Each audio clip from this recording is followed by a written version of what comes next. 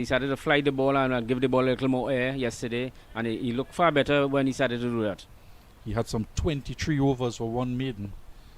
Anderson Phillips on strike now. Nice lifting delivery outside the off stump from Goodridge, getting good bounce again. I think CCC will have to be looking at this new ball very early this morning with their two pacers.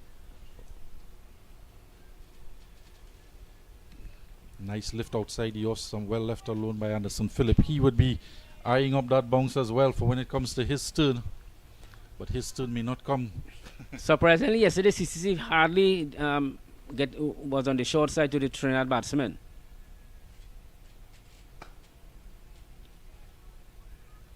And this is why we were thinking, you come back in for that third spell just after tea, or the resumption of tea, and you give like one of your fast bowlers, and you tell him have a burst of 2 quick overs.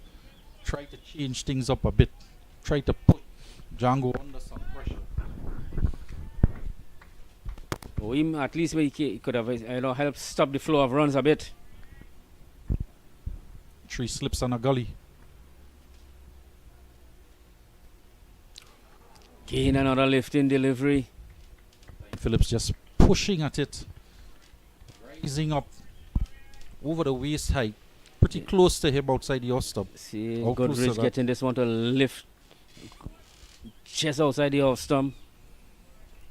Phillips just flirting with it a bit as it goes through to keeper Richards. There are 3 slips and a gully waiting for that there.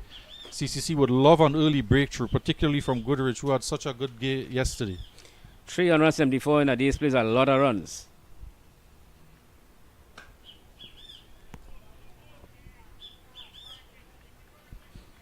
Yesterday we saw a good delivery from Goodridge where Jed Gully left alone and lost his hit the top of his off stump.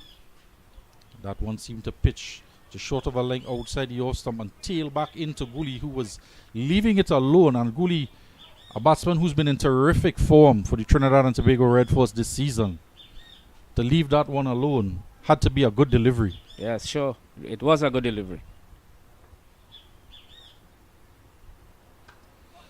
What was a bit surprising yesterday, the 2 ball prior to it, and Anderson Phillips bowl, he's played on this delivery onto his stump short, getting up on it, trying to turn it, and then onto his wicket. That delivery there, the previous one, he flirted with it outside of the off stump. This time, trying to leave it alone, a late decision to leave it alone, took the inner portion of the bat and cannoned into the stumps. Goodridge holding that nice tight line outside the off stump with his first over here. An excellent start from him. And Anderson Phillips goes for no score after 34 deliveries between yesterday and this morning, going very early. That's an excellent job by the night watchman, but it's a good, exactly what CC was looking for this morning, an early breakthrough.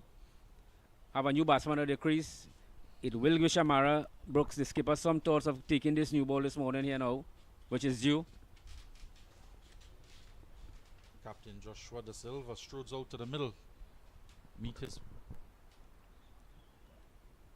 Amir Jangoo. 153 to Jangoo, his captain. We want to stay there with him, get settled. He has sufficient time this morning, early morning, maybe a little bit of dew on the surface. I don't think it's a normal early start, A 10 o'clock start you'll always find when they take the covers off. But we have the Trinidad Tobago captain Joshua De Silva. A bit short, a little bit on the runs for Trinidad. We will be looking to put that to a rest and get a good knock for Trinidad Tobago Red Force today. Goodridge finishing that over, getting his 4th wicket in this game thus far. Averaging 27 so far for Trinidad, the Trinidad skipper. Leads to continue. A loud appeal here, struck on the pad. Might have been just outside of the off stump. Just outside the off stump. Jangoo long forward. Just take advantage of the replay here to see exactly where it pitched and where it struck him. Seemed to strike at the back pad, his left leg, the top of the flap. Maybe that back and across got him outside the off stump, and hitting him on that left leg. Probably might just be a little high too. Umpire, of course, had the best view, and he had judged it was outside the off stump. Another solid start here from these 2 opening bowlers.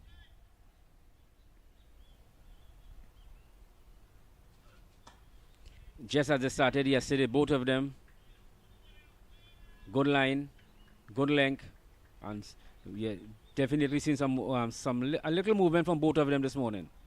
The silver there, the non-striker's end, with the fall of that wicket.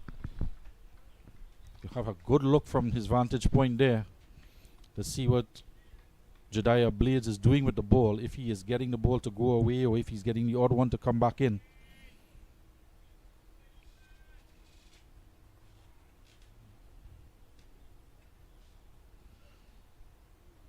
Right outside the off stump. I think Trinidad will looking for about 450 in this game. You know, have them in the sun in the outfield today. It will definitely take a toll. Them being whole day or yesterday on the field and probably 2 hours today again. As we know with this funny game of cricket, when there's a break in play for the end of the day, the next day you start back on 0. Ball 1, you have to do it all over again. That's correct.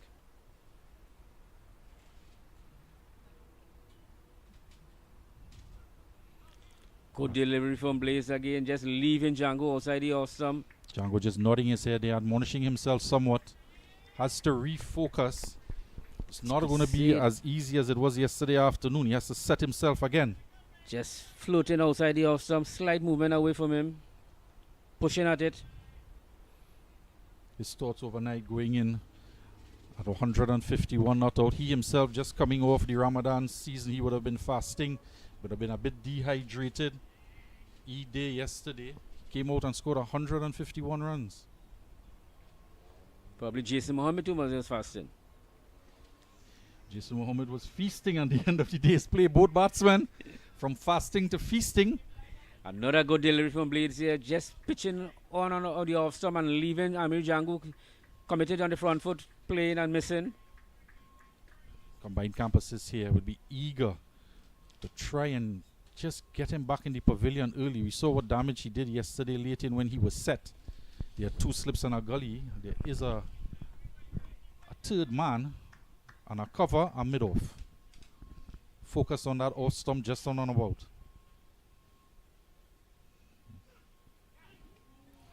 I think this another good delivery again. Short lifting outside the off stump. I think this may give Shamara Brooks some thinking, put on the thinking cap if to take this new ball this morning here now. Excellent over there. On the back of taking that wicket from Goodrich to come and bowl a very tight over to Amir Jangoo. Keep that pressure on. Try to stage a fight back here. 376 for 5, 87 overs gone. We're still with the old ball. Yes, and I think definitely Shamara Brooks could be thinking about if to take this new ball this morning here. He picked up a early wicket with the old ball. Trying to get a glimpse of the ball there on in Goodrich's hand. Seems to they might have taken it this morning.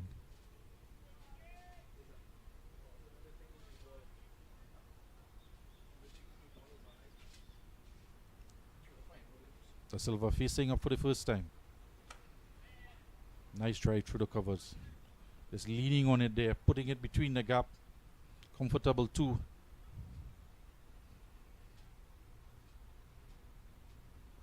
Starts his account immediately.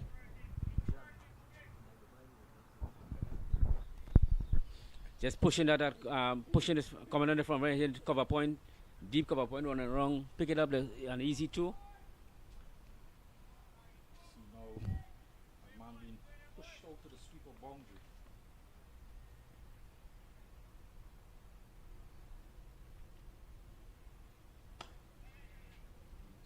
Just to the left of mid-off. McCarthy. Let's run around and picking it up. See immediately just a defensive move there by Captain Brooks, putting Henry out into that sweeper boundary to the Silva. He's just to the crease, a wicket falling, providing that protection out there. That guy's got 379 for 5 and win the 88 over. Goodrich 4 for 41. Just receiving confirmation there. The new ball was taken. Goodrich in.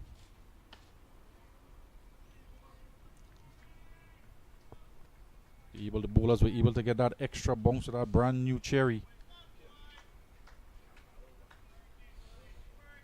Amir Jangoo is on 153 from 172 deliveries. Joshua De Silva is on 3 from 2. Goodrich in his 15th over, 4 for 41. Trinidad and Tobago Red Force at 4.33 strike rate. Very good for a 4-day game.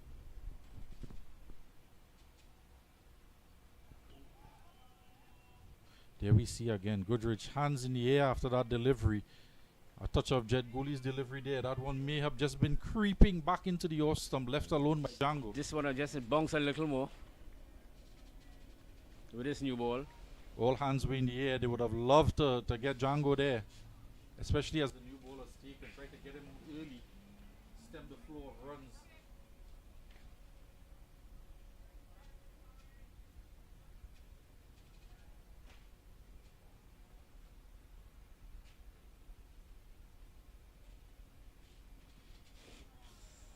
Not a good delivery from Goodrich.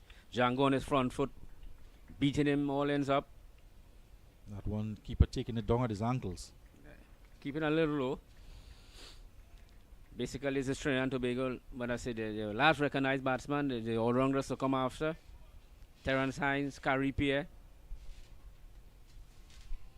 Brian Charles, and Shannon Gabriel. I was about to say capable then in their own right, but then you said Shannon Gabriel.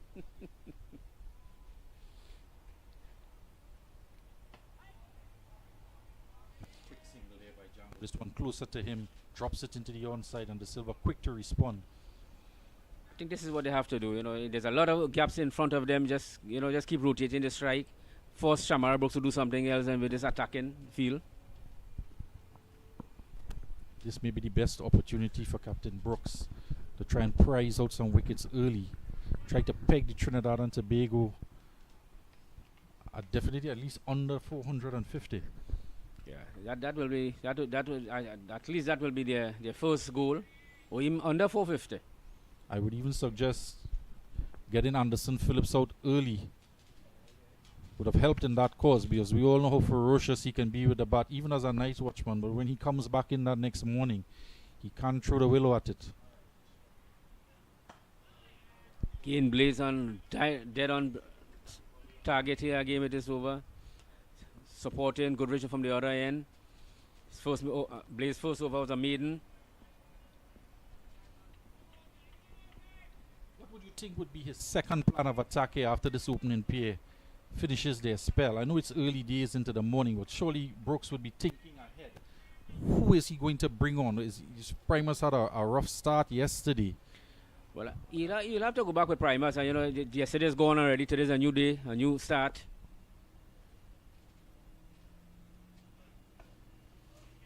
We saw Evelyn bowl some medium pace yesterday. Wasn't bad. Wasn't bad. Got a drop catch of a Jangoo of his second over. But Goodrich was the man running back and spilling an easy catch. So that will be his two options with this new ball, right? What he has taken. He has Greaves as well up his sleeve. And Yannick Otley, who picked up a wicket in the coming to the evening close-up session.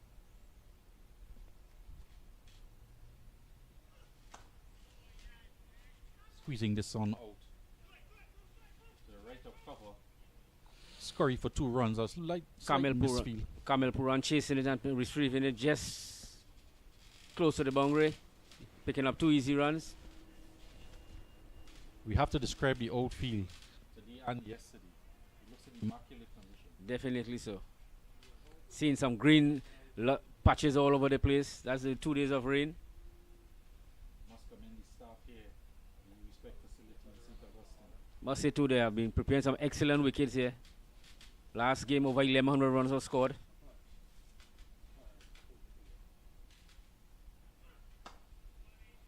Solid from Jangoo.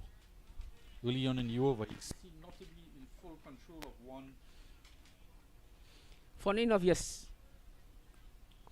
yesterday he started off just same way, looking, a little uncertain, and then got into his gear. 16 balls to get off his mark. Today starting very slowly, watching the deliveries. One coming over the inside portion of the bat earlier in the over, but he's right on top of it thus far. Again, you could hear the ball coming off the middle of that bat. That's the song you want to hear. Batted well yesterday, I must say. After he got going in his stride, he looked so comfortable hitting the ball any part of the ground he wanted. This ball here is sometimes this last ball in a bowler's spell is sometimes the most critical one as part of the over. You want to be consistent, not give anything away on a tight over. Yes, that's 11 maiden deliveries he has produced this morning already in this last delivery of his second over.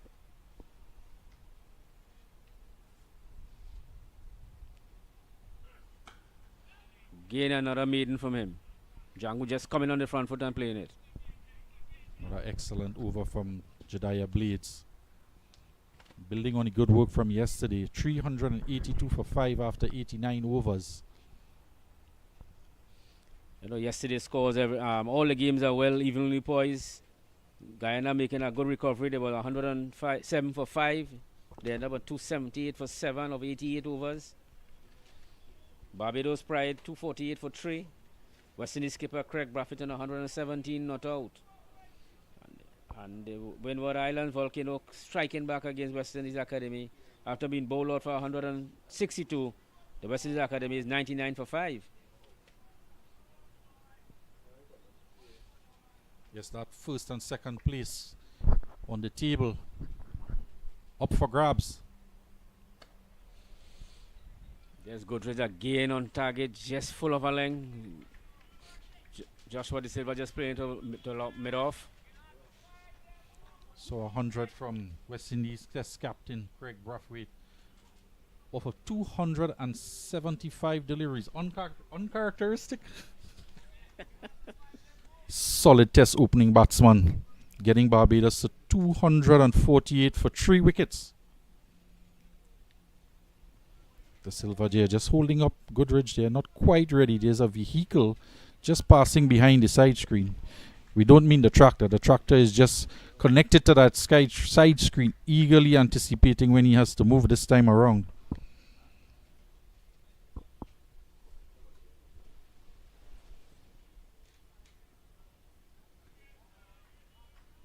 Holding that line outside the off stump, a line that got him the wicket of Anderson Phillips. This is exactly what skipper Shamara Brooks will want from his bowlers. No boundary for the morning as yet. 8 runs scoring in the morning. This is the 5th over of the morning.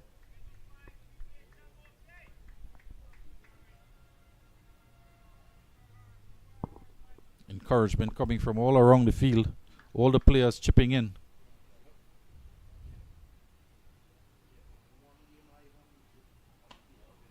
It's back of a length. It's a middle stump line. De Silva hurriedly just playing it onto the onside. Again, there seems to be some issue with the side screen. He wants the side screen to move. One of the issues we have here at the ground here, it's a pretty small side screen to the southern end of the players' pavilion, and there's vehicles that pass frequently. And then sometimes, although the vehicles are wide, they do tend to be a distraction to the batsman.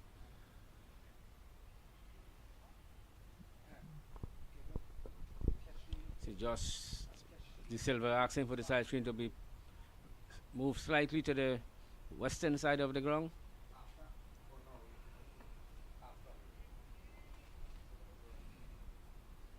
We have the landlord of that building painting his building in white just to help the situation out. Good Samaritan. Cricket lover. Probably.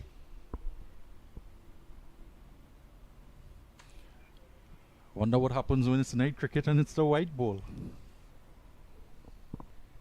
Well, in the night it might have no effect unless if they play in the day. Just running this down, ball backward of point for a single.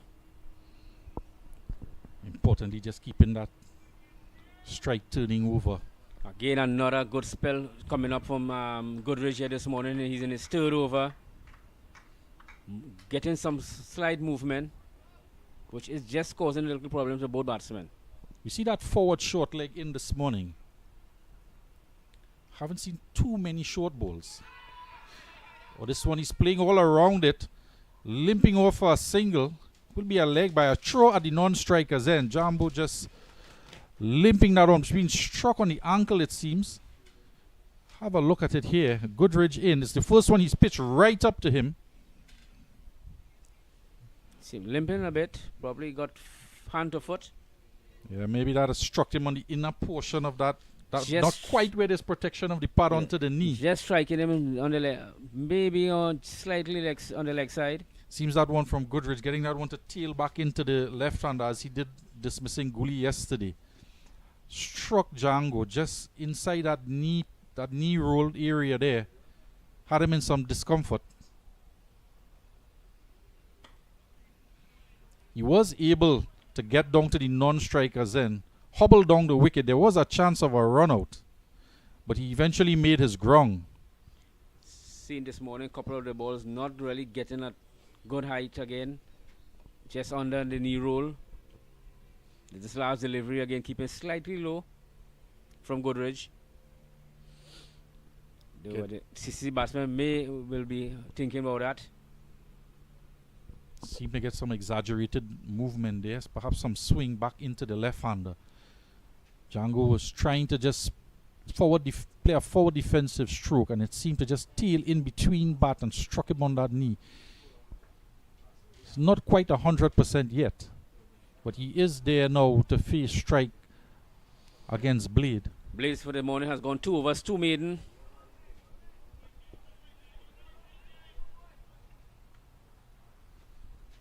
$384 for 5, 90 at over gone.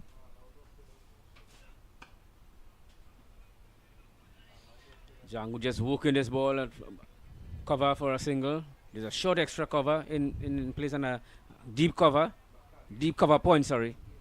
It's very important for the Trinidad and Tobago batsmen to turn that strike over, get that single. When these two bowlers are bang on their line and lengths, not giving too much away in terms of wide deliveries or boundary balls, it's very important just to get those singles in, particularly with the field spread a bit.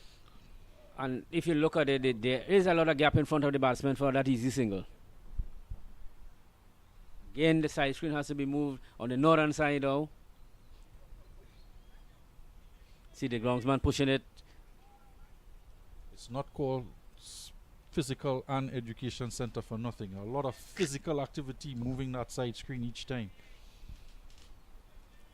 Rotation of strike also means the side screen has to move. See Blaze into his second delivery. Forward shot there, snapping that one up with his left hand. Played hurriedly into the onside from the silver. Score remaining 385 for 5 in the 91st over. Amir Jangoo on 157 from 183 deliveries. Joshua De Silva on 4 from 8 deliveries. Just starting his inning for the fall of the night watchman. Anderson Phillip this morning going for no score after facing 36 deliveries.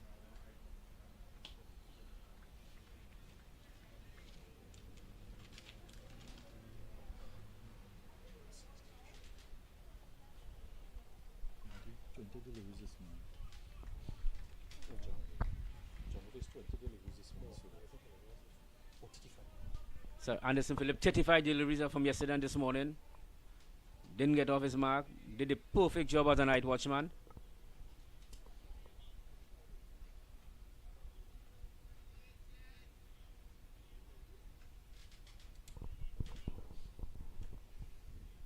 See Blaze in his 14th over, none for 39.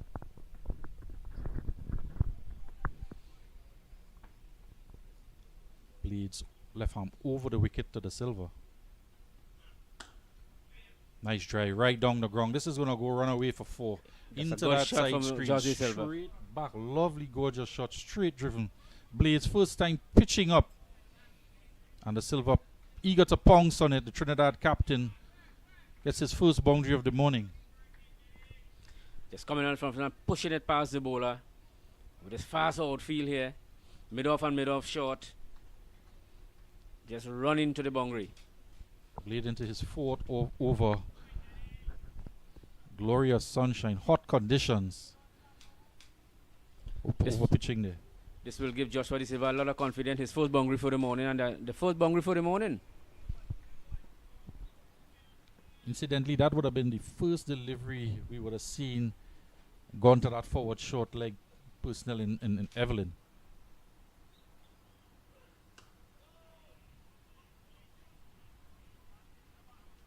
If you're getting some inward movement to the right-hander, that left-hander's action, trying to get it back in between bat and pad, Evelyn would be key there at forward short. I think he may be just trying to extract something there to bring that man into play, and over pitching that delivery and De Silva capitalizing with a boundary. That one, last delivery, just keeping him honest, putting it outside of the off stump.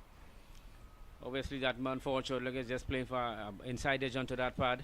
We are hoping that happens. Still two slip on a gully.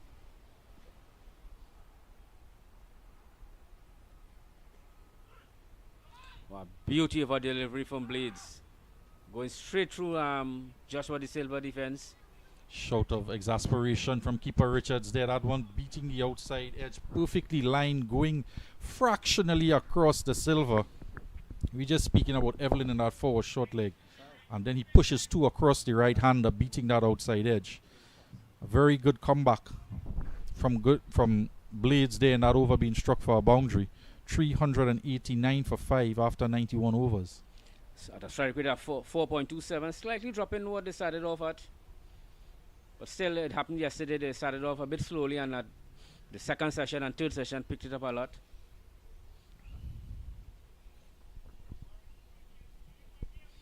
Seeing at the fine leg boundary here, Kamil Puran, young talented little player. Got 88 in the last game against the West Indies Academy.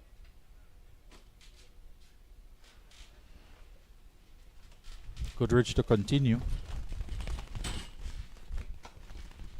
This one played out to that sweep on the boundary. There's a lot of work for him to do still. The batsmen are going to get 2 runs, 2 to Jangoo, 157. A lot of space, wide open spaces there.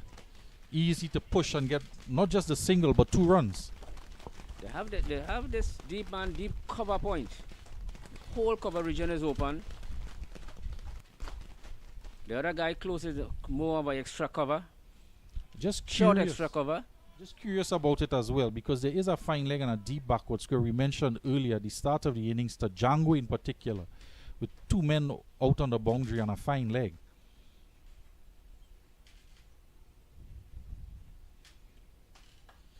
Just outside the off stump, Jangoo leave it alone. Just 7 overs into the day's play, the morning's play thus far, and to be so defensive so early on with the batsmen having to reset themselves as well as picking up that early wicket, it might just be conceding a little too much. I think with the new ball, what they looking to Jangoo, surprise him with a short delivery and see if he will go down backward square on mid wicket. There's a man deep backward square and a fine leg. I don't think the fine leg will come into the play with a short delivery.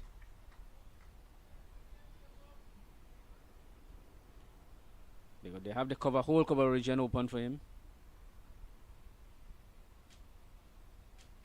Just outside the off stump, forcing Jangoo to leave alone.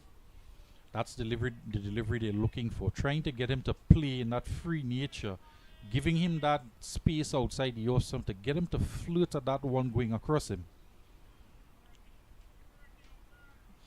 Jangoo well set from yesterday, he's on 159. Batted extremely well yesterday. And we saw him change gears twice yesterday. Yes. Very circumspect early on, and then coming to the end of the day's play, he decided to tail it all back to ensure that, and this one is short. Pulled away, and we was just speaking about that man on the deep backward square boundary. He's getting around now, pulled into the onside, not in full control, but there is a lot of room out there, and they comfortably get 2 runs. My thinking on if you decide to surprise him that you need a backward square in a mid wicket, cannot rely on one man at backward square to take that catch. If you're going to go with a short delivery to the batsman to try and get him, there is that forward short leg. But you want to have a fielder in the deep who can take that catch At if you least hurry two. the batsman. Yeah. They had the backward square and the mid wicket. This one was hit more forward of square, which is a good shot. They don't hurry down to him a little bit. Of course, I'm speaking to one of the experts at that short delivery, playing that short delivery, Dion Dial, who was, I wouldn't want to call him a happy hooker, but he played that shot extremely well. And so is Jangoo here, working that man out onto the offside again. 1 run this time as it sped across the outfield. Dion Dial, we would love to see Malcolm Marshall hurrying into him short, but on, and then that hook coming across his shoulder. 394 for 5 in the 92nd over. Goodrich finishes 17th over, 4 for 48. Excellence bowling from this young man. Strong, well-built young man. Still continuing his over. He's into his 17th over. Amir Jangoo goes to 162. Joshua De Silva goes on to 8.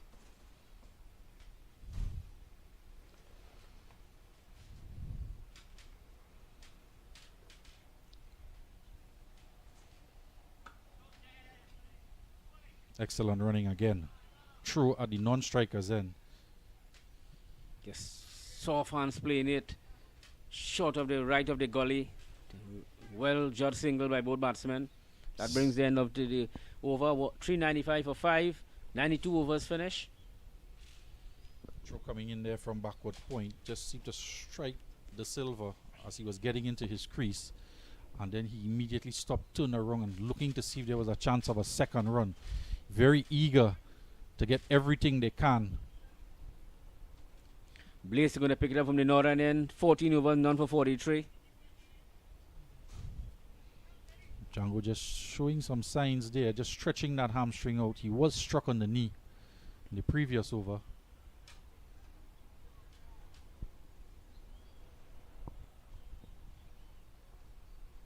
Blaze will be bowling his 5th over of the morning. Strike rate for the Red Force is at 4.29.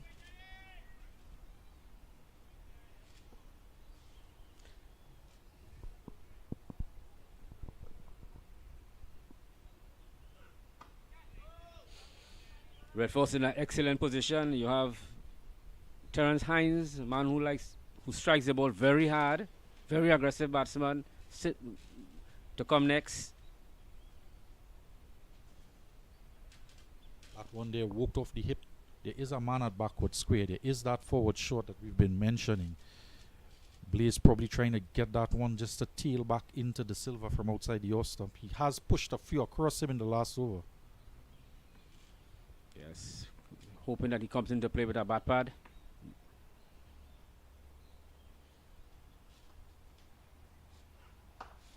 It's a glorious cover drive there from skipper De Silva. Not quite get to the boundary. Picking up 2 easy runs here, just coming on the front foot and stroking it through the covers. For 2 all along the ground. Kamil Puran giving chase from cover point, picking it up. They're still getting adjusted to the pace of the wicket, just leaning on that one. There is a gap between backward point and mid-off. There's a lot of acreage out there. Picked up a comfortable 2. Total go to 397 for 5.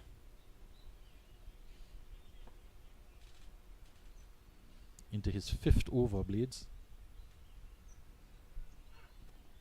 5th over for the morning, that is. He's outside the off stump. Again, this one not getting up a bit, just about knee height.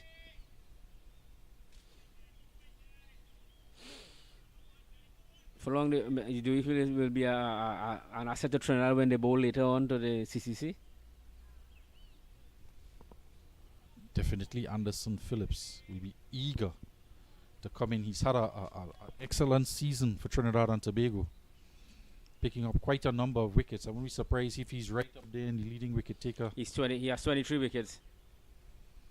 He'll be eager to get that ball in his hand, test out the middle of the pitch as well.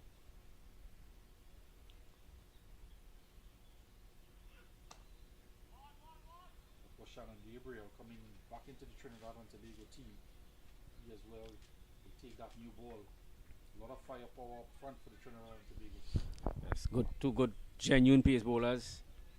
Again, yesterday, CCC won the toss, insert the Red Force to bat. Picked up 2 early wicket. Any skipper will be happy with that. And the first bowler after lunch picking up a 3rd wicket. Then we see an excellent partnership between Jason Mohammed and Amir Jangoo. Being dislodged just about 15 minutes before the close of play. Jason Mohammed caught firstly, ball Yannick Otley.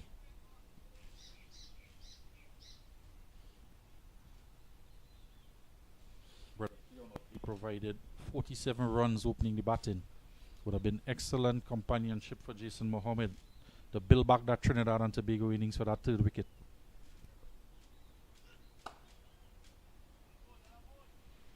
Well executed cover drive. There is a man at cover this time. Evelyn coming out of that forward short and into the covers. Yesterday, Amir Jangoo been dropped on 99 at firstly by skipper Shamara Brooks. In and out it went off of Yannick Otley.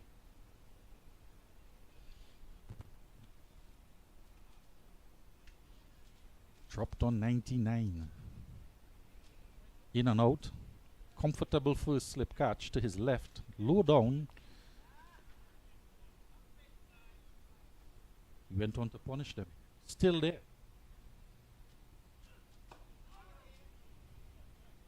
Another good over from Johan Blade. Just making the bat, always make every delivery, making the batsman play. Jangoo has looked good this morning. He's looked solid again. On the front foot, off the back foot, finding the gaps, rotating the strike. 162, building on his excellent yesterday. Still in first gear this morning. Yes, when you're on a big score, you come in the morning, you still, it's a new morning, a new start. You have to get the feel of the wicket, and plus a new ball. And I think he's adapted to it very well. And having his captain there with him this morning will be some comfort to him there. His captain will run to make a good score here. He's just been in the doldrums with the bat a bit for the Trinidad and Tobago team. Of course, you know the Silver, always eager, always striving to get that good score, help his team up.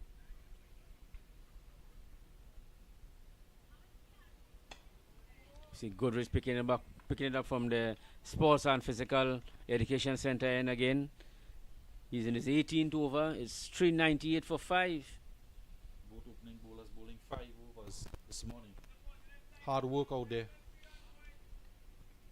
I think he'll have to go with Roshan Primus as the first change this morning here again. Just seeing Brooks there giving a signal.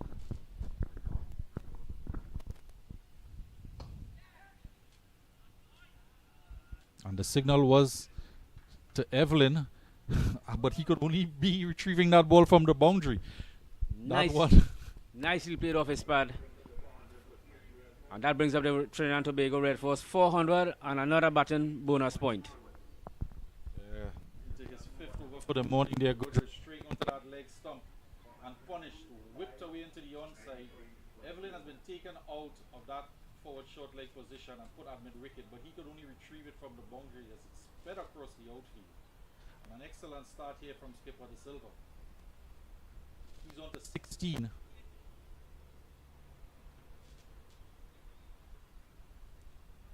Runs coming up for Trinidad and Tobago for the loss of 5 wickets.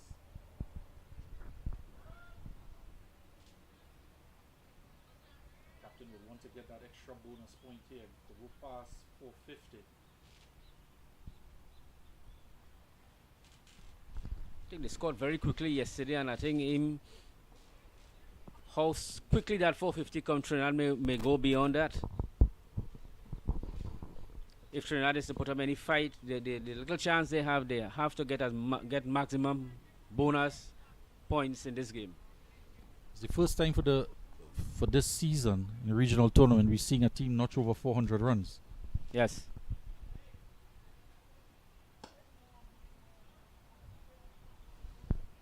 And to do it with just the loss of 5 wickets is quite an accomplishment. 2 big hundreds from the stalwart J1 from Jason Mohammed, notching up his 13th regional 100, and at the opposite end a maiden regional 100 from Amir Jangoo. He's been threatening to do it for a while for the Trinidad and Tobago team.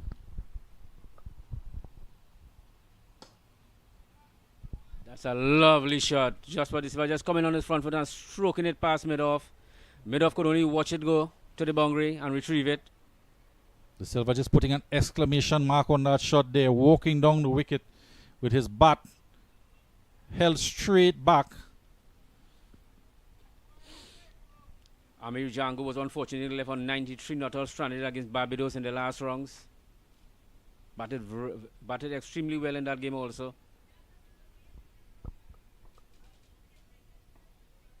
In top form this season thus far.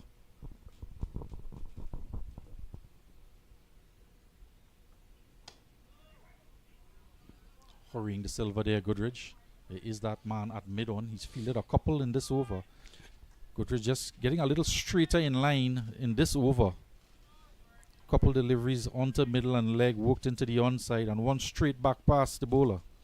406 for 5. We're in the 94th over. Goodridge 4 for 54 in his 18th over. One delivery left in this over.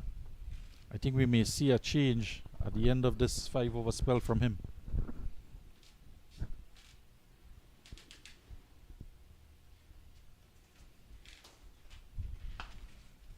Short and punished past Evelyn at mid-wicket.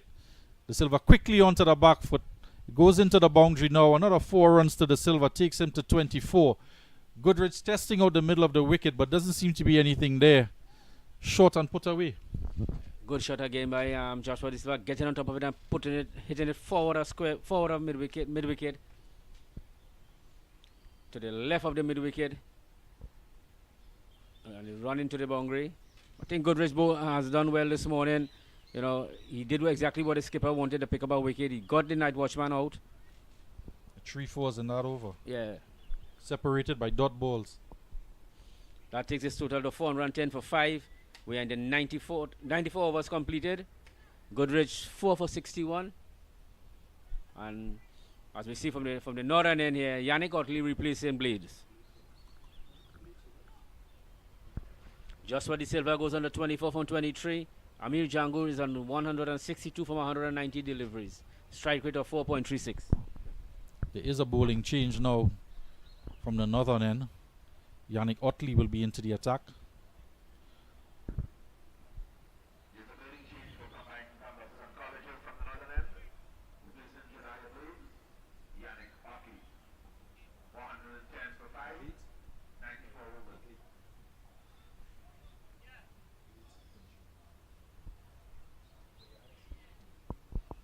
Yannick Otley coming into the attack, bowling 14 overs yesterday, 1 for 51.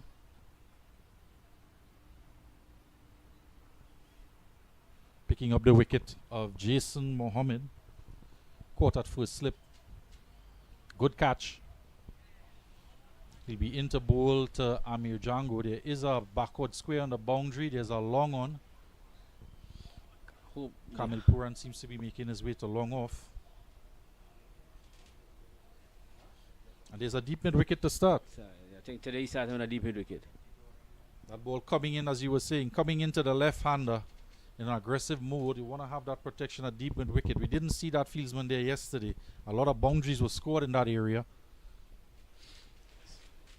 Smart thinking by Brooks today. Starting with the backward square and the mid-wicket. Deep backward square, a short mid-wicket, and a deep mid-wicket. Cover point. Long off, long on.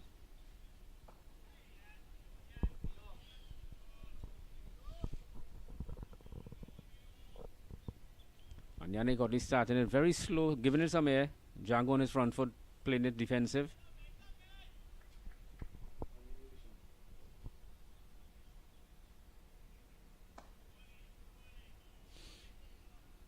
Jangoo working that ball around to long on there. Easy single to him. Yannick Otley, of course, will be no stranger to this ground, to these conditions. He's making some changes here for the right-hander. We'll have a mid-on. He maintains the long off. There's a sweeper on the offside and a backward square on the leg side. So 3 men out. Yannick Gottlieb, Cricketer of the Year of Trinidad and Tobago last year, National League. Over 350 odd runs and 30 wickets last year.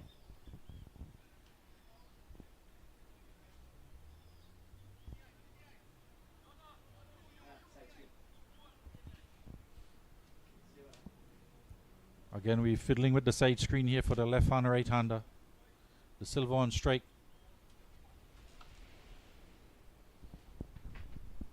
Hitting this one to point.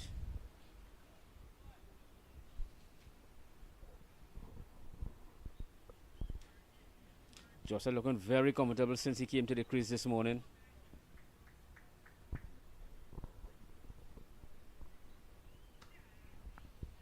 Twenty-four from 25 deliveries. 4 boundaries as well.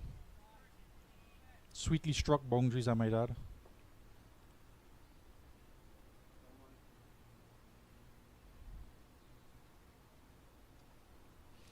Placing this one behind. That's going to run to the boundary. Initially he took off thinking it might be a 2, but then quickly realizing with the pace and the timing he had on that, it sped across the outfield, past backward point into the boundary, adding to his boundary tally. Just coming on the back foot and hitting past backward point. Racing to the boundary, well timed, well placed. Takes the score to 28 of 26 deliveries. That takes the score to 415 for 5. We're in the 95th over, 1 delivery left. Very ominous sign here for CCC. Strike rate of 4.38.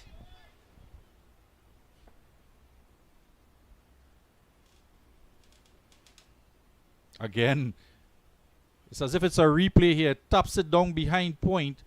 He's going to go close again to the boundary, and he can't haul it back in, and it's gone for 4. Another boundary to the Silva. And he's motoring along now, Dean. Yes, lovely shot again. Just on the back foot and hitting backward point again. Just leaning on it, beating the fieldsman into the boundary. Very expensive over there from Yannick Gottlieb. 660 for 1 now. The Silva just having the pace of the wicket now. Just waiting on that one and dabbing it down behind point on 2 occasions. Shamar Brooks will have some thinking to do here now. Seems as though Goodrich will be replaced by Evelyn. Evelyn had a good little spell yesterday. Got a drop catch from his second over in the day's play. Evelyn an accomplished all-rounder for CCC. Batted well in the last game against the West Indies Academy. He got run out on the run chase.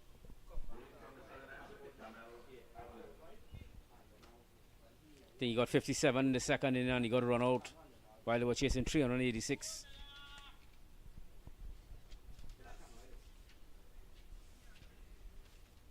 He's going to bowl from the pavilion end to Jangoo. 419 for 5.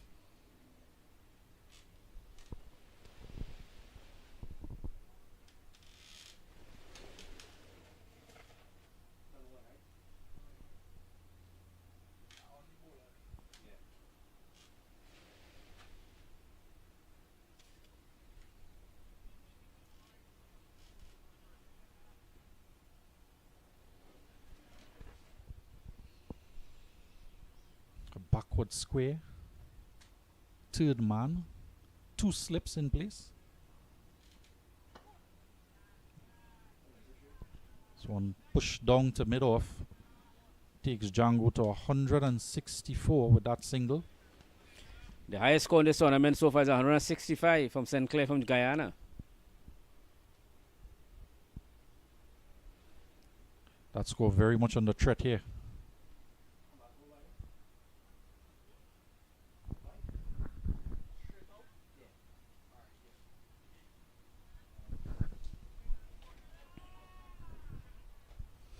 Trinidad at 420 for 5. Huge total already, Billing. We have not reached the first hour to the second day's players yet. It's very close. Evelyn in his 5th over, none for 31.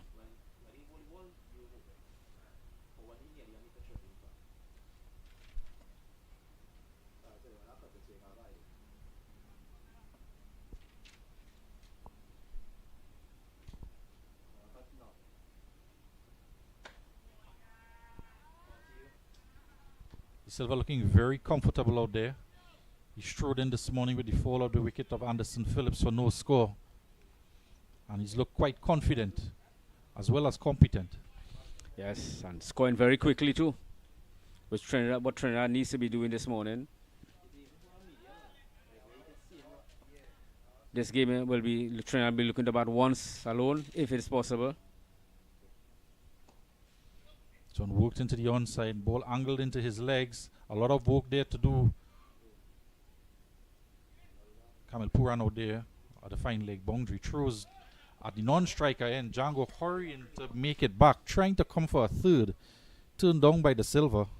Was able to get back in. Some good work by Kamil Puran on the fine leg boundary, running across the backward square and diving and stopping that ball.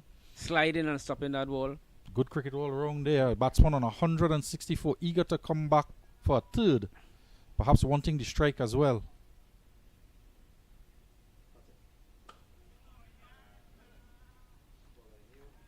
Challenging the fieldsman for a bubble or anything out there, but Kamil Puran did well to return to the non-strikers end. Good strong throw. Had Jangoo honest down there. Getting back to make his ground. Any chance of a fumble, I think they would have been off for that third. That takes a score of 422 for 5.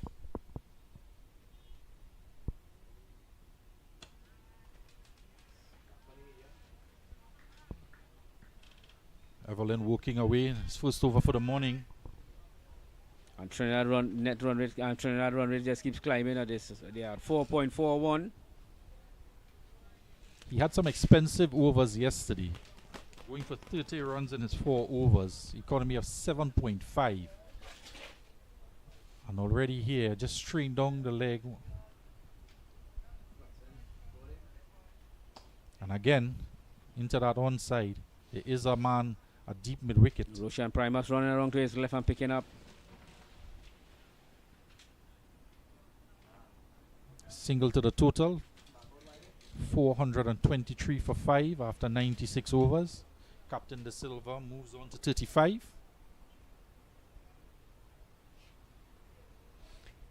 Game blazed this morning overall. Bowling well. Goodrich 16 overs. 18 overs. 4 for 61. And that's the first water drinks, the Blue Waters water drinks, and on the second day's play.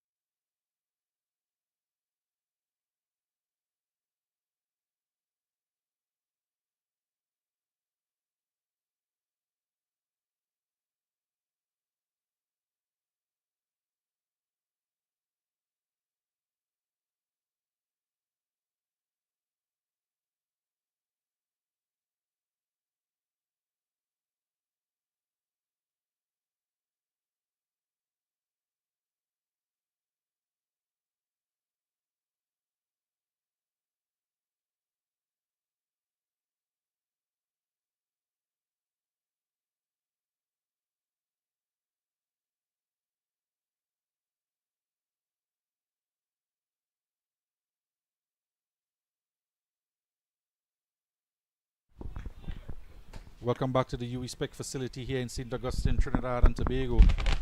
We resume after the drinks break. 423 for 5. Yannick Otley to skipper De Silva.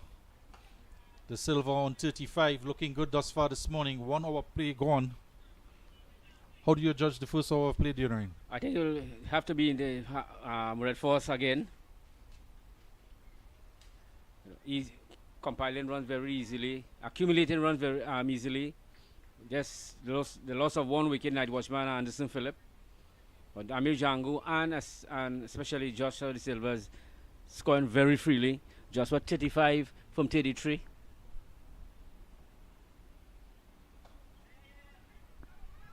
Quick single into the onside, comfortably taken in the end. The batsman had to hurry. De Silva pushing that one into a deeply set cover fieldsman, and Jangoo responding immediately, showing no signs of fatigue despite being 164 runs.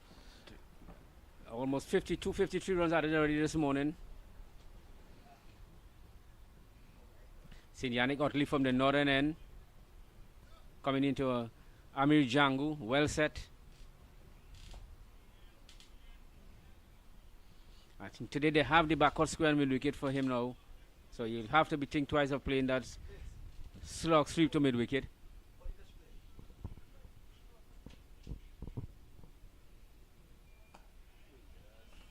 Yannick Otley would have to use all his guile here, all his variations to try and yank a wicket out, or at least keep the run scoring down to a minimum.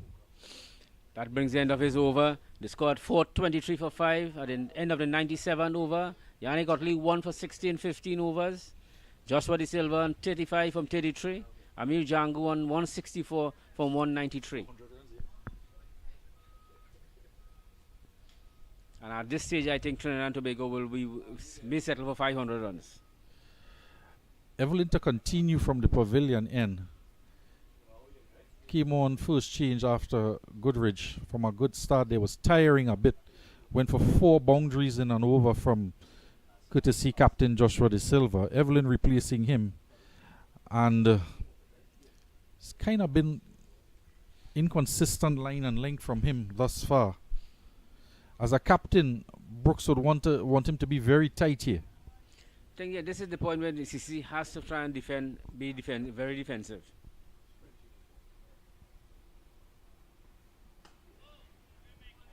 The longer Trinidad reach, maybe if they want to go at 500, it will be better for CCC.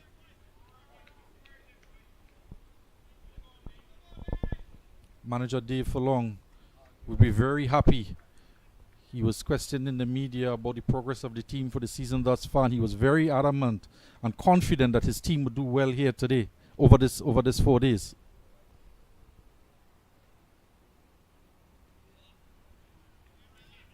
Evelyn there wide outside the off stump. Dot ball. CCC is the only team having won a game in this tournament that they've accumulated 21 points. So that's all their points they have accumulated as bonus points. That's well played. Yeah, the manager and the staff would have been eager to use this game to get much needed points to boost their chances. Trinidad and Tobago Red will be looking to capitalize on the maximum points in this game. I don't think any team has scored 500 runs in this tournament for this 2024 season. They would have been very disappointed with that game against Guyana that was rained out. Particularly, again, they lost early wickets. But Jason Mohammed came in and cemented his team's position at 215 runs. He's scoring 100 there. First 100 of the season. And probably has Trinidad and Tobago in the position they are in currently on the table, not being able to get, a lot of points from that game. Yeah, it was about after only 1 day's play. Trinidad was 215 for 4. Jason Mohammed unbeaten on 100. And again, it would have been from losing early wickets and coming back. Innings anchored by Jason Mohammed. Again, yesterday, him doing the same as well, scoring 157 runs. That's his second century for the season. That was a fine tournament this year for him. Overall, the team would be very more or less satisfied with the top order, with two of their batsmen going on to get multiple hundreds, as well as young Vikash Mohan getting some 50s in there. Otley with 47 yesterday. Trinidad had just the last rounds with against Barbados. The batting really didn't click.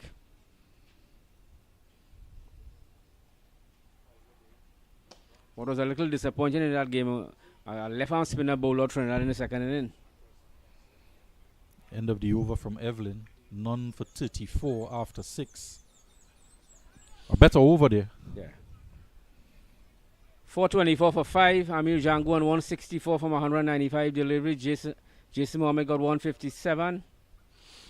Joshua De Silva is on 36 from 42. Yeah, much better over there from Evelyn. He stayed and maintained that outside the off-stump line and length. Nothing short. He was worked into the onside a couple times, too many times, quite frankly, for his captain Brooks. But coming back with a better over there. That is what his captain would want from him, to anchor down an end. Maybe Yannick Otley trying his guy, using his guile to try and eke out a wicket here, or at least maintain a low economy rate. Yeah, I think this is CCC, Shamara Brooks as captain of CCC will have to look to plug this run rate. I think next year's project for the engineering department will be to motorize these side screen. One young year 1 student may have that on his agenda. A reverse sweep there from Jangoo. And hit it. That's a warning sign there for Brooks. And hit it a short cover. Very curious indeed.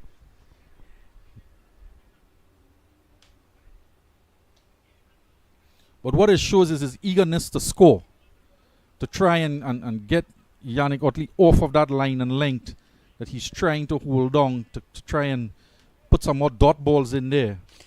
Jangoo quick to counteract that. Using, of course, he's a very prolific T20 batsman in the last few tournaments he's played in, getting 50s and a 100 on occasion as well at the Brian Lara Cricket Academy. T10 tournament too. Yeah, and he can be very, very aggressive. Showing a glimpse of it this morning. He showed a lot of it yesterday afternoon. He goes on to 165 and now has, even with St. Clair, they have the highest score for the tournament of 165. That side screen yet again. St. Clair from Guyana scored 165. They would not appreciate these singles.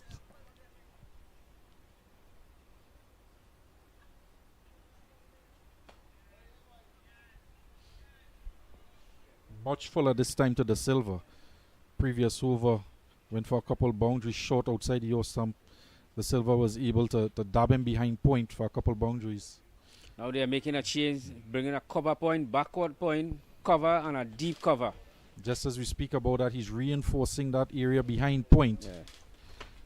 To cut that cut shot out from De Silva, no pun intended. Coming on this front, pushing the short extra cover. There is a slipper as well. Is it Brooks himself? I think since yesterday Brooks haven't moved him there. Cutting again, bisecting the two men.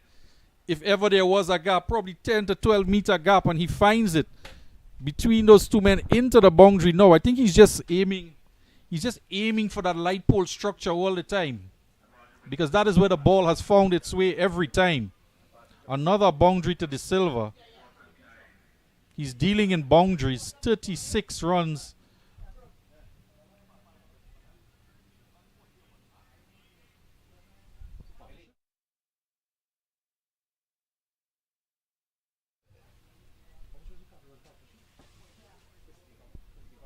.50 partnership coming up there with that boundary from De Silva. Very much in control here. Punishing Yannick Otley.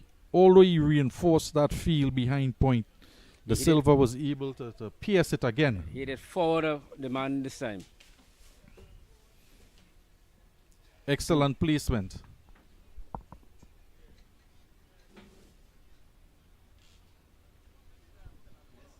.430 for 5 after 99 overs. 100 over coming up in this game. I think if Trinidad get a 500, will be the first team in this tournament to go to 500. That's some 70 runs away at a run rate of 4 runs and over. I think if Trinidad, if they want to get a 5, I think they're in a position to get it there.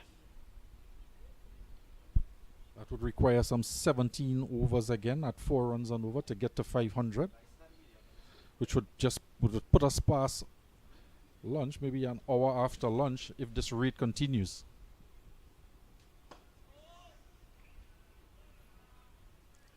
The Silva somewhat disappointed there. Thought he could have done more with that over pitch delivery. He just pushed it into the covers. He's been eager to drive Evelyn down the ground. Thought he had an opportunity there. But Evelyn in the last over, he held that line outside the off stump there, very consistent, which I'm sure his captain would appreciate.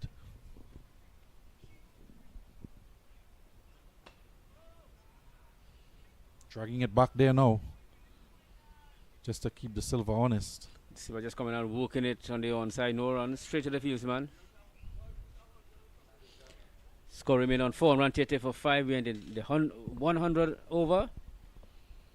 Evelyn none for 34 in his 7th over. Just for the Silva, 41 on from 48 deliveries. Amir Jangoo on the tie with the highest score of the tournament, 165.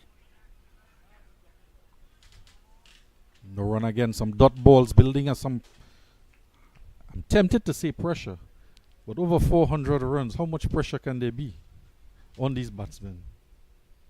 I think Trinidad is in the driver's seat right now. They are controlling the game. And this is what they need to be doing after a good start, after a good day's play yesterday. Mini battle building here. Again, some good tidy work by the keeper down the leg side. Seem to take that one on the finger. In some discomfort, pulls the glove off. A good take down the leg side, but seems to have suffered for it. Seems his right hand. Probably has charging the end of his fingers.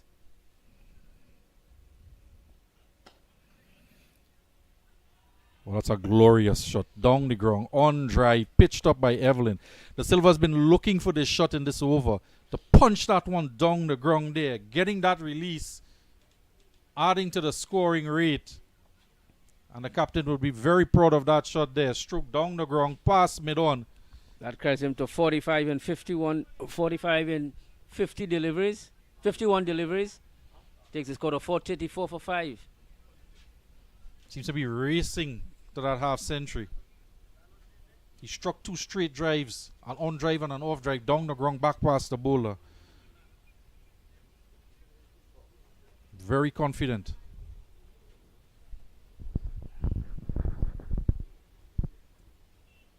Again down the leg side. Evelyn struggling to hold that line outside the off stump. Releasing the pressure for a boundary and then 2 deliveries down the leg side. So that's 100. The 100 over is just completed in the Red Force inning. They are 434 for 5. Any pressure there Evelyn would have built in the previous over is gone there now. 2 down the leg side and a boundary in that over. Keeping that run rate over 4 runs and over. 4.35. Easy mathematics for me after 100 overs. Professor Celestine from the Engineering Mathematics Department at the University of the West Indies would be proud of my accomplishment there. A past student of his, professor in mathematics across in the engineering and the natural sciences building. Amir Jangoo on 165. It's his highest score, tie for the highest score of the tournament so far as they move the side screen now. Again, manually this time on the northern side. I need to grease the wheels here. Looks like a lot of effort to move that side screen.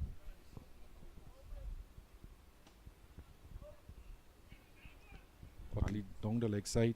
And that takes Jangoo to the highest score for the tournament in 2024. He goes on 166. Excellent accomplishment here by Jangoo. He's worked very hard for the last couple of years to be and achieve this position that he's batting here in the Trinidad and Tobago Red Force. He's been used up and down the batting order here today, maximizing his opportunity.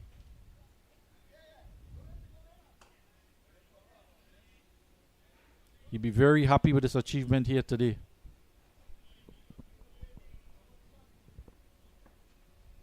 Still very energetic out there.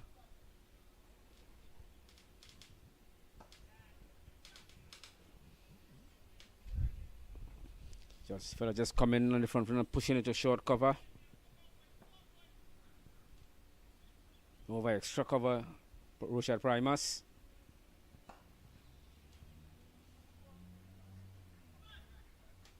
Silva just skipping down to that, punching it down the ground. Effortless shot. Gets the single, moves on to 46. The side screen has to move yet again.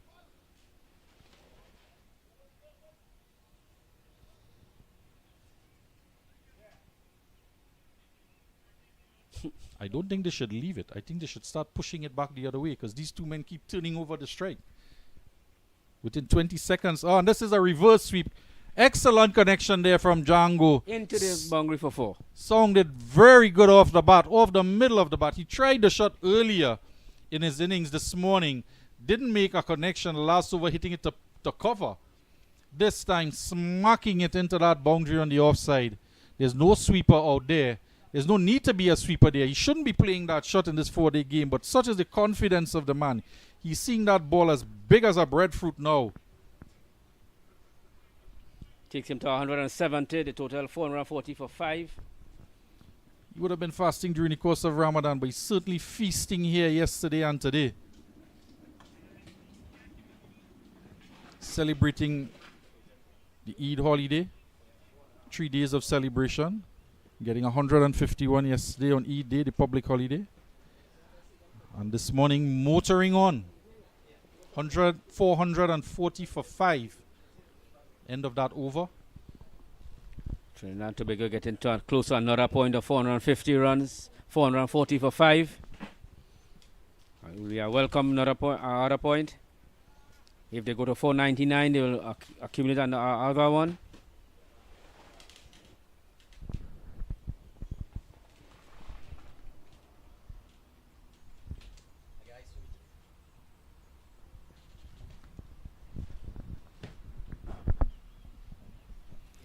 Evelyn to continue to the silver on 46.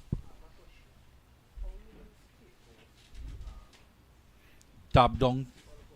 There is a backward point. He'll have to come around. And the batsman comfortably get 2. The silver just placing that one past gully. And the backward point having to come around, giving the batsman enough time to get that second run. He goes on to 48. Nearing that half century.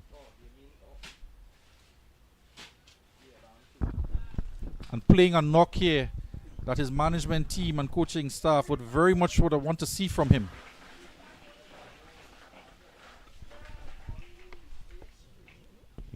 That one playing it down in front of him. The ball spinning back, managing to just kick that one away. Joshua De Silva goes on to 48 from 57 deliveries. Fine knock from him this morning. Looks very confident when he came to the crease. Playing positive and aggressive cricket.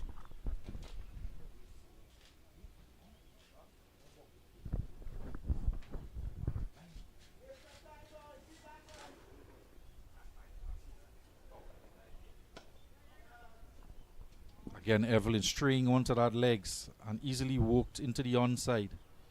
Just struggling to hold at that consistent off-stump line. There is a deep mid-wicket.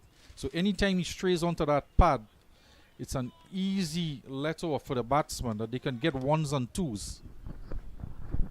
They'll bring Amir Jangoo on strike. He's on 170 from exactly 200 deliveries. Takes the total to 443 for 5.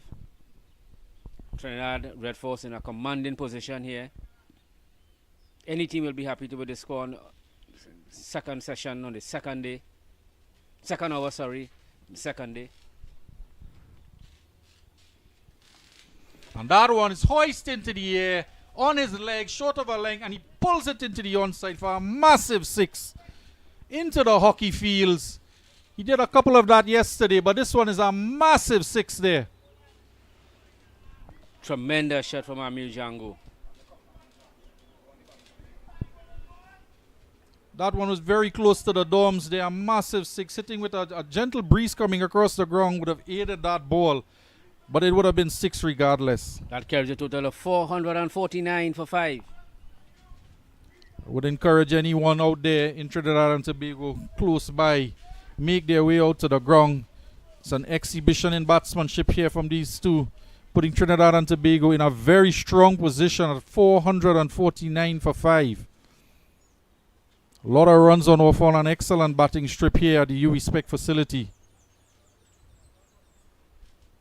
The ball being retrieved there. A lot of work still in store for Brooks and his team.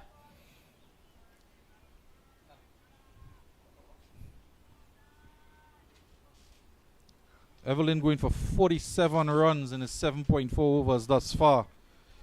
You know, Romario Graves is out there. He may be eager to come onto that, or may not be too eager to come into the attack. But he has done well for CCC this season, picking up crucial wickets along the way, particularly in the last few games. He bowled well yesterday in the second spell. That is an option there for skipper Brooks.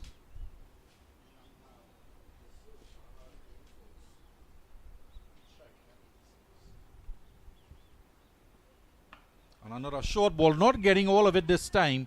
There's a lot of acreage out there, spooning up, making its way out to deep mid wicket. The man is set up backward square. That brings up the 500 runs for Trinidad Red Force and another point. Sorry, 451. So that's 6. Maybe very well worth with that total. So that gives Trinidad and Tobago another point in this inning.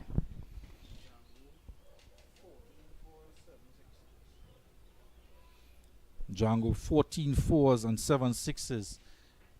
1 in each category today, hitting 13 fours and 6 sixes yesterday. Just hurried with that one there. Maybe some fatigue starting to set in on him. But was hurried with that short pitch ball from Evelyn. Maybe just not expecting another short delivery. There is a mid wicket now.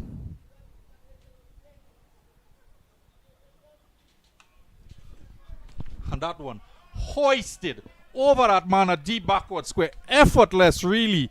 Gone for another 6 to Jangoo, adding to his tally of 8 sixes in this innings. What a magnificent shot. Carries total to 178. Again, another one he's hit into the dorms across there at the University of the West Indies. Hope he's not disrupting too many classes here today. That takes him to 184 and 458 for 5. The Trinidad and Tobago team here rubbing salt into the wounds. Being very aggressive. Jangoo changing gears here now. We spoke earlier in the first hour's play. He was very circumspect, getting himself played in. His captain was doing the business at the other end. He's on 49 from 58 deliveries at a strike rate of close to 90. But Jangoo now changing gears. 2 sixes in the over.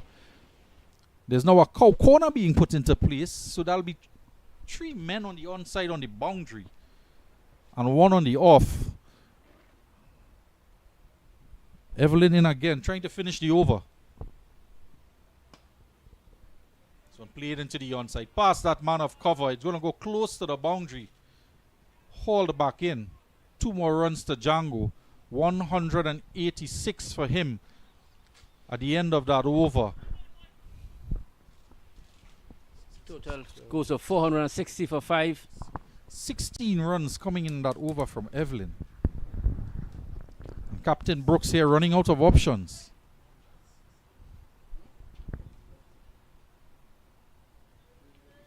The rate this pay is going, Trinidad might reach the 500 before lunch. Very expensive over there from Evelyn. There may be a change coming from that end. Producer Visham said yesterday this looked like 500 run and he was correct. Very much so. It's very much on the cards here. Trinidad and Tobago motoring on. Changing gears. Yannick Otley to pick it up from the northern end. He has gone 18 overs, 1 for 73. And these bowlers' figures are changing very quickly at the moment. Side screen again.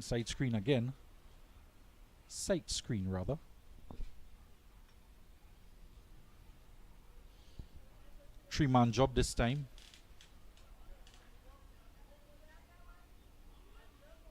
The Silva on strike to Otley. Yeah. Two Silva men 49. deep on the offside. And that is the 50 for the Trinidad and Tobago captain. De Silva, a single down to long off. Excellent 50. Excellent knock from him this morning. Yes, well played by Trinidad and Tobago skipper Joshua. De Silva going on to 50 from 59 balls, 8 fours and 8 fours. Strike rate of 84.75.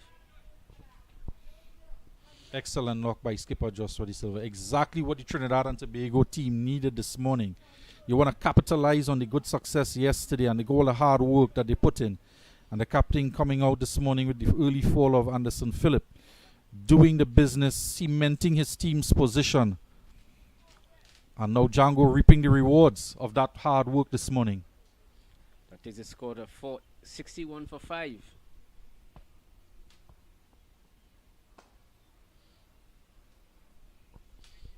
Just playing it back straight to the bowler. Yannick Otley himself knocking it down.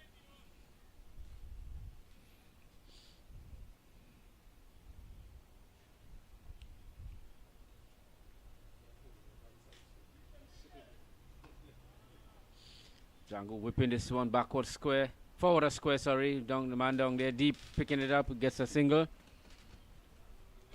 It's another single for the side screen. I think these gentlemen working the side screen here would count all the runs they have scored as well.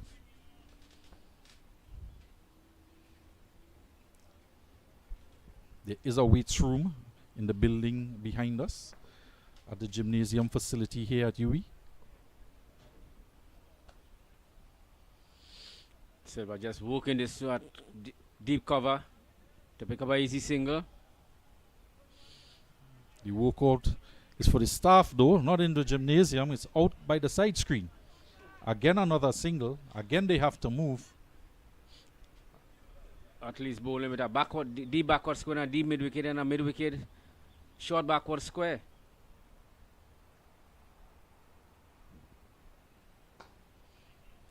Jangoo just on driving his ball for another easy single.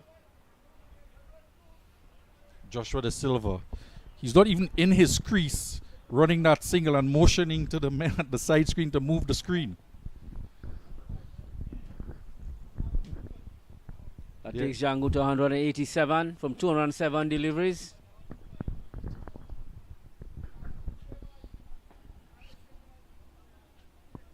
One ball in the over for Otley.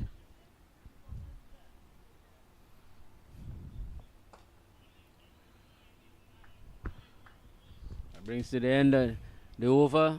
Otley his finishes 19 over, 1 for 76. Total 463 for 5. And that ends the 103rd over. Otley with a bit of a mini victory there. Getting Joshua to play a little early, coming off not quite the leading edge, but the outer part of the bat, playing it back down the pitch to him.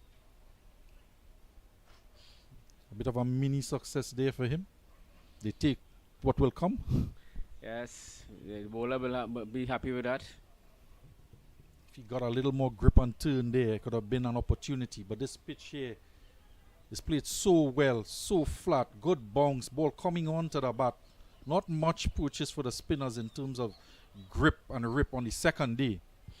It continues to play just as yesterday, very flat, very easy to bat.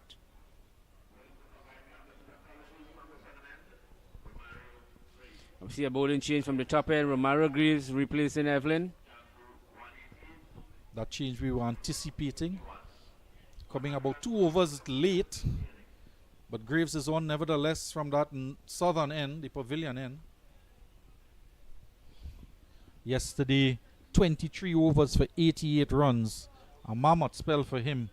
Economy rate of 3.83. But the first time he'll bowl for today on day 2. So if Trinidad and Tobago gets a 500, CCC first aim will have to be to score 300 runs to save the follow-on. Trinidad will look to defend them under 300.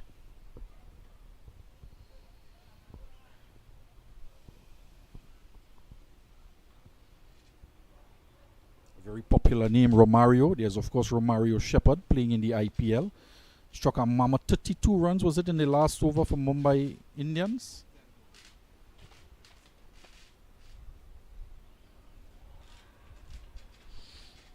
just easing that ball on his back foot to short extra cover. Moving around to his right and picking up low runs.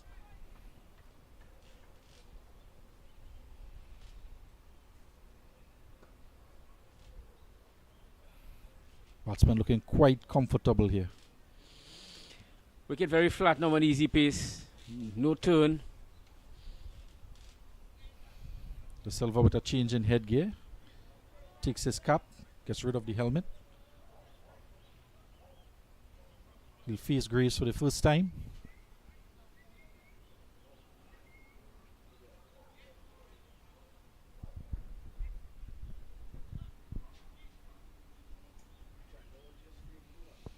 Graves will go over the wicket. He was around the wicket to Jangoo, the left-hander.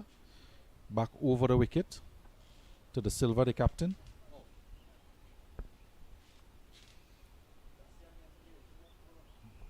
With Blades bowling, left-hander over the wicket. Maybe there's some foot marks there now. He could try to explore. That one keeps very low. De Silva managing to keep it out. I don't know if there'll be any foot marks there for him to try to utilize from the left-hander Blades. Joshua De Silva just coming on, hitting this ball mid-on. Sorry, wide mid-off and picking up an easy single. I think Joshua De Silva just being captain of the Trinidad and Tobago team and head groundsman out in the middle there, directing the side screen each time. Even whilst running his singles, motioning for them to get a move on early. Of course, he'll have to deal with it as well when he's fielding out there. He'll want to get his over rate in check. And it's contributing significantly to slow over rate. We saw just 84 overs bowled yesterday, having to deal with the issue. That takes a total of 466 for 5 in the 104th over. Has not, however, affected the scoring whatsoever. So at 4.449 Trinidad scoring right now at.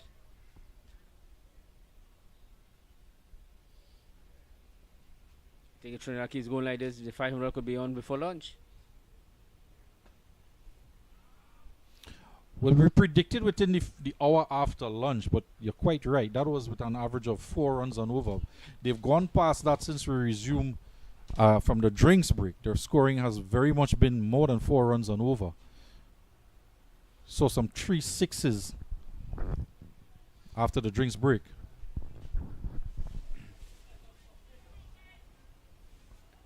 $467 for 5. 104 overs gone. Graves completing his first over of day 2, going for 3 singles. He also is approaching a landmark, none for 91. Not quite what he had in mind with his form coming into this game. Still about 19 minutes away from lunch. That could be about probably 6 overs again. Young Motara making his way to the long off position. Very close to our commentary area. Saw him bowl yesterday, 14 overs for 73. Youngster, 17 years of age. Trying time yesterday. There Jangoo just coming on the front foot and walking into mid-on, deep mid-on for a single. He may be looking forward to batting as well. He has some 30s in the kitty this season thus far, showing that he's very well capable with the bat, young Motara.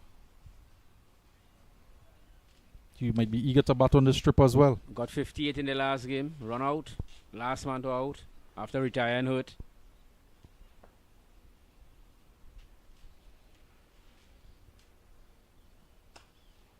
And he came in as a night watchman in that game for CCC. We haven't seen too many teenagers feature in recent times in regional cricket, 4-day cricket. It's good and refreshing to see. Well, it's, the West Indies Academy and the CCC is ready to merge these young players and look after them. And I think they're in the right track.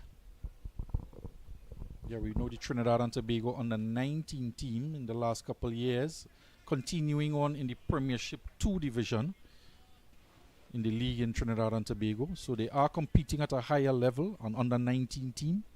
A good initiative from the Trinidad Cricket Board. This year they use more of the under 17 guys, because a couple of the under 19 guys was playing National League cricket for first division teams. So what we did, they use a lot of the under 17 guys in that team, and they did well. 469 for 5.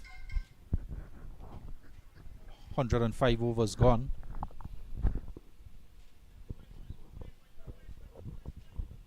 Graves will come on for his second over into the second hour of the morning's play. Just about 15 minutes to the luncheon interval. Amir Jangoo is on 191. He's not on strike. The Silver is 53 of 67 deliveries. And with Jangoo approaching another significant milestone, very close to luncheon period, it will be another test for him to get to that point. That may be his first target, lunch.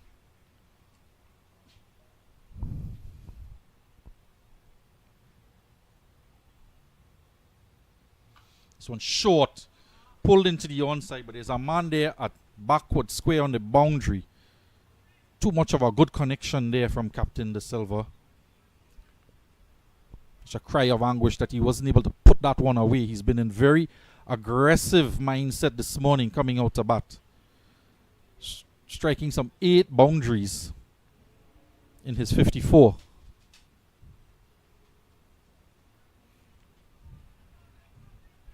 The Centurion is back on strike.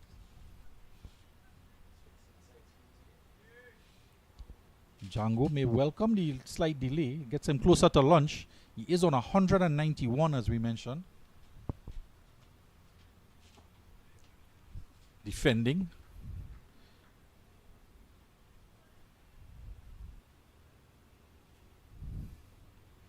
There's a deep mid wicket, deep backward square, a sweeper on the offside.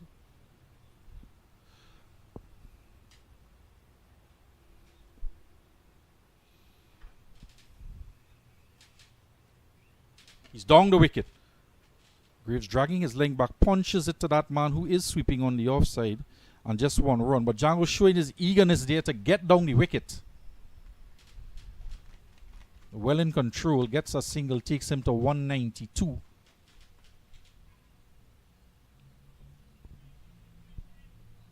De Silva commanding the side screens, as he's done throughout his innings, and commanding the ball as well, stroking it to all parts of the ground. And this one just holding up a tad. De Silva pushes it back to the bowler. It's the closest we've come to an injudicious shot. Again, maybe a leading edge. Punched off the back foot. Man out on the boundary. Another comfortable single.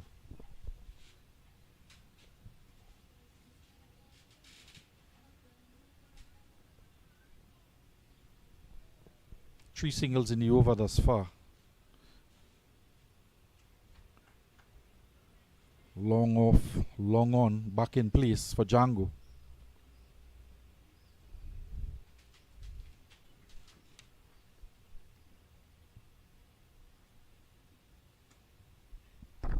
Pushed into the onside, takes him to 193 with another single. End of the over.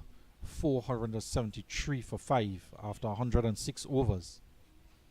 Trinidad in command here now, top of their game. CCC, you could see just going through the motion. Again, they have to move this side screen. 4 powerful men pushing this side screen.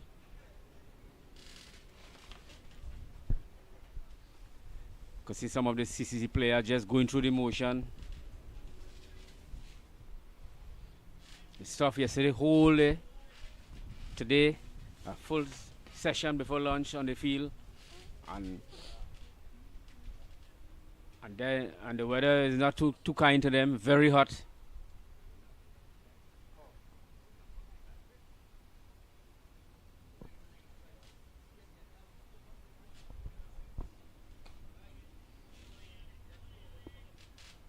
Jangoo eyeing his first double 100 at this regional. He got his first 100 at regional level. Now eyeing his first double. Great, that will be a great achievement.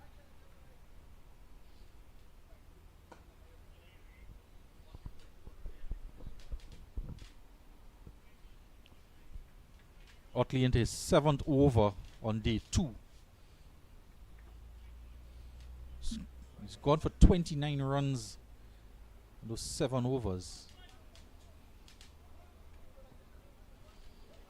Overall, he has gone. This is 21st over, 1 for 80.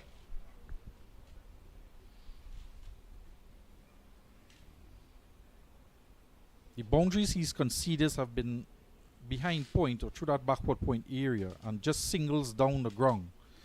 So they've established a pattern of scoring against him.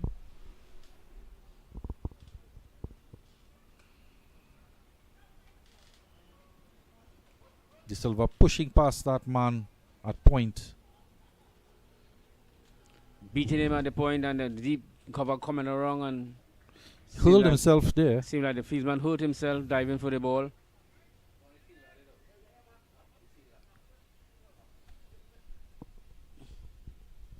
Just diving away, trying to prevent a single. The single was always on. That Curry scored a 475 for 5. Seems to be Graves on the ground there. Just injuring himself with that dive. He is bowling from the southern end. Flung himself after that one, trying to prevent the single. There is a sweeper out there. Might have done himself an injury for no good reason.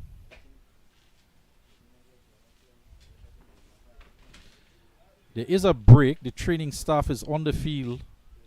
A batsman take the opportunity to have a drink. So do some of the players. We're just 10 minutes before lunch. Trinidad 475 for 5. 25 more for the 500 mark and another point. Another batting bonus point.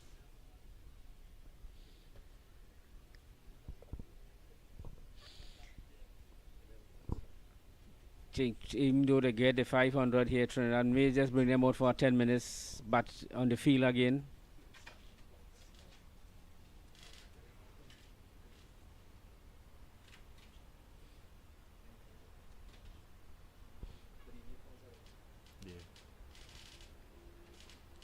Trinidad would be very happy with this performance. They sit 6th on the table with 51 points.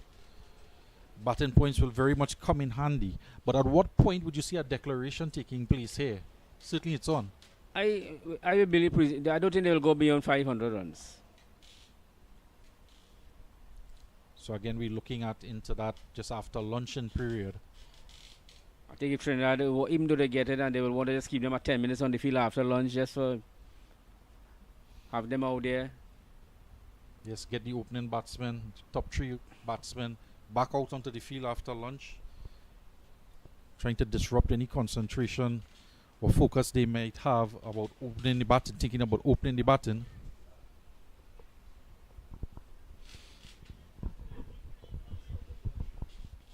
Graves is back on his feet again. I think CCC players are really looking jaded now. They're just moving around on the field very slowly. They have toiled wholly yesterday. 84 overs yesterday. Today again, very humid day out here at the University of the West Indies, St. Augustine. CCC would be looking for any sign of inspiration or motivation out there. It's very hot. Batsman set. Mama total on the board. I think the inspiration they should look at is 475. How they will get close to it. Well, they sit at the bottom of the table. They have some what they would have gotten from the season this year. They've had some good performances from their players individually. It's not reflected in where they are in terms of points. But there are some highlights throughout the season. There was a 7-wicket haul from young Mutara, one in particular. One performance there by him. He has another 5-wicket haul, I believe. Well, I think they haven't. They are the only team haven't won a game outright, but they haven't gotten to 21 points bonus points, and that brings up the 100 partnership with Joshua De Silva and Amiri Jangoo in 126 deliveries. See, 42 runs contributed by Jangoo into that partnership, 56 from De Silva. 100-run partnership, yet another 100-run partnership. I think the West Indies Academy and CCC is to groom these guys for West Indies cricket. So, but the performance, individual performance will help them. But I think Floyd Reefer's job is really to get them in shape for the next step, the next level. CCC players and the West Indies Academy. And we've seen a number of players being used by the CCC at different points during the season, different opening batsmen interchanging. And some players moving from him. Roshan Primus played for Barbados in the first 2 couple games and then switched to CCC. Kirsten Kalichan played for CCC. Satruhan Rambaran played for CCC. So a lot of chopping and changing to the lineup. Evelyn coming in the last few games as well. He's done well since coming in with the bat. He's not had a good outing here with the ball this time. But all these youngsters getting a taste of it, and it will help them a lot in their cricket. They will see at this level what this level takes to improve in their game. Greaves has recovered from that injury he sustained in the last over, trying to prevent a single. He's none for 95 from 25 overs. Bowling to Joshua De Silva on 57.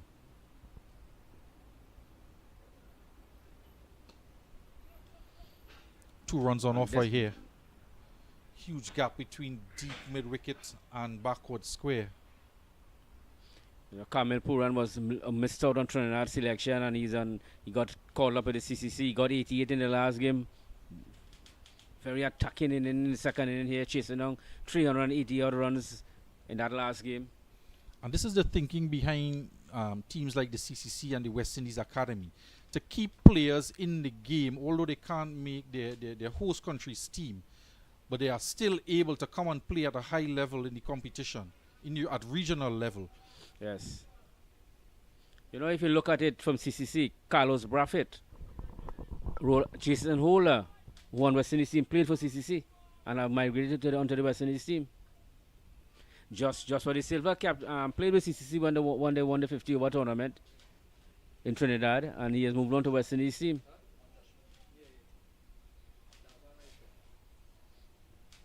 Yeah, these teams working to bridge the gap between regional and international level. Down the wicket from Jangoo, straight back over the bowler's head. Didn't time it, but there was seemed to hit it quite well, but it dropped short of that man coming around at long off. If I'm not mistaken, I think Shamara Brooks played for CCC also. Subject to be corrected on that one.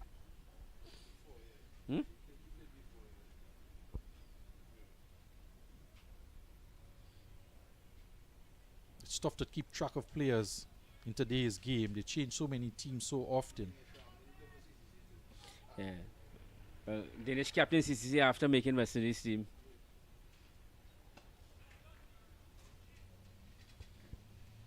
But the older guys and then played first with CCC and then went on to West Indies team.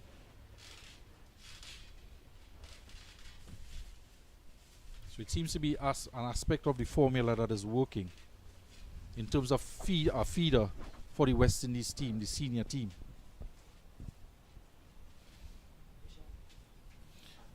And Graves conceding 100 runs here. 25.4 overs. His 100 is up. This one he struck, playing back to a ball from Graves, trying to walk it in the onside. Just maybe pitching like some a little outside the leg stump, but saved him a bit.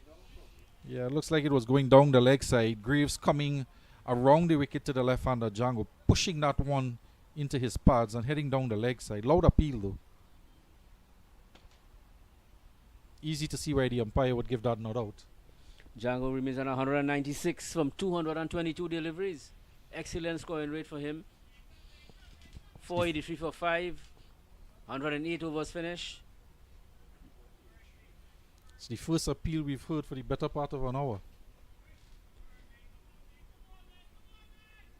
Still shouts of encouragement out there. As we see, this is Motara coming into the attack. At the 12 o'clock mark, leg spinner comes on. No, he bowled from the northern end yesterday. He bowled a couple of balls from the southern end also too. In his second spell yesterday.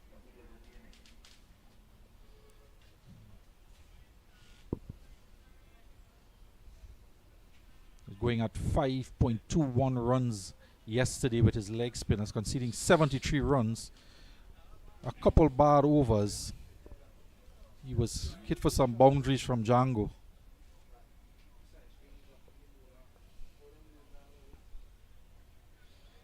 This could well be the last over for lunch.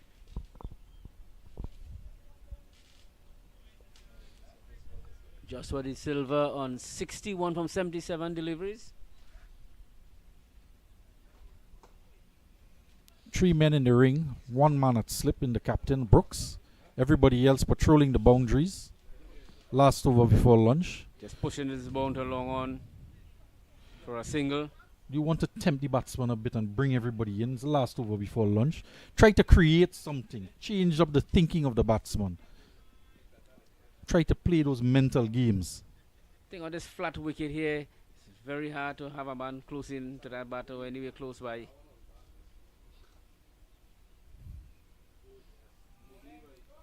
.196 to Jangoo. Just bring a couple men in. Try to create some pressure for him. Bowling a bit quick to Jangoo. And now we see the long off coming up to that mid-off position. Just trying to play with the batsman's mind. Badly lying down the leg side. Easy single to Jangoo. Gets him off of strike.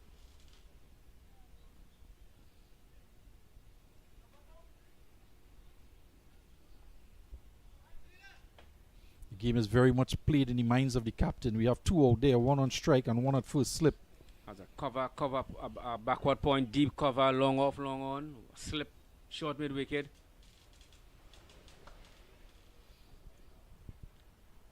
Joshua is on his back, putting it straight to cover. 2 deliveries to come. Bring everyone in, man. Create something. Field stays the same though. Down the leg side. Keeper doesn't take cleanly. Gets through for a bite. Looking for 2. Keeper chases it down. Throws to the non-striker end. De Silva changing his mind. And Jangoo will face 485 for 5. 2018-2019, Amiri Jangoo played for CCC in the 50 over tournament. Keon Otley also played for CCC. 112 runs added in 2 hours of play this morning. Navin Bidesi was in the squad, I think, for a game. And that's lunch. 24 overs bowled this morning. 112 runs scored. Excellent scoring rate.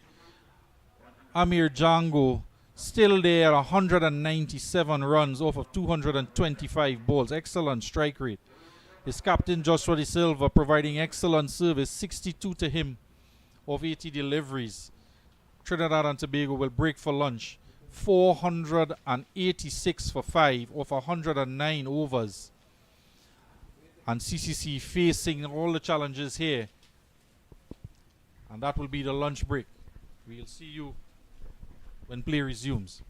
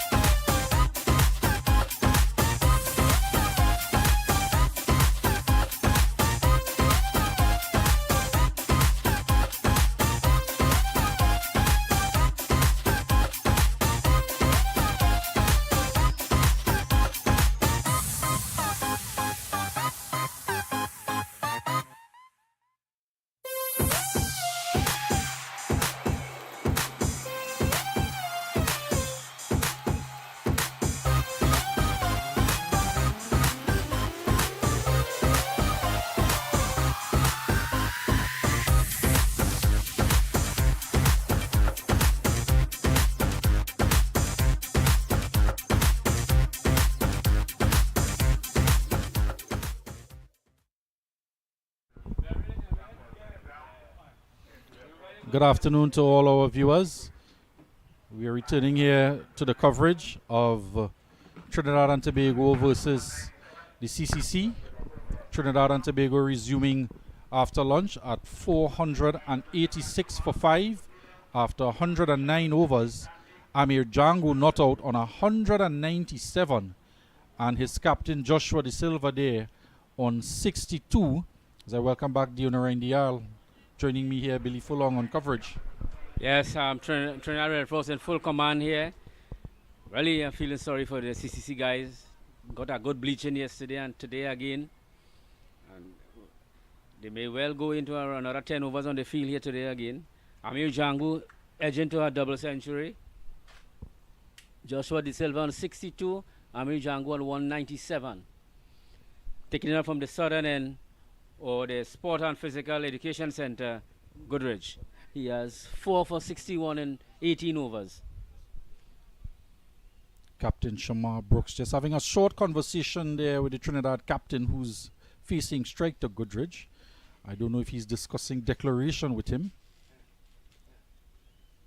Goodrich still in his stressing routine, picking up 4 wickets. The wicket this morning of Anderson Phillip for no score. Phillip, who the only wicket to fall this morning, who stayed there as the night watchman with Amir Jangoo, seeing off the day's play to 374 runs. And resuming this morning, wasn't able to push on. He was only able to drag one back onto his stumps from Goodrich, who had a good start again but was tiring after his 5th over and struggled in his last one, conceding some boundaries. If my memory serves me right, I think the night watchman batted 36 deliveries and didn't get off his mark. Somewhat of a false start, but he did his job. Correct. As we resume here, Goodrich is ready to De Silva.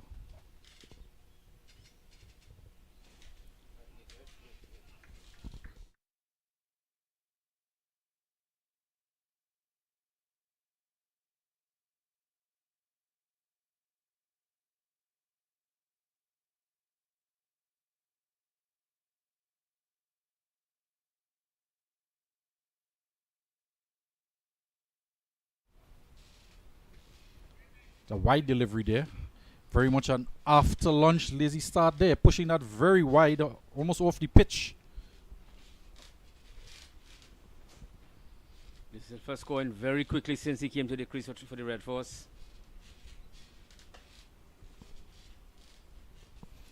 And that one, not a man move. For 4.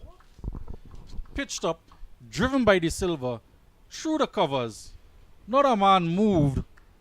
We were all left stunned by that shot. Magnificent shot. Just coming on his front foot and pushing it through the covers for 4. The only man in the wide awake club there was Captain Joshua De Silva. And just picking up where he left off, when he came out this morning, he struck 8 boundaries and was in a very busy mood. And immediately after lunch here, second ball he's facing, the first one close to him, and he spanks it through the covers for 4. Amir Jangoo eyeing his first double century at this level. It will be the first double century in the tournament also.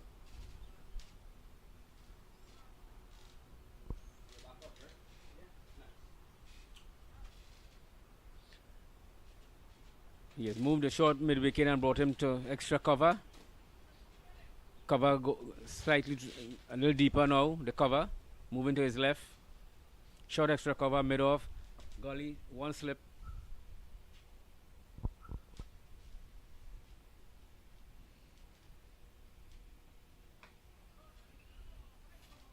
Worked into the onside. Off the hip from De Silva, gets a single. Brings Jangoo into strike.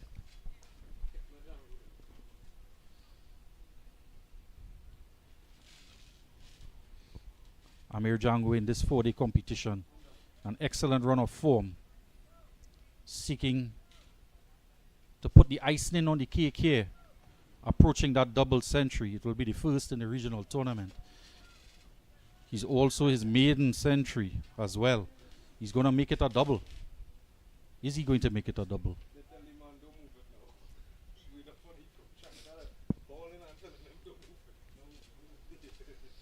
You see, Goodrich will be bowling to Jangoo. Jangoo on 197 from 225 deliveries.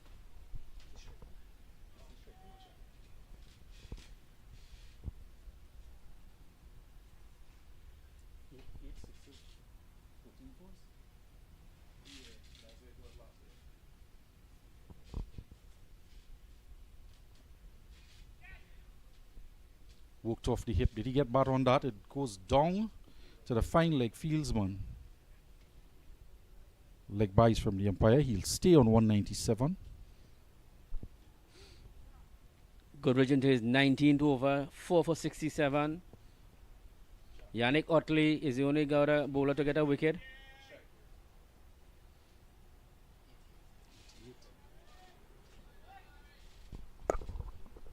.492 for 5. We're in the 110 overs, 2 balls short of it.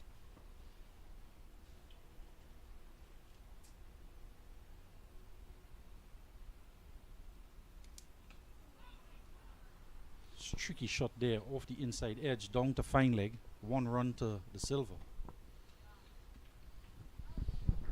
Again, very good weather at the University of the West Indies, St. Augustine here. Sun out in his glorious glory on the gong. As we also see Charlotte from Harvard Cricket Club, Mr. Barrow, makes his appearance here today again. The crowd certainly building here now in anticipation of Amir Jangoo.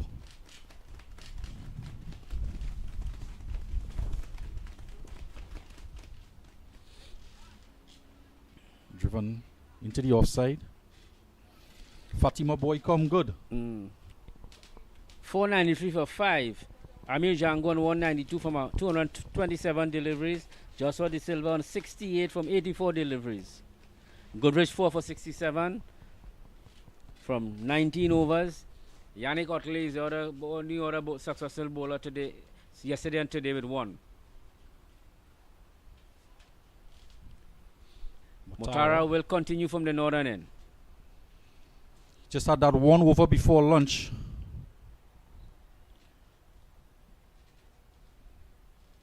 He'll bowl to skipper Joshua De Silva.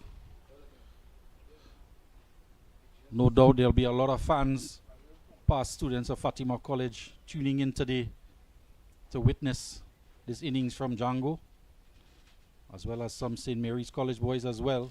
Joshua De Silva hailing from CIC, now captain of the Trinidad and Tobago team. Certainly an icon for the both colleges, these 2 players.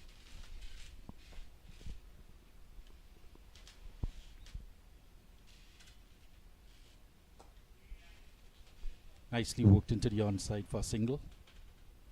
Field is spread again. There's a deep mid wicket. Backward square and long off to the silver. That changes now with Jangoo on strike. 3 runs away.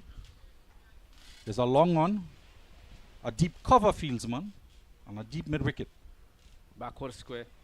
Sorry, backward square. Left hand Jangoo. Leg spin of Motara. Turned in. He'll get 1. It's a thought of a second. It's not there. Both batsmen always on the lookout for that extra run today, this morning, as well as yesterday. Excellent running between them, getting that 1s and 2s. Goes on to 198. 495 for 5. Trinidad just 4 runs away from another batting point.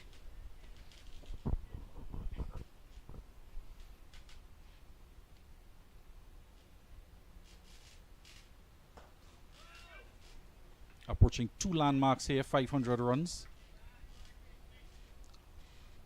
As well as a maiden double century.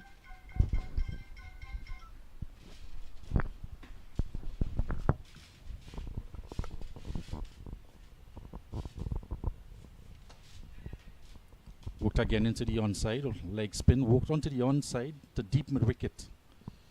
Playing against the turn. Seen very little risk in that shot, however. We saw earlier this morning a couple of them tempted to come off the leading edge.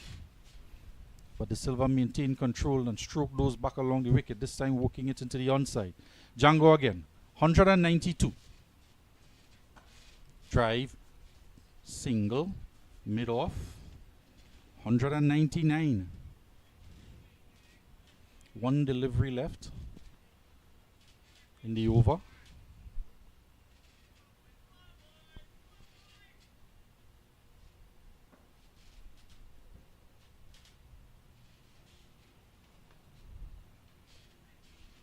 Again working into the onside. Runs coming on the onside in this over. Joshua coming for a second. The man has to run around. Left-hander feeling on the backward square boundary. Just running around and throwing it in. Can't prevent the second. 498 for 5. Josh De Silva on 71 and Amir Jangoo just one run away. Touch of gloves from the two in the middle.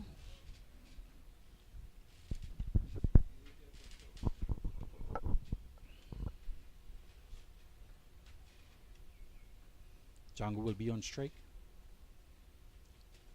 Facing up to Goodridge. 199, iron his double 100.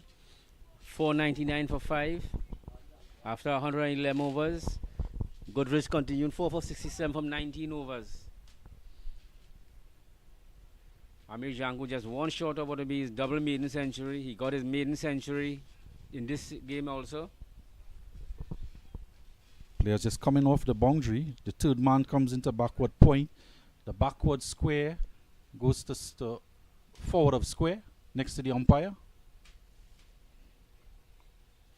Goodrich in.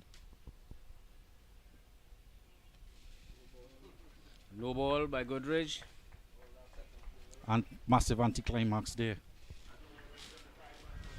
And that brings up the 500 runs off a no ball from Goodridge. Landmark achievement this season for the Trinidad and Tobago cricket team. 500 runs on the board for 5 wickets, Dionari. Yeah. I think the first team to go over 500 runs in this tournament in 2024. It's a huge total for any team to get that. One landmark knocked off. Second one on the cards. And there it is. That's his double 100. Amir Jangoo pulling this one in front of square, past that man at mid-wicket. Celebrates out there in the middle, takes his helmet off. Proud moment for the young man from Fatima College playing for Trinidad and Tobago. Achieving not just his maiden 100, but making it a double. What a celebration for him and a landmark achievement for him and Trinidad and Tobago, Dionari. Brilliant luck from this young man here. Starting at 151 this morning. Going on to his first double century at this regional level. And that's taking Trinidad into a very strong position. He's had shots all around the wicket, through the covers. He's been very aggressive when he needed to be. Circumspect when he needed. He started very, very cautiously this morning as he did yesterday. And then increasing in his strike rate, a strike rate of just over 88% his strike rate. Very aggressive batting for a 4-day competition. And reaping the rewards on this lush outfield. There he goes again. Having a swing at that one. Gets down to backward point on the boundary. One run to him. 200. That takes the total to 505 for 5. Still seeing Terence Hines with his pads on, so Trinidad have no signs of decline. Joshua De Silva seems to be in a bit of difficulty there. Just after lunch. It's very hot out there. Joshua De Silva on 72 from 88 deliveries. Amir Jangoo 204 from 232 deliveries. Excellent strike rate. De Silva settles there. A little bit of discomfort from him there. He's back up now.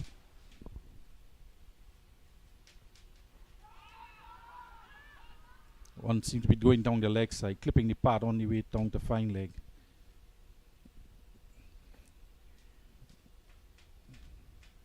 We did seem to get some bat onto that. No signal from the umpire for leg by, so he did get some bat onto pad.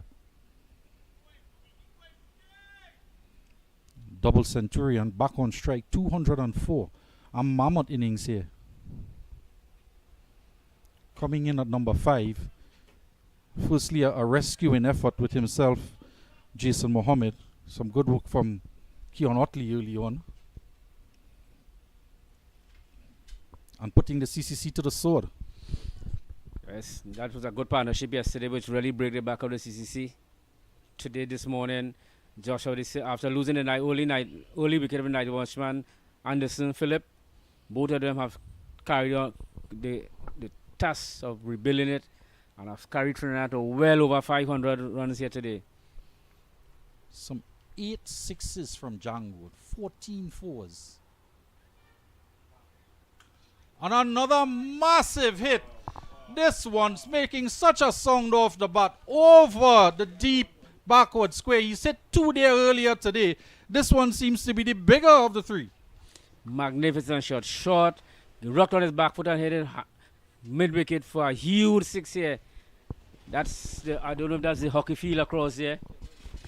Those domes were in trouble earlier. The rugby field.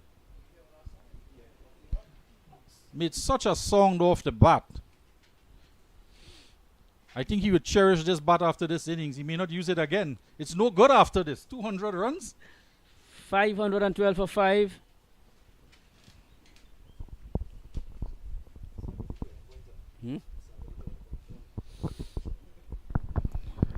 Well, suggestions of a declaration, but Jangoo has declared war here, smacking another massive 6. Wait to clarify, but should be 9 sixes in this innings thus far. 210 runs.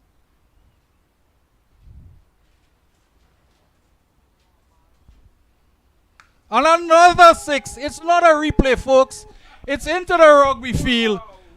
And just as sweet a song as the previous deliveries. It's 10-6. Short down the leg side. Smacked into the park. Has that gotten to the guild? That may have disrupted classes at the UE. Is that a replay or another shot? That shot is almost all the way to the roadway by the Sosai building. Some student may get a souvenir. What a hit there from Amir Jangoo as we look at it again. And this is an area that he's favored. Anything short, he has looked to put to the sword. Very dismissive. He's definitely changing gears here now, the Unarang, looking to get as much runs as possible before a possible declaration. Yes, they have gone into high drive now. Attacking anything short. Good hook off the ball, Amir Jangoo. I think that's his 10-6. Should be his 10-6. And this is from Goodrich, who's held a nice line and length. He was the most successful bowler for the CCC in this game, picking up 4 wickets. 1 today, but very much he's lost the plot here, or Amir Jangoo is rewriting the plot somewhat. Ball back in hand. Jangoo very menacing. Practices a reverse sweep. Just toying with Goodrich here at the moment.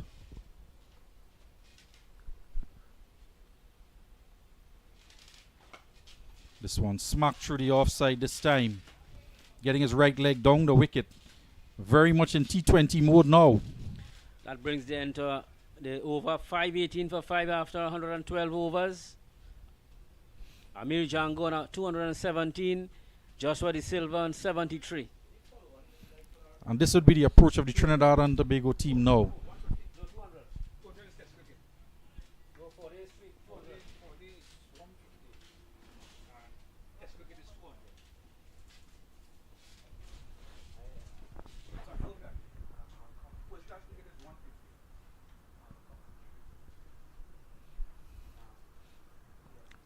$515 runs for 5. Sorry, I beg your pardon. 519, a popular landmark in Trinidad and Tobago, 519. They may well be watching the coverage there as well. A restaurant in South Trinidad. 519 for 5 of 112 overs.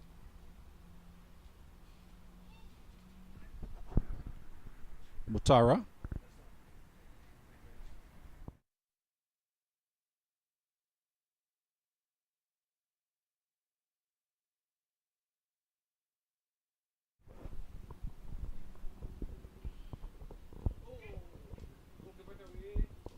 Jangoo clearly switching to a third gear now. Matara bowling the googly there to him.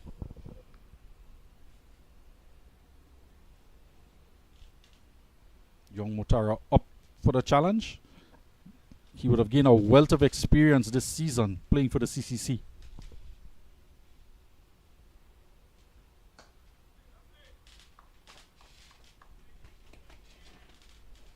Jangoo this time just working it down to long on. Had a wild swing at the previous delivery. Just resetting himself, seeing that his captain at the other end is on 73. We had anticipated a declaration within this hour after lunch. It's clearly on the cards. Trinidad 520 for 5. This is the second day of play.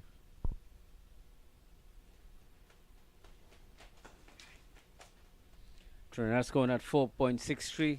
Excellent scoring rate for a 4-day game.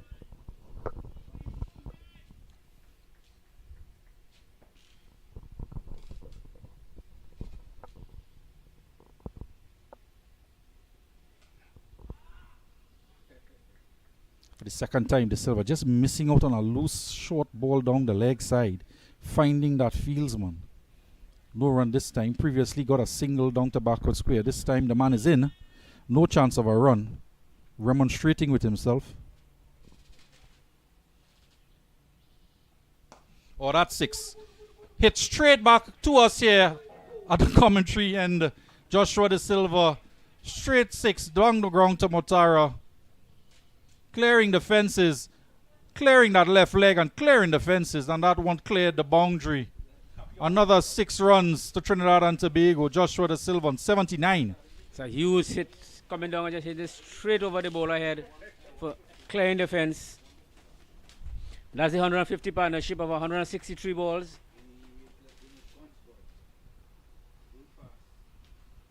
Both batsmen operating at a high strike rate in the 90s. Incredible, really. Jangoo 218 of 237 balls. Joshua De Silva 79 of 92 balls. An incredible run rate for Trinidad and Tobago at this ground here, at this facility. The pitch is in excellent condition still. Batsmen can hit through the line of the ball. And CCC backs are against the wall. I think CCC is really against it here. After this mammoth total and after getting a good bleach out yesterday and today in this heat, it will take some doing from them to get him close. First to begin to save the follow. The first thing is to save the follow on. When that declaration does come, one of these two batsmen will have to don the wicket keeping gloves. Most likely will be De Silva, but they have both used a lot of energy out there, especially Amir Jangoo. Amir eyeing close to the highest score for Trinidad batsman Darren Ganga, 265, sorry. Versus Leeward Islands in 2005.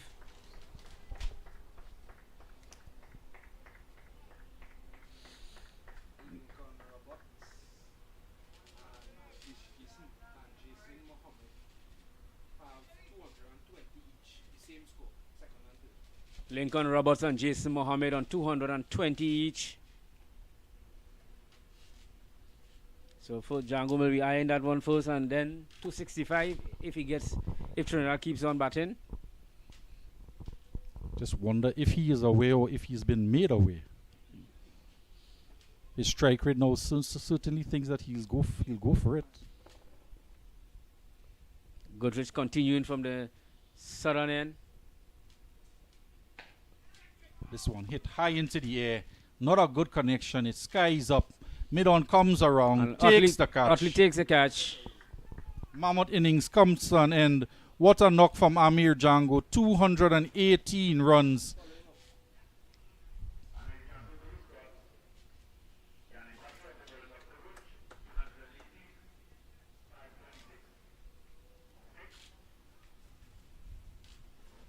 And that's Goodrich's 5th wicket. Yeah.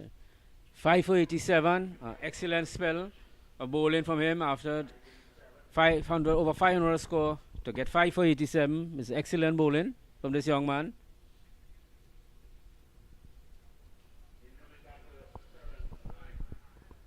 Amir Jangoo giving it his all there, leaving everything out there on the field today and yesterday. Returns to the pavilion to a standing ovation from his fellow players. What an excellent innings for him. Magnificent batting yesterday and continued today. He closed at 151 yesterday. Today went on to get his first double 100, his first maiden 100 first yesterday, and then his first maiden double century today for Trinidad and Tobago Red Force. What was very impressive as well, his temperament during the course of that innings. He was very circumspect when he needed to be. At the start of each break, he was there ensuring that he got his eyes back in, got the pace of the pitch, and then accelerated whenever he needed to accelerate. He pounced on anything that was loose, and he let the bowlers know that it was loose by hitting them and smacking it to the boundary and even over the boundary. So a well put together an innings. It was not a chanceless innings. He was put down on 99 by none other than the captain at slip. And boy, did he make them pay. In essence, he scored another 100 runs and more after that chance that he gave. So well done to him. Magnificent knock. Yesterday, the chance was Shamara Brooks at first slip. Terence Hines replaces him. I think 526 for 6 after 100 in the 114th over. Very interesting that dismissal as well of Jangoo. The mid one was up. They dropped a man to three-quarter way to the boundary, as well as having a backward point. So there was a little bit of change in strategy there from Captain Brooks that brought that wicket. Yes.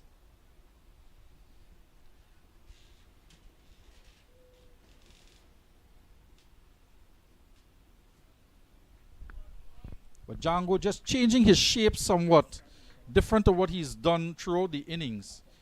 Clearly intending to be more aggressive, clearing that front leg. So it was a whole change of mindset in his approach after scoring that double 100.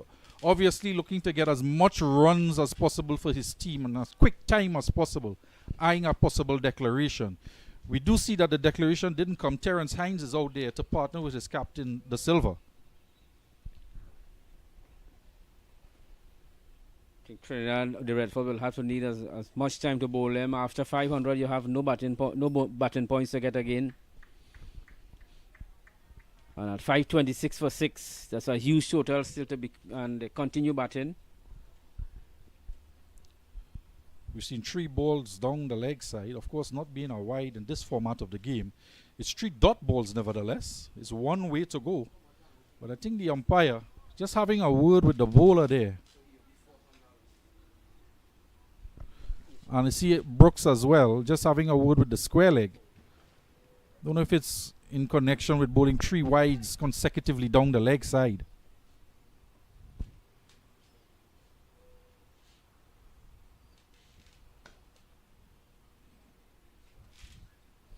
He's coming on his front, just stroking it some short mid off.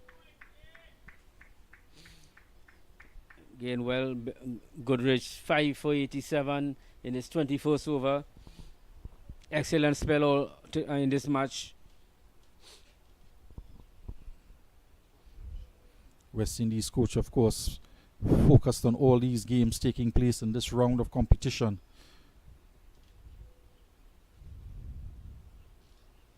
Not a delivery down the leg side. So that comes to the end of Goodrich over. Yes, 5 for 87. Wickets fall at 520, 103, 367, 376 and 526.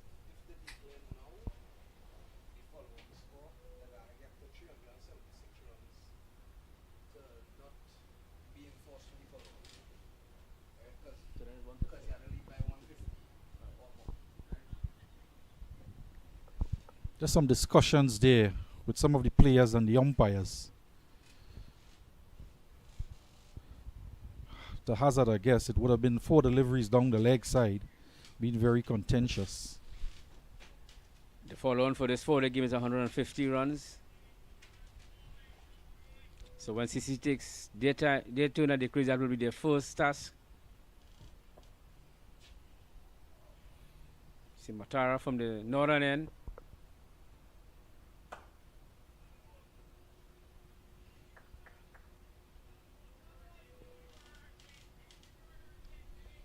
Matara none for 88 after 17. He's in his 18th over.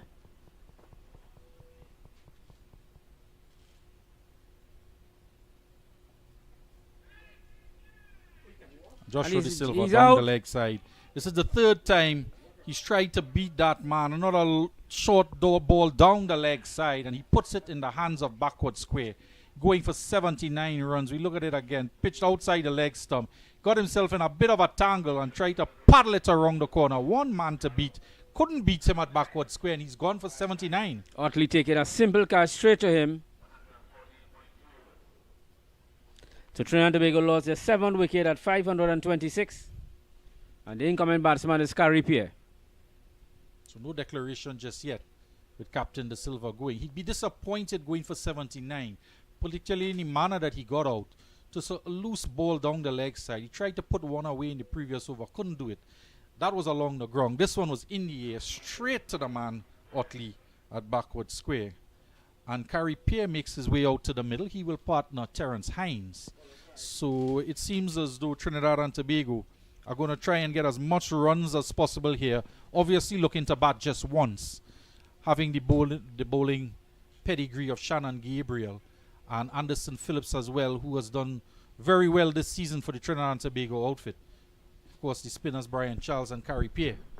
Yes, a very good, also a fast medium bowler, Terence Hines, to back them up. And you have Vikash Mohan to bowl off spin.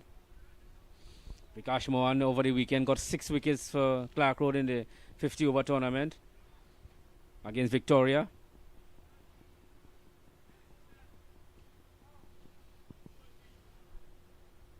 So Matara picks up his first wicket in this game.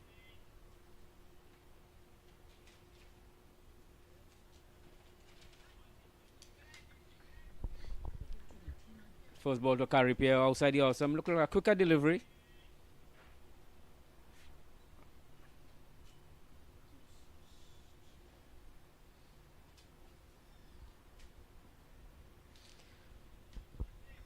Matara, 17 years of age, young man, has a 7-wicket haul and a 5-wicket haul already in this tournament.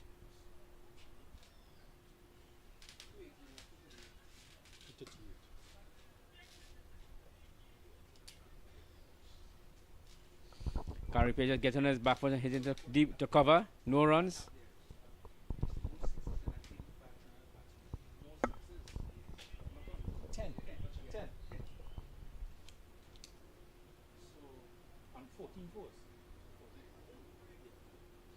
Carey Pierre coming down the wicket and just pushed a little wider to him, just dabbing it down to third man. Yannick Otley running around and picking it up a single. Carey Pierre gets off his mark. Takes Trinidad and Tobago to 526, 527 for 7.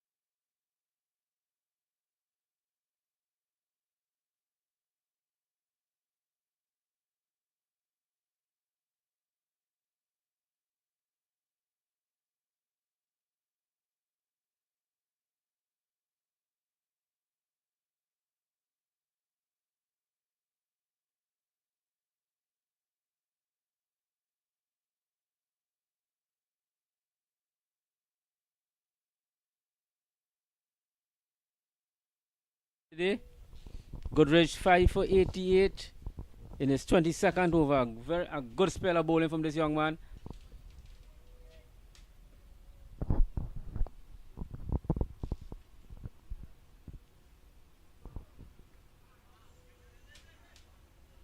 Okay, short Terence Hines looking to pull it around backward square, missing it. Take it on his body.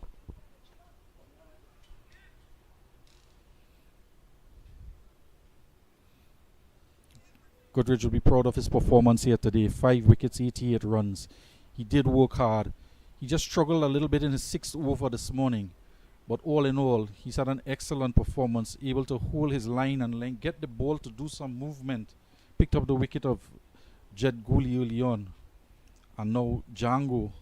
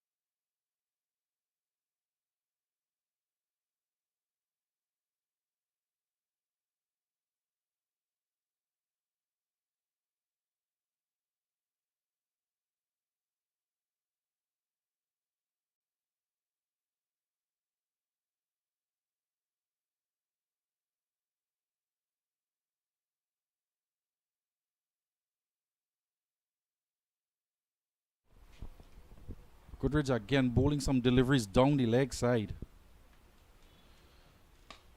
Hines inside out over extra cover. He'll run into the boundary now for 4. So after a couple deliveries down the leg side from Goodrich, he's been down the leg side in the last over as well. This time one pitched up outside the off stump and he not maximizes but gets it to that boundary. 4 runs over extra cover. His intent was always there to go in the air. Lifting it over. Yes. Right. Using the pace of the ball and hitting it over extra cover for 4. Class shot. So the pace of the game slowing significantly with the dismissal of Jangoo's wicket.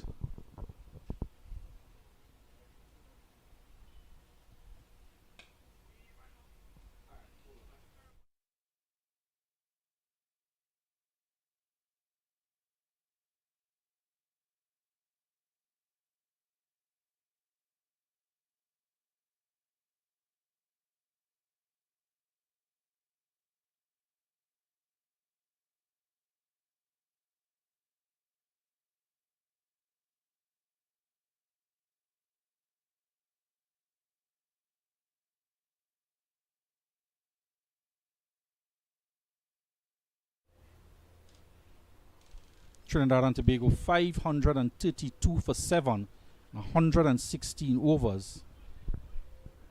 Highest score by Trinidad and Tobago, 579 runs off 133 overs versus the Leeward Islands in 2005.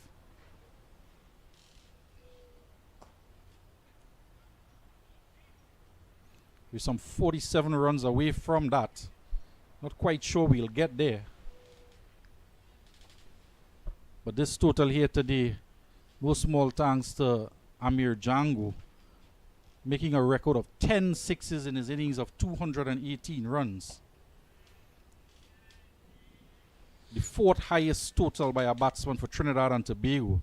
The highest being Darren Ganga, 265 versus the Leeward Islands, followed by 220 runs by both Jason Mohammed and one Lincoln Roberts. 220 runs. This one through the offside, and that's 4. 4 runs. Lovely shot by Carripier. Coming on his front foot. Getting to the pitch of that leg spin and hitting his pass cover for 4. Exquisite timing there as well. Bisecting a very narrow gap there between extra cover and cover. All along the ground. I think Sheldon Gomes will fit in somewhere. They were 213 against Jamaica. Young Sheldon Gomes. This is Sheldon Gomes. Very good player for Trinidad and Tobago. I was at college at QRC with a Mark Gomes. I remember he telling me he batted with one of the bats from Sheldon Gomes. That woodworm bat he had back then. My first stint in the USA playing cricket with Sheldon Gomes was our captain for Sims Cricket Club in New York.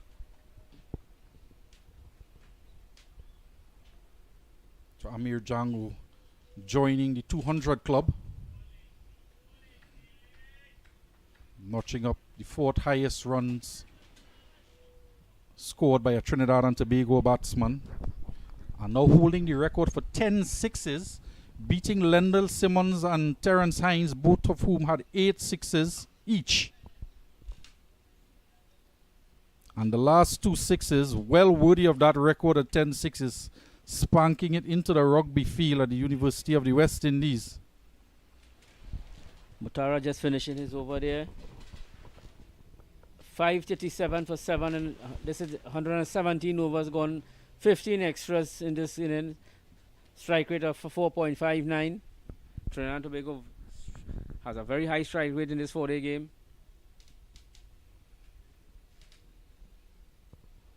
And not to be outdone, Jason Mohammed striking 22 fours in his innings of 157 yesterday.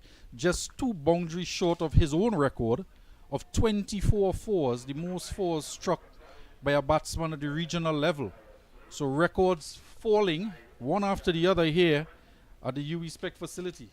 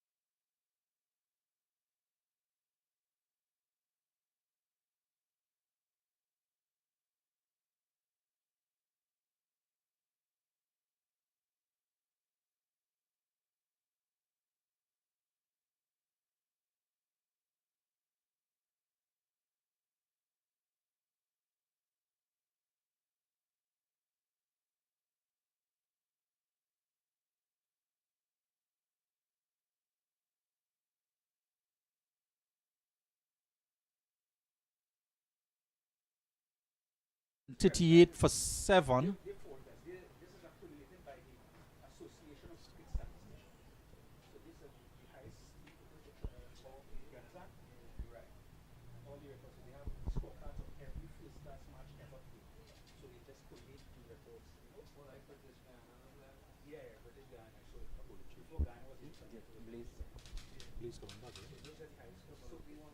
Have a bowling change now from the pavilion end. Southern end of the ground. Hines on strike. Jediah Blades returns, replacing Goodridge. He has not picked up a wicket yet.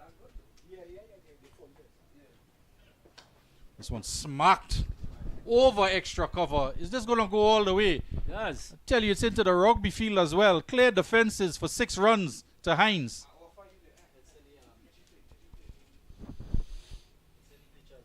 We just made mention of Hines stroking 8 sixes and Jangoo just surpassing his record. Hines now starts off his previous over. He smacked it for 4. This time all the way for 6. Into the bleachers in the adjacent field.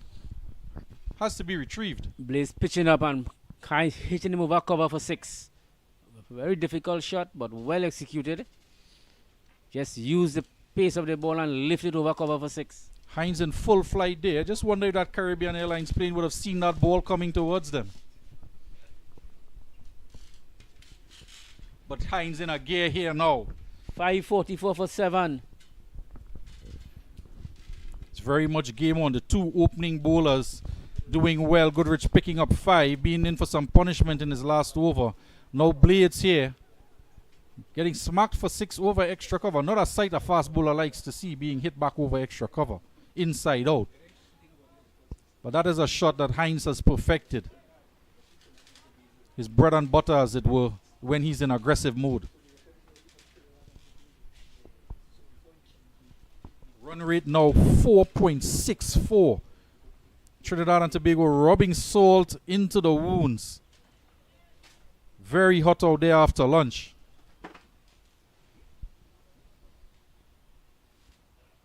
Oh, this one just dabbed down. Using the pace of the bowler. Blades down to third man there for a single. Carries scored of 545 for 7. Carry pair on 8. Hines quickly moves on to 11 and from 12. Both batsmen keeping the tempo up. Carry pair with a 4 in the previous over. Hines with a 6 in this one. Pairs on strike now. Will face Blades for the first time. Fine leg, deep mid wicket, mid off, mid on. 2 slip on a gully, cover point, short extra cover for Caribbean.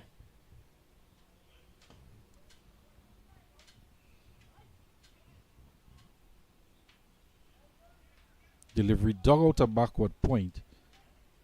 And Prime was there, trying to throw down the wicket at the non-striker's end, hurrying Caribbean in, and there's an overthrow.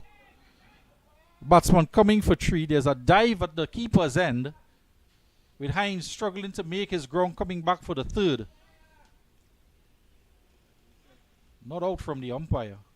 But it was excellent running and great awareness from the batsman out there to come back for 3 on the misfield, initially taking the quick single to point. With that dive to the thing, it seemed like Terence Hines has damaged his hand a bit.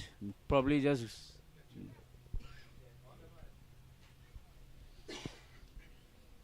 Despite it very green out there, lush outfield from our vantage point here, it would still be very dry and rough out in the middle on the square itself, where Hines dove in, scuffed up his elbow somewhat. There is protection on his left arm, none on his right, however.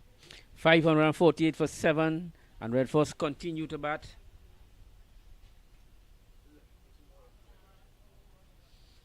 After 500, there's no more batting points.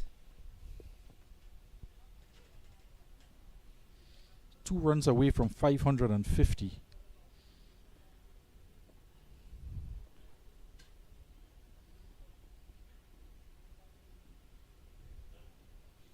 It's a short ball. Legal delivery from judge from the square leg. 1 for the over.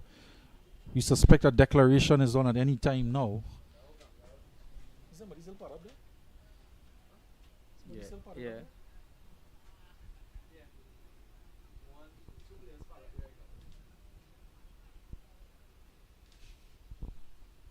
No bonus points and we still batting. Probably low ones look like Josh with his wicket-keeping pads on. Yeah, hoping so, yeah. Somebody else still part up.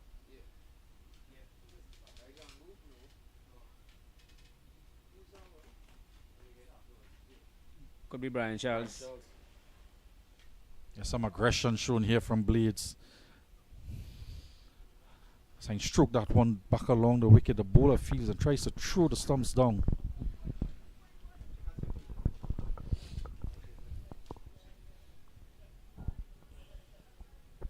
$5.48 for 7.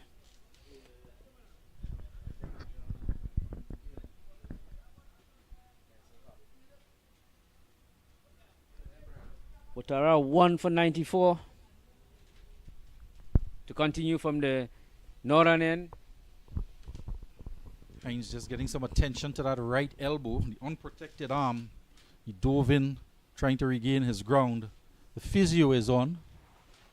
Put some treatment to any bruises there.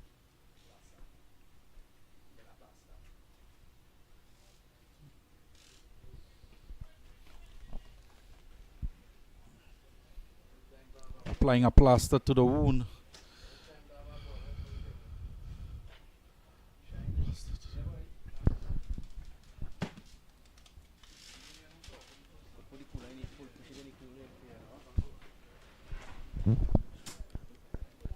There's a break in play here. Some attention is being given to Hines.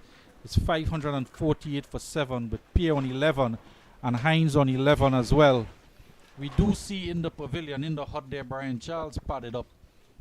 Joshua Silva seems to have the pads on as well. But keeping pads though.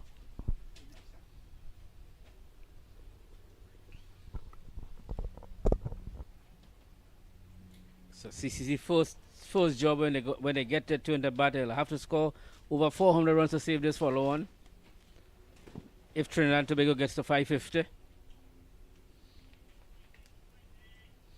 That's a huge total to get to first. What it will do is give the Trinidad and Tobago team a lot of confidence and a lot of room to work with when they set the field, having 548 runs inside. It's a good delivery from Matara. Caripia just on his back foot and going through to him. Wicketkeeper taking it.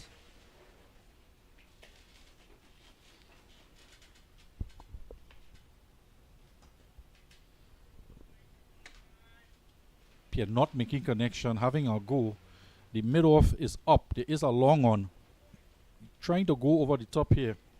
But Matara is holding his nerve. 2 dot balls so far. Contest building here. Cut. Pass point into the boundary.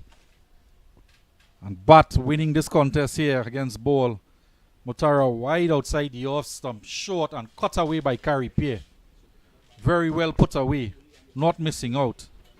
Adding to the Trinidad and Tobago total as they go past that 550 mark with that boundary in 119 overs. That brings up Trinidad and Tobago 550. 552 for 7.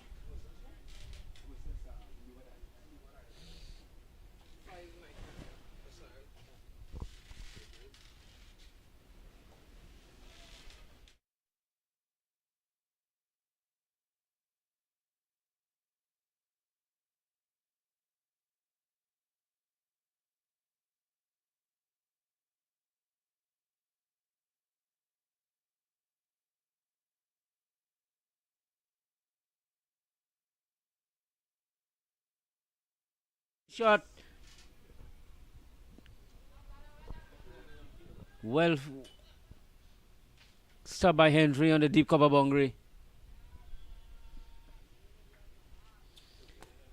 Caripia hitting it hard through the covers, getting to the pitch of it, getting his right foot to the line of the ball and hitting it hard past cover. Henry moving around well to the deep cover boundary and stopping that delivery.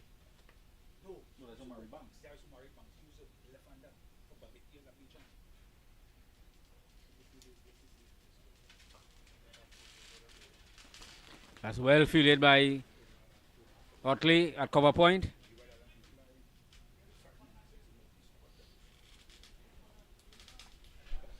Total goes to 554 for 7.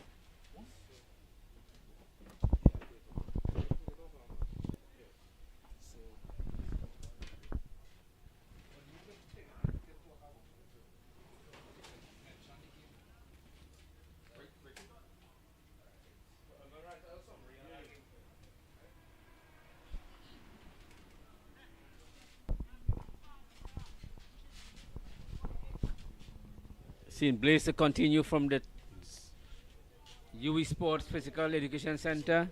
Mutara. Caribbean Airlines.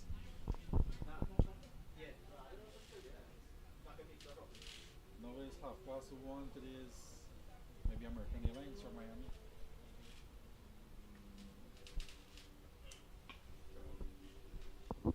Blade continues here. 554 for 7. toss it around the corner. Trinidad and Tobago motoring on. Caribbean moves on quickly to 17 from 19 deliveries. It's almost an hour's play after lunch. We suspected a declaration within that hour's play after lunch. And no sign of it just yet.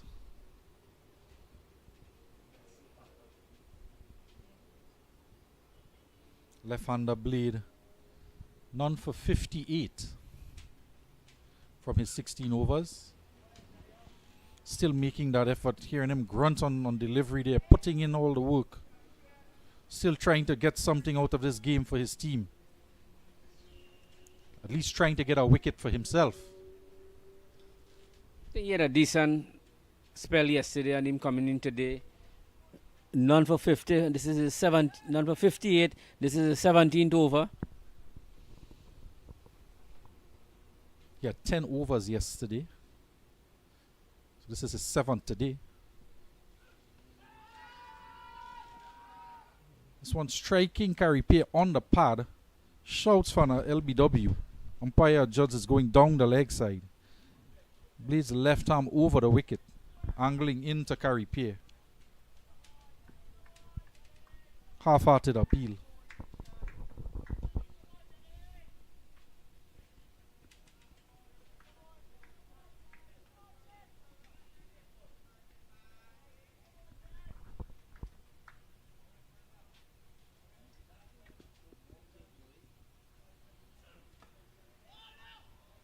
This one hurrying Caripay. I don't know about that off stump.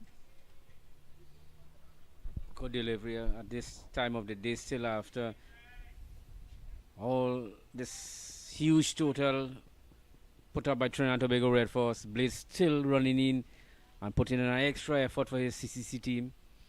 Good to see the young man at least striving for that. Yeah, still with good pace there. You can hear him with that effort there in his delivery stride. Caribbean, that's going to race away to the boundary. Hitting it backward a point. Just opening the face on the ball and is running on to backward point for 4. 555 for 7. Turns to 55. 561. This partnership 33 from 33 deliveries. Run a ball. 559 for 7. Windy, this one ball left for the 120 overs bowled already by CCC.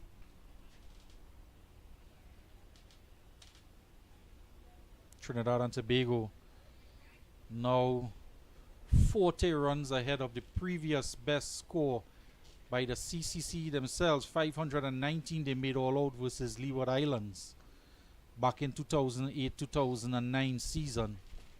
Combined campuses scoring 519 with Omar Phillips making 204. Double century to him. Floyd Reefer, who is the CCC coach, also made 92 in that game. Kyle Corbin 67. Chadrick Walton 50. To which Leeward Islands replied 596, with one Renako Morton making 231 runs, the former West Indies player. One down, very aggressive batsman, Renako Morton. Yeah.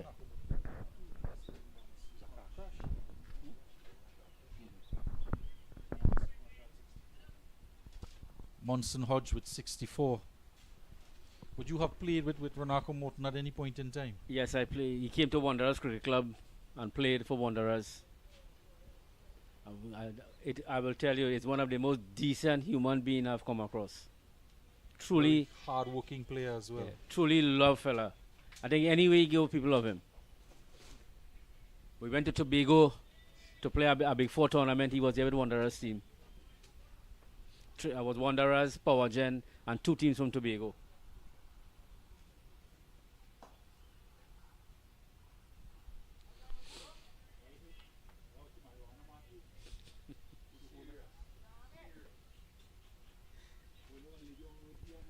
Much loved son of the soil, Renako Morton.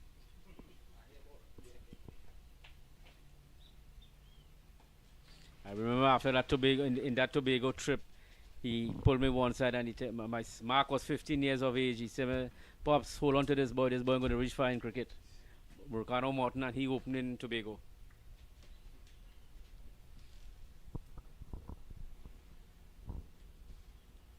Full toss over the head of Evelyn at long on, over our commentary position here. That's a huge It's six. a massive six from the bat of Terence Hines. That'll be his second six of the innings. He has 8 as his personal record. And again, it's clear the last spot he hit. He has the Harvard coach just scampering back there to retrieve that ball. Coming out here to view the game here today. Not a massive hit from Terence Hines. We need to get a start on how many sixes were hit in this innings by Trinidad and Tobago total. So they have called on the drinks. Yeah. The umpire got time to retrieve the ball. The umpire have called drinks. First hour after lunch.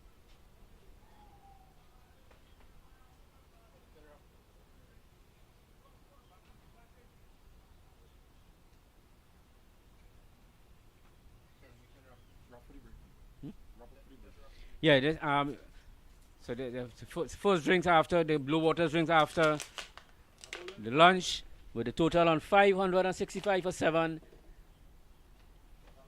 Take a drink breaks here and we'll resume in a very short while.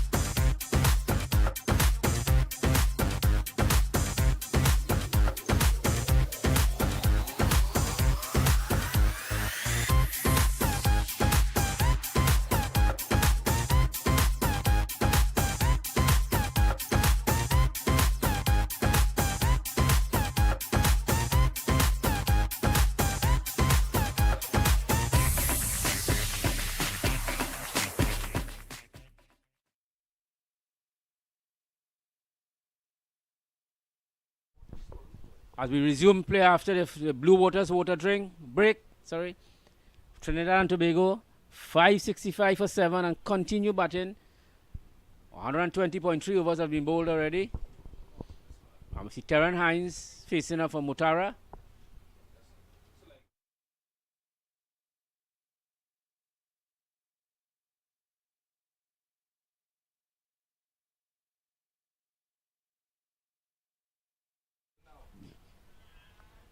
$565 for 7. Mutara 1 for 160. This is 21st over.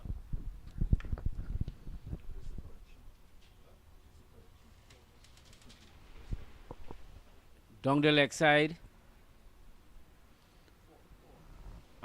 4 by signal by the umpire.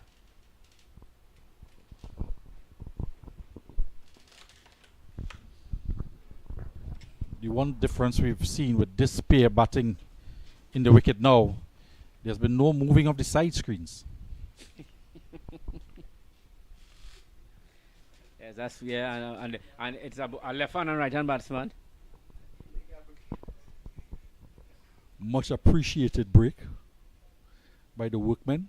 They toiled all morning when the pair of Jangoo and the Silver being in charge, giving all direction to the side screen personnel.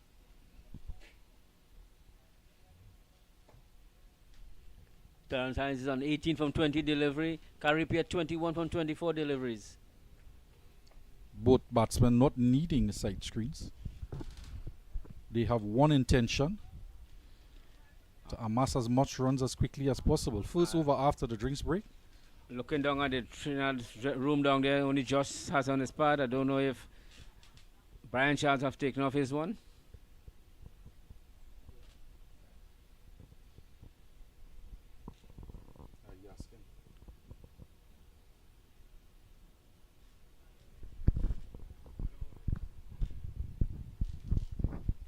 Probably Trinidad might bat another over again here.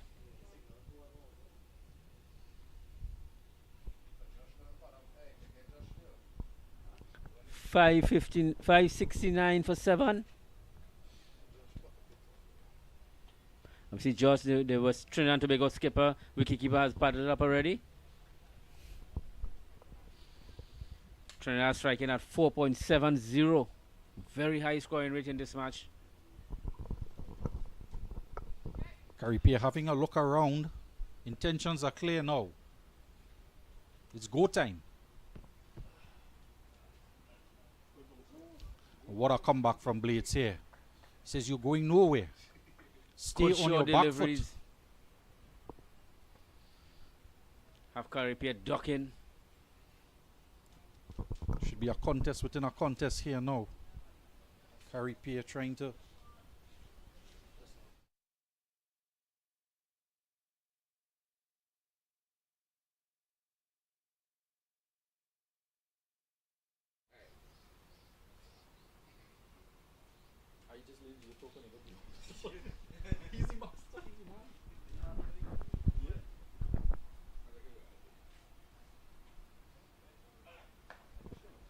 Short, pulled away, and that rugby field has been a part of this game all for the 2 days. 4 runs to Caribbean, short again, tugged into the onside powerfully, viciously by Caribbean. 4 runs to him, takes him to 25, 573 for 7. Trinidad and Tobago in the 122nd over. Again, another short ball being dealt with here on this track. Blaze going short to Caribbean. He just pulled him through mid-wicket. They have not put a deep mid-wicket.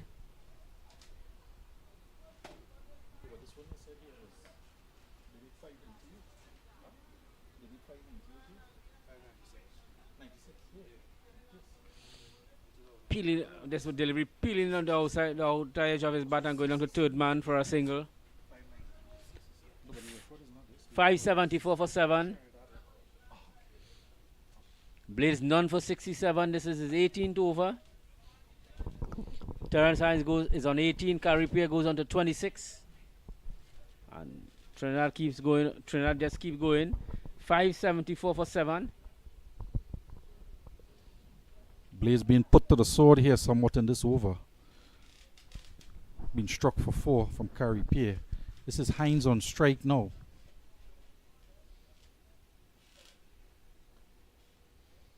Down the leg side. No contact. Can tell you this is a hard feeling for this team when they goes off this field. To concentrate to come back and bat here after being all day yesterday. On this session after lunch here, still on the field. And the weather was very, very humid since yesterday. Hot and humid. See the skipper Brooks with his both hand on his hip.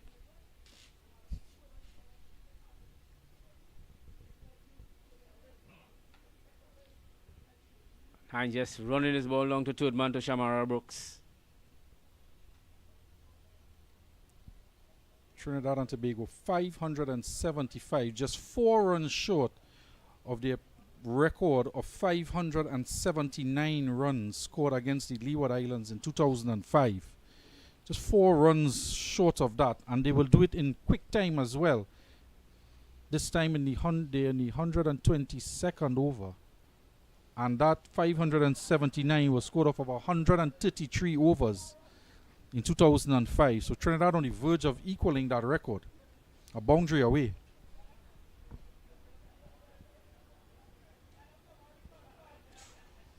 Carey Pierre just taking that one on the shoulder. Another short pitch ball from Blade. It runs down to fine leg where Captain Brooks does the fielding. End of the over signal by the umpires. Copping one on the shoulder there. Taking a blow onto his body there. Didn't bother to run a leg by. Here's a backward square and a fine leg. The shot may have been on, but there's a nice surprise bounce off here from Blades, keeping the batsman honest. He's had a good game with no success, really.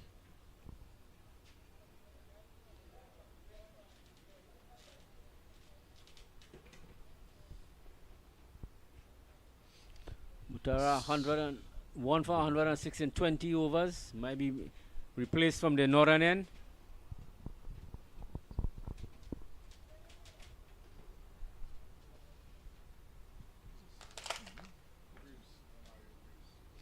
Greaves replacing him from the northern end with his off spin. Hines on 19 from 23 deliveries. Carey Pierre 26 from 28 deliveries. Greaves none for 100 from 26 overs. Starts another spell here today. Bowling to Terrence Hines. Greaves conceding 100 runs. Another landmark in this game. Not the good kind, however. He'll try to get something back in this innings with a wicket, perhaps.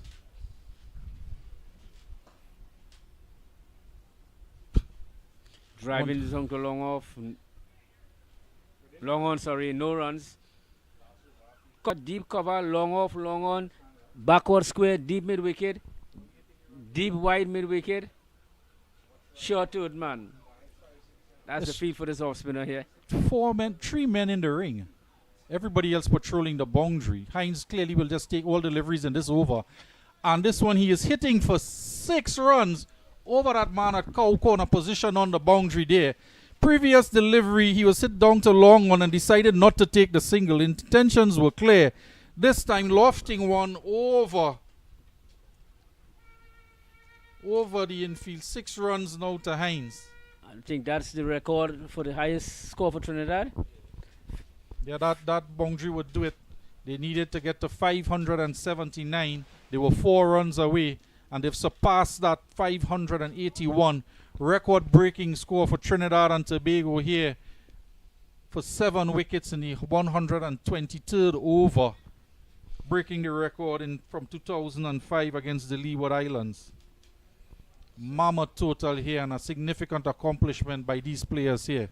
Records keep tumbling in this inning here for Trinidad and Tobago, Red Force. This one wide outside the stump, cracked over point by Hines. Gets into the boundary, trickles into the boundary. In fact, it was in the air, not quite timed, and going against the spin and managing to get 4 runs again. 10 runs in the over thus far.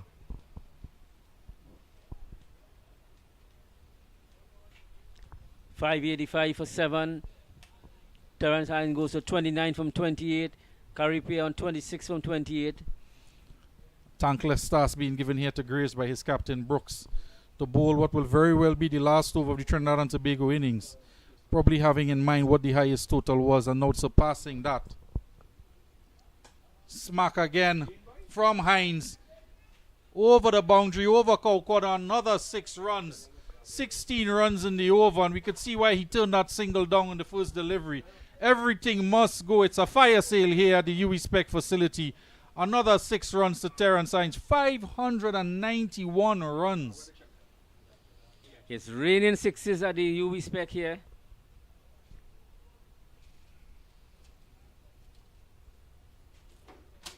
What a batting effort by the Trinidad and Tobago team.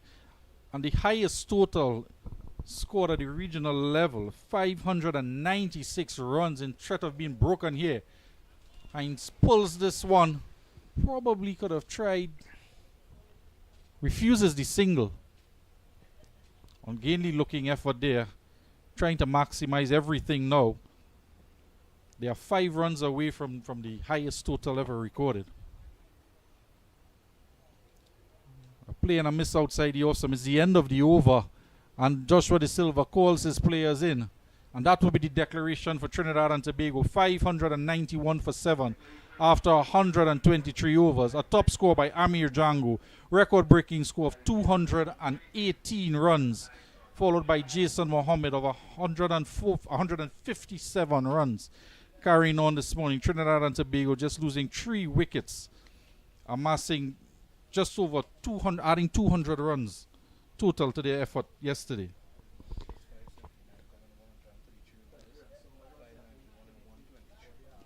So that's a massive total. Trinidad and Tobago calling the end of the inning. 591 for 7. And I think there's a multitask here for CCC now. Their first aim is to save this follow-on. And when they get after that hurdle is then to see how far or if they can get to this first inning total. There's a lot of time for them to get it. On a nice batting strip here, it has been flat and a batting paradise, they will say.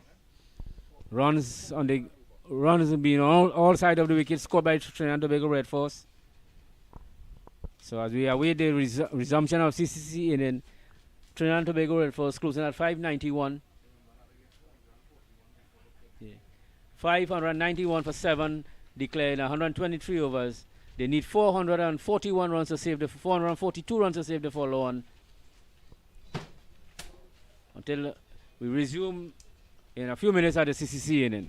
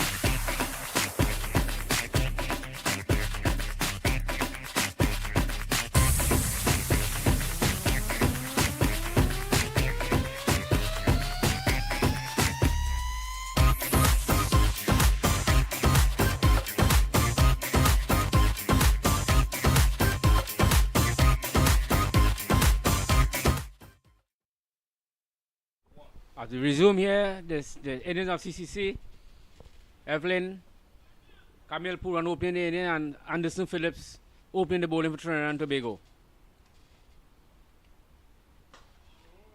3 slip on a gully, mid wicket, mid off, cover point, short cover. First delivery bowled by Anderson Phillips here. We see Evelyn just coming on his front foot and stroking this to short cover. CCC have a high task here to get the Trinidad and Tobago in. They will need all these youngsters and the CCC team to bat. Shamara Brooks will be the main man for the CCC team to give them a skipper inning.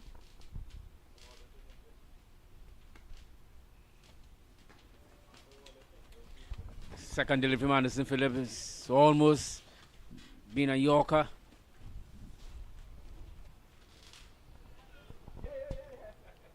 Billy Fulham, what you think they'll go at this first inning? A huge total? Welcome back to all our viewers there. A much needed break for the CCC team, but it's just a short break, however, as Damil Evelyn is back out into the middle there, opening the batting with Camille Puran. It's a daunting task facing this mammoth total here. And then you have Anderson Phillip coming off what looks like about a 45-yard run-up, charging in here to Evelyn. And the batsmen, we just have to initially get the pace of the wicket and try and settle and try and stay there for the long haul. They have to put this target or this total out of their mind. Initial target has to be that follow-on score of 441 runs and get as close as possible to that total as they can to try and save the game here. There's 2 days and a bit to go here after lunch. And from the other end, there's Shannon Gabriel, who would be chomping at the bits here, back in the Trinidad and Tobago team, to prove his worth in the lineup.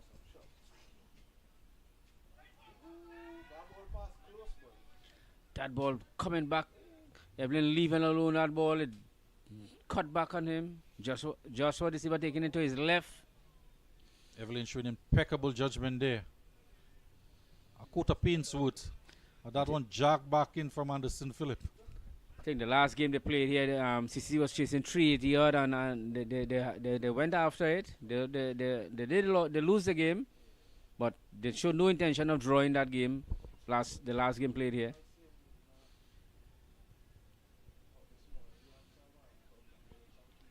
Phillip had a pretty good season thus far for the Red Force.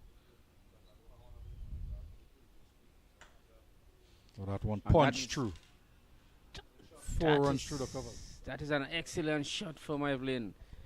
Coming on his front foot, hitting through cover. The minute he left, the bat was 4. That's the price you pay as a fast bowler, trying to see, putting that ball up there, see if there's any movement at all with the new ball. And sometimes if there's no movement, the batsmen take advantage. Of course, with the field position as it is, there are a lot of gaps there. But Phillip will be no stranger to this type of, because he wants that batsman trying to get that drive. And he will be eyeing that outside edge and that ball moving away. That would be his goal here today. He's done it successfully this season thus far. So he will not be discouraged by that boundary. The gap is there for that shot. Yes, but 3 slip on that gully, a cover point, short extra cover, mid off, mid on, short mid wicket and a fine leg.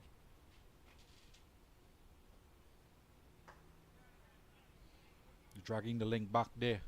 End of the over. 4 runs in the first over play for CCC. Young Camille Puran got 88 in the last game right here against the West Indies emerging 11 when they were chasing 386 in the second inning. Maybe a little tired after feeling a day and a quarter. But this is now where you tell about your ability to concentrate mentally and physically. At this level, you've got to be that mentally and physically fit.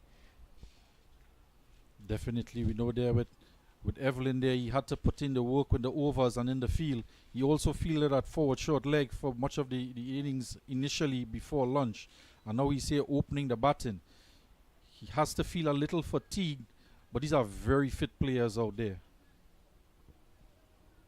he will gladly accept the challenge to get stuck in here for the long haul. Kamil Puran, who had a very successful National League game for Central Sports. Before he left, he got 2 centuries in his last inning. He got 177 for them against 177 against Merry Boys. You certainly want to take that good form into this innings here now. It requires every inch of that form. Mama total at hand and facing the likes of Shannon Gabriel from the pavilion end. Down the slope somewhat.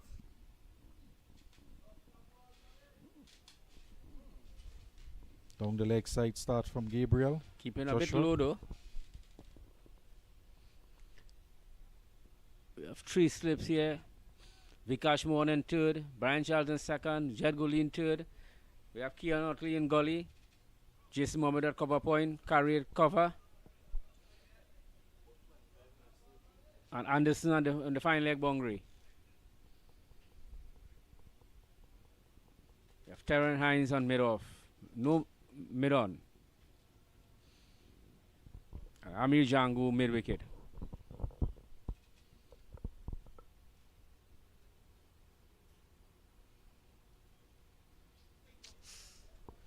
Kane down the leg side, keeping low. That will be 4 byes. Chest bouncing in front of Justice Silva. Yeah, Justice Silva very fortunate there. He took an odd bounce just in front of him, right up at his head. Was able to get out of the way. Delivery down the leg side, not where Shannon Gabriel wants to be. Yes. Down the leg side, keeping low. Bouncing just in front of Justice Silva. I tell you what, that ball may have just bounced 3 times into the boundary. A lightning fast outfield. Total to 8 without loss after 1.2. Not just the outfield, the pace of Shannon Gabriel as well. See the slips limbering up there. Jed Gooley has been in that first slip for Trinidad and Tobago throughout the season. You want to be very sharp there to Shannon Gabriel. Well, that's a beautiful on drive by Kamil Puran here. It will run close. It runs into the boundary now. Pitching up Shannon Gabriel and Kamil Puran just on driving it. Lovely timing by this young man. Gabriel again on down the leg side. This one onto the pads. Stroke pass mid wicket. Very shaky start here from Shannon Gabriel. Trinidad team has some runs to play with, but they want to be bang on target early up, not wanting the batsman to get too much of a sighter.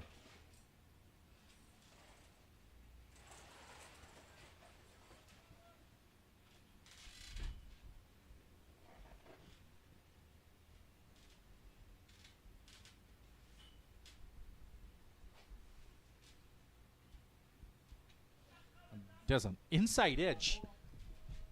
Not a man move. Where did that one pass? Batsman keeper beaten. It's 4 runs nonetheless. Off the inside edge. We'll have to have us look at that again.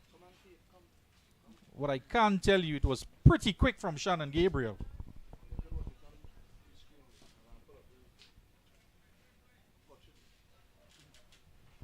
Two fours already in the over. If you look at it again. What did that inside edge just pass the leg stump? Very fortunate from Kamil Puran. Shannon Gabriel working up his pace here.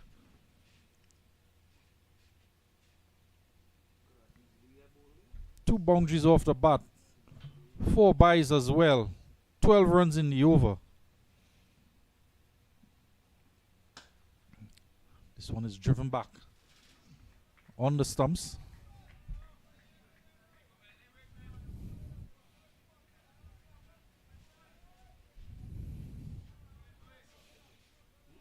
Kamil Puran in good form, as we have highlighted. But every time you start an innings, you're starting back from scratch. Jangoo did that this morning, resuming from his overnight knock for 151. He was very circumspect this morning and managed to change gears when was necessary.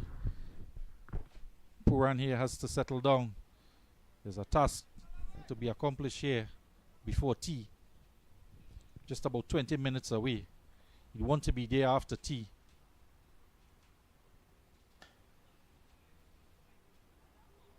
Shannon Gabriel putting in the effort there at the end of that over, conceding 8 runs in addition to 4 byes.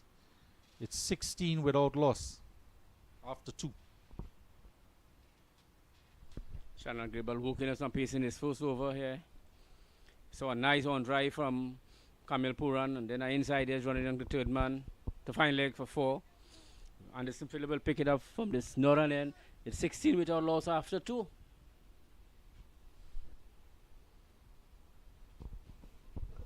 The batsman will want to play this in sessions. First goal should be get to that tea interval with wickets intact. Try to keep these 2 opening bowlers out.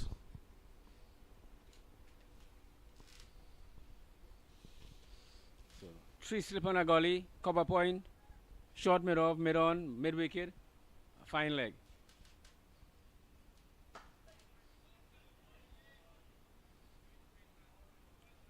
Evelyn just hitting it to mid off, mid on.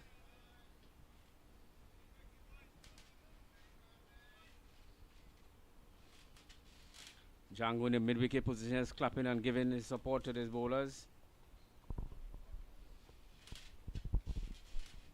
Phillip has been successful through the season, keeping that ball up to the batsman, trying to use whatever swing is there, any movement of the seam as well. Got a couple wickets well bowled between bat and pad for some batsmen. Chase outside the off some there, and Evelyn leaving alone. I think Anderson Phillip has 23 wickets. So far in this tournament, starting this tournament, 23 wickets. Few of them bowled, some of them caught in the slip. Very much working that off stump just outside the off stump line. Next after him is Carripier with 19 wickets.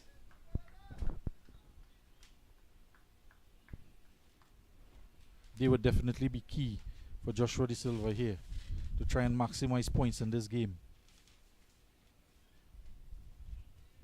Leaving outside the off stump a bit low.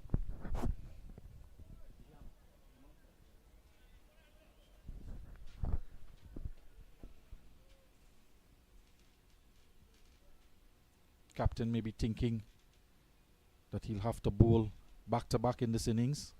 They can't enforce the follow on. So he have to have his bowlers fit and ready.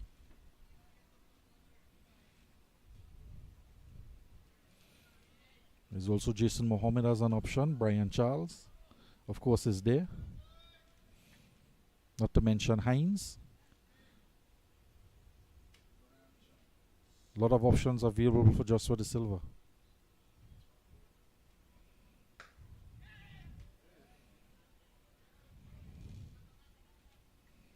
I think the only difference with Trinidad, they have a good combination of bowling. Just when going in this game with no leg break, no back of the hand bowler or leg spinner. Navin BDC, who was added to the squad as a leg spin, googly bowler and batsman.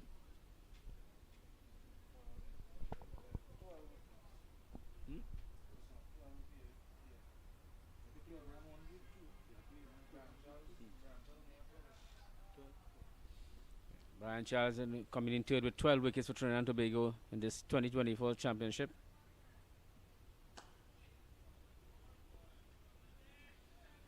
Kamil Puran coming forward and playing it very sweetly to mid off. This tells you the wicket is very flat and sweet to bat.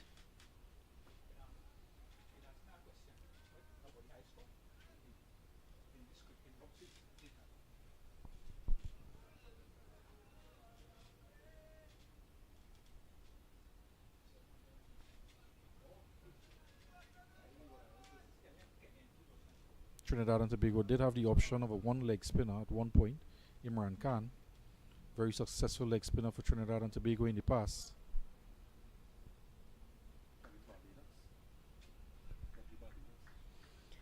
He has over 500 wickets for Trinidad and Tobago. Nikita Nikita Miller from Jamaica has over 500 too. Pomol from Guyana has over 500 wicket too. Also, if my memory serves me correct, I think Miller is a leading wicket taker in the tournament.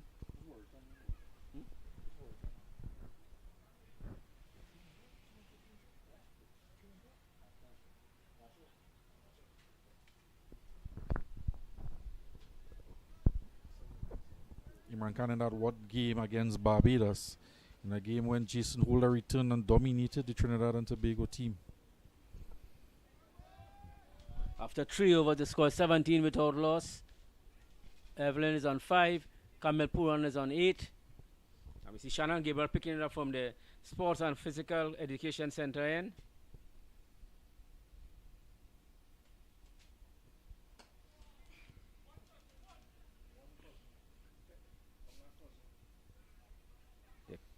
Evelyn turning this ball backward square.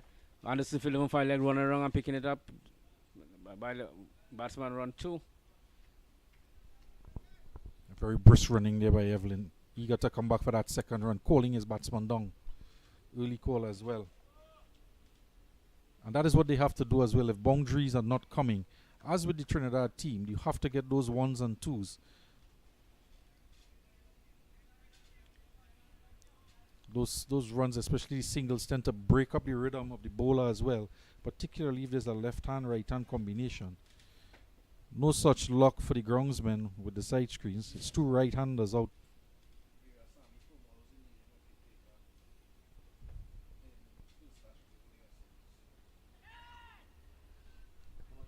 Short and rising from Gabriel into the rib cage of Evelyn, down the leg side.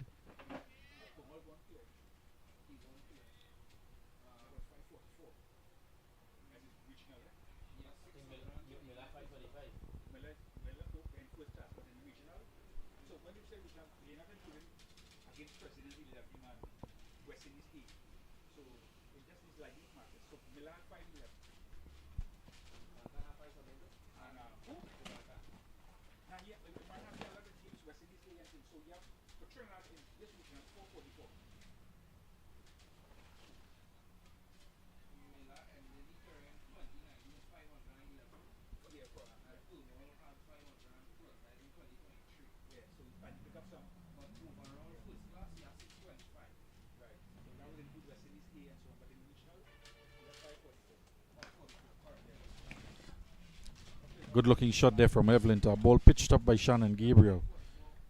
Carrie Pierce does the fielding there at cover. Just a 1 run, 20 without loss in the 4th over.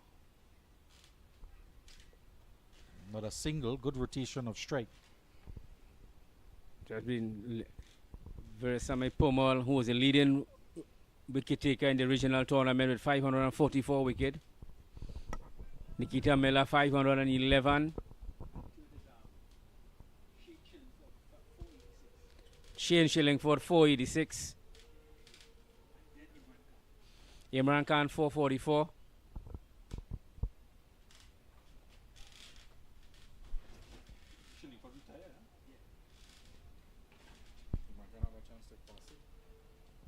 It's 20 without loss after 3.3.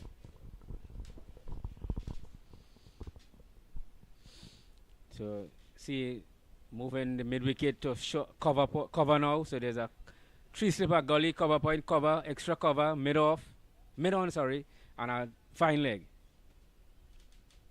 7-2 field, Shannon Gabriel. He has drifted onto the pads. The ball into Kamel Puran.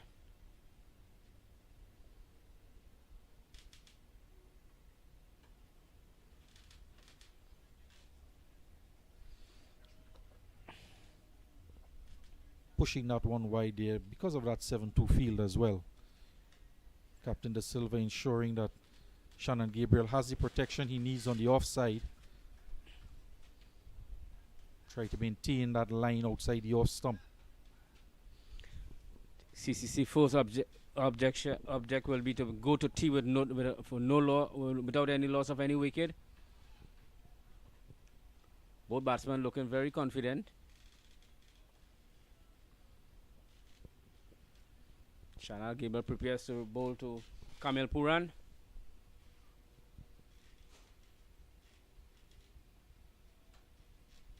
Just driving this ball to cover point.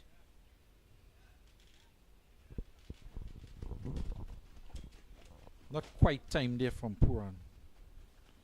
As Evelyn just walks down the wicket. I have a word there in young Kamil Puran's ear. We're just a few minutes away from tea. He's probably telling him. Just check the extravagant shots. Especially if Shannon Gabriel's going to be that wide outside the off stump. Might do well just to let that go.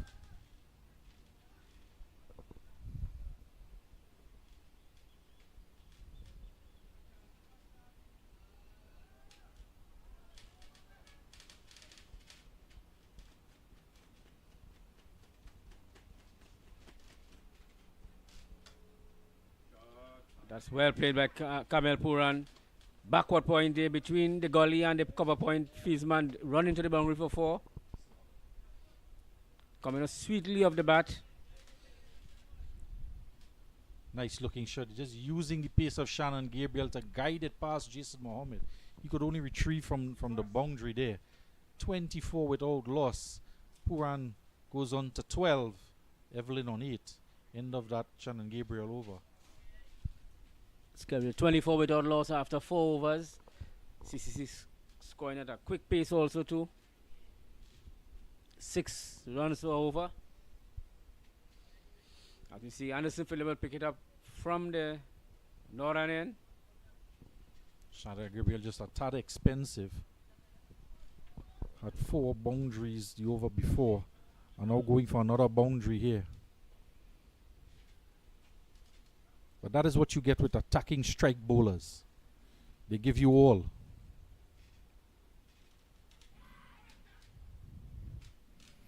Just as Phillip did there.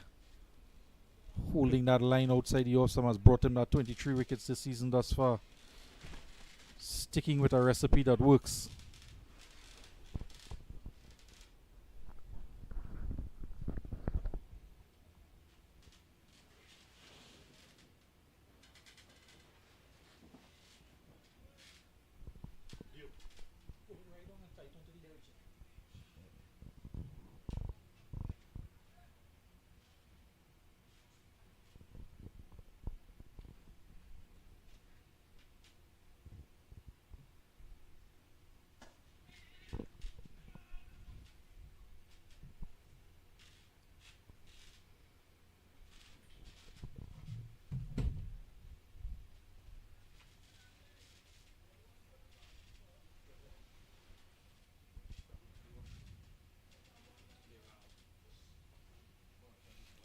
Phillip continues to toil away.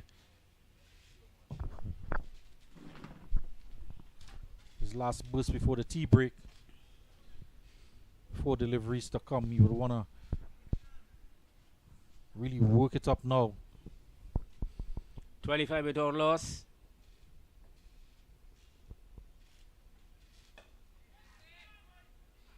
Kamil Puran just turning this to backward square. Amir Jangoo is moving to his right and picking it up. No run. Remain at 25 without loss. We're in the 5th over. A little change up there from Phillip. 1 ball that beat the batsman outside the off stump. Next 2 deliveries on the stumps. Just changing it up there a bit. He has that protection with that mid-wicket fieldsman in place. Unlike Shannon Gabriel with the 7-2 field. So he can be a little bit straighter if he wants. Jason Mohammed at mid-on. Amir Jangoo, 2 century makers guarding the onside.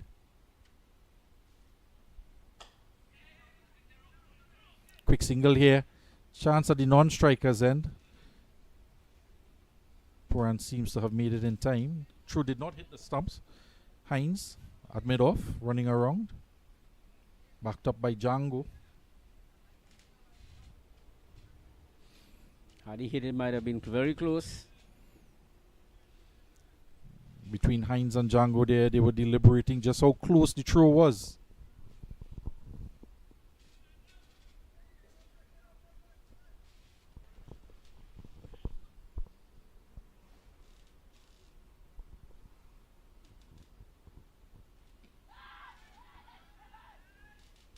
Enthusiastic appeal there coming from Hines at mid-off. One on the pads to Evelyn, going down the leg side clearly. Joshua De Silva was quickly heading that way. A lot of chirping going out there now for these two batsmen just before tea. 26 without loss. 4.5 overs. Probably get another over or two before the tea break. Don't know if the captain will try anything just in the close of tea to bring on a spinner at the top end.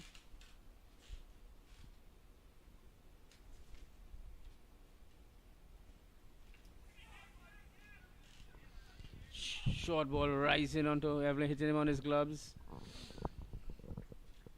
think it will be a good ploy to bring a spinner from the top end, just tee on the around the corner. Gypsy seems to have got a knock on the fingers there. We see some of the drinks coming onto the field. It's the last, should be the last over before tea. Drinks are coming onto the field. But that over there from Anderson Phillips, we saw one ball pitched outside the off stump, excellent delivery beating the outside edge. But then he changed his focus onto the stumps, trying to get the batsman out LBW. Did manage to strike him on the pad, but turned down by the umpire. So a little bit of a change there from Phillips from his usual Route 1 approach to that off-stump line.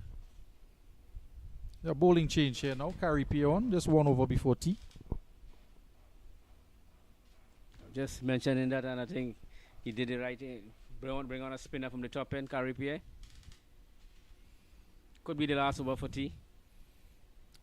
Yeah, that over from Shannon Gabriel there. Yielding a boundary. I think it's a good decision to bring on Carry P, two right-hander, carrying the ball away from them, left-arm orthodox. Man in front the bat as well, one slip. Cut away, wide and Cut short. away. Well played by Kamil Puran. Cutting it forward a point for 4. Yeah, that's child's play there for Puran. Sitting up there. Hit me ball, not a good start there from Carey Pierre. Perhaps wasn't quite ready, not expected to be the call into the attack. There we see he's still stretching out there. One over before tea. I mean, not have anticipated coming on.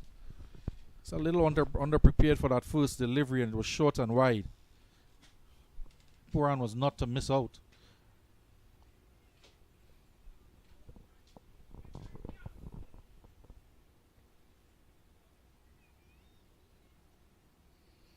Again, it's short. This time a little more bounce, closer to the batsman. Just strokes it into the offside. Tete without loss in the 6th over. Now that is where Carey Pierre wants to be, just dragging the batsman forward. That is where success will come. Yes, get the batsman on his front foot. Short again, through the covers. This time another 4. It's a lovely shot from Kamil Puran, just coming on his back foot and hit it through the covers for 4. I don't think Carey Pierre was quite prepared for this over coming in there. He had dragging another delivery down short and gifting another 4 ball to Kamil Puran, who doesn't miss out. Carey Pierre with 19 wickets for Trinidad and Tobago Red Force in this tournament.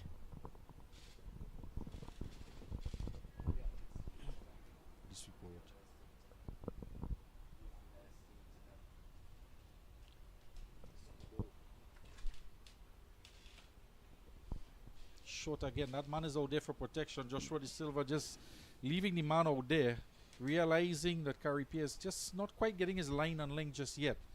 Putting that protection there for him. Saving the boundary. 35 without loss. Kamil Puran goes to 22. Evelyn's on 9. Short again. Man is out there. This time 3/4 way. Not all the way out. The end of the over. 36 without loss after 6. And that's tea. That will be the tea break. Anderson Phillips, 3 overs for 7 runs. Shannon Gabriel, 2 overs for 15. Not a good start there from Shannon, neither Carey Pierre, but it is 36 without loss after 6 overs in response to Trinidad and Tobago's mammoth total of 591 runs for 7 wickets. A mammoth task here facing CCC as we break for the tea interval.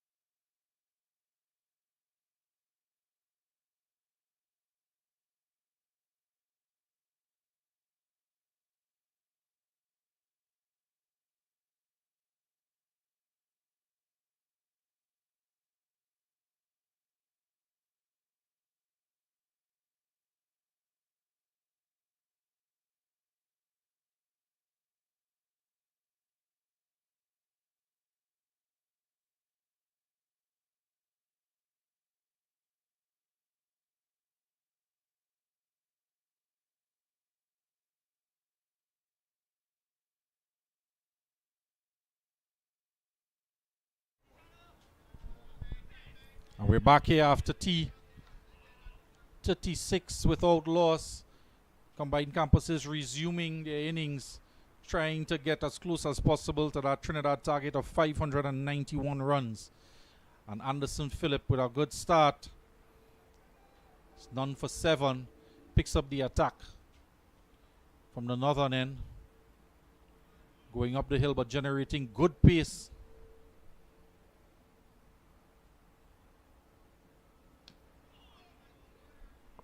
I'm joined my colleague here, Dionarain Dial, alongside us. Welcome back after the tea break. Anderson Phillip from the northern end and Evelyn taking strike, just playing on this ball onto his pad. CCC up with a big task here. I think their first thing is to save this follow on. 441 runs, which is still a huge total to get to. If they don't bat to that, they could be facing a defeat.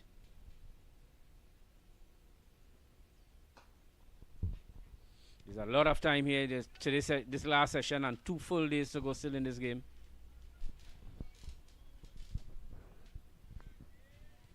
Well, they're not off to a bad start. They were at 6 runs and over from the first 6 overs, getting some boundaries. There was somewhat of a loose over from Carrie Pierre and Shannon Gabriel with some difficulty trying to find his line at the beginning. In the last game in CCC battle here, they did score 300 and something by 280 something. So they have the capability of getting 300 runs.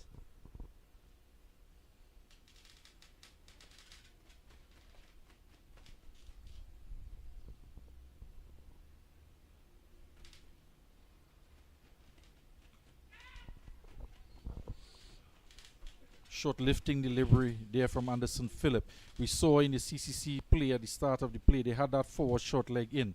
Anderson in this previous over before tea was testing that ribcage area out with some short deliveries to Evelyn. There again, this time spooning up into the air. Might just want to think about putting a man in place there if he's going to try that delivery to Evelyn there. There are a lot of runs to play with. Joshua De Silva just might want to think about that as an option if they're going to try that odd short ball. Or if not a forward short, like a short backward square there, because the ball is just spooning up behind the batsman.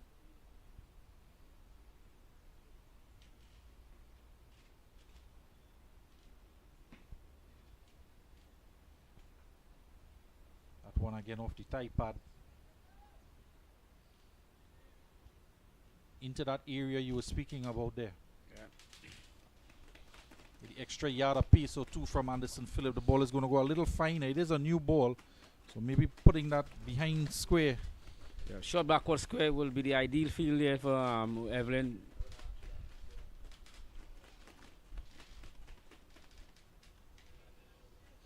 You know, Trinidad could remain on the attack in this game. They have a lot of runs to play with.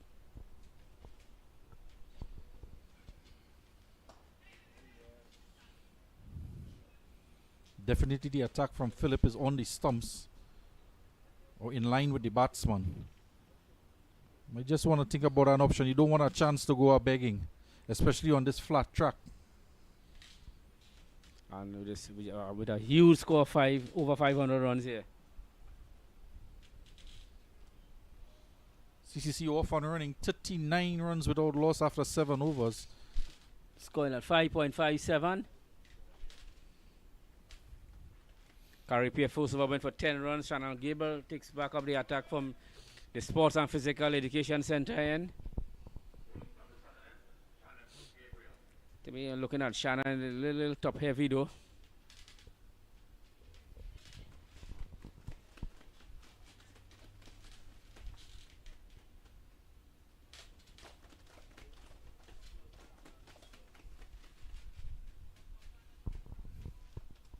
He's a bowler that definitely runs on rhythm, gets that rhythm going, momentum through the crease, can generate some pace.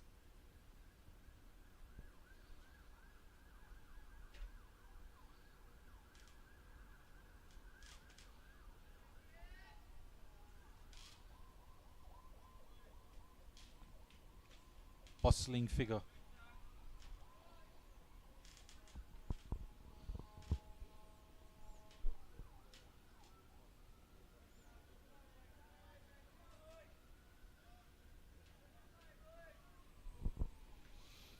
Two slips are gully. There were 3 slips before tea at the start of the innings. Just 2 now. 3 men on the one side. Yeah, putting the man mid-wicket now, Vikash Mohan.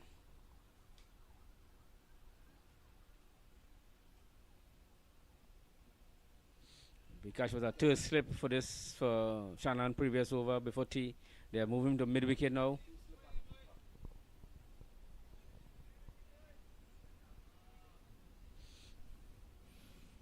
Jangoo at that first slip area, he's been there throughout the innings.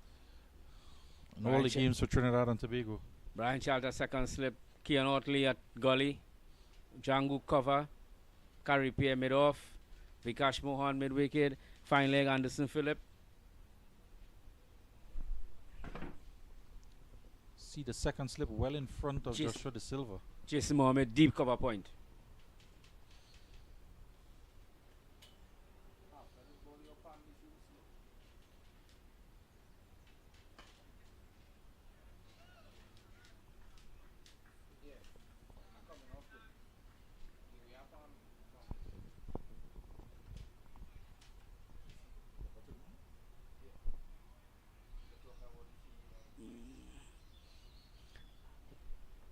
Shannon initially started the 7-2 field. 3 men now on the onside, 6 on the off. There's that protection, deep backward point on the boundary, and a fine leg.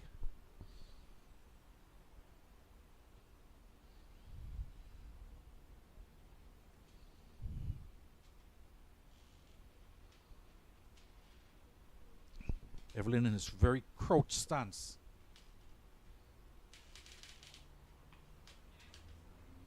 Gets up to that one, into the rib cage again from Shannon. Definitely the 2 batsmen just testing that middle out a little bit. Just carving it down at forward short leg again. If they're gonna target that rib cage area there. Well, I think with this flat track here, and if you have bowlers to do that, that's the only option you have here. To test the batsman and see one will lob up. Well, I don't see a leg gully or a short. Definitely a pitch map would show, even though it's early days, that that's where the ball has been frequenting. And Kamel, who likes to pull and hook.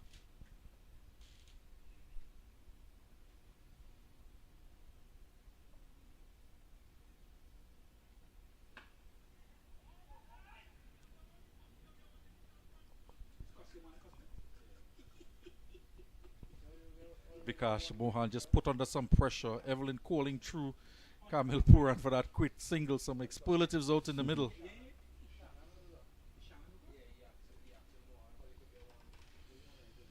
But that is what those quick singles do. Put pressure on the field. Break up the concentration of the bowler.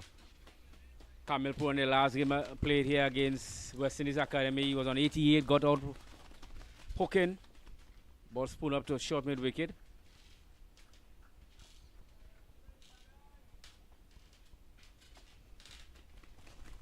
Dead silence out there in the middle with that single.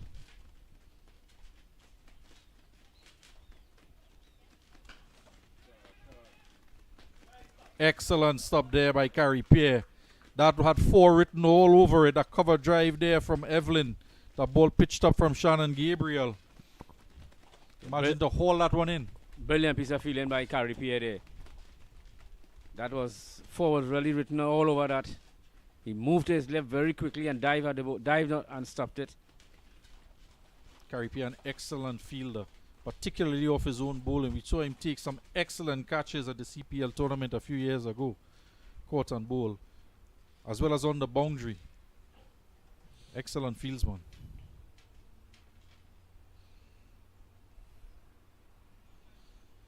So Anderson Phillip picking up from the northern end. We bowling to Evelyn. 42 without loss. Kamel Puran on 24. 23. Evelyn is on 14.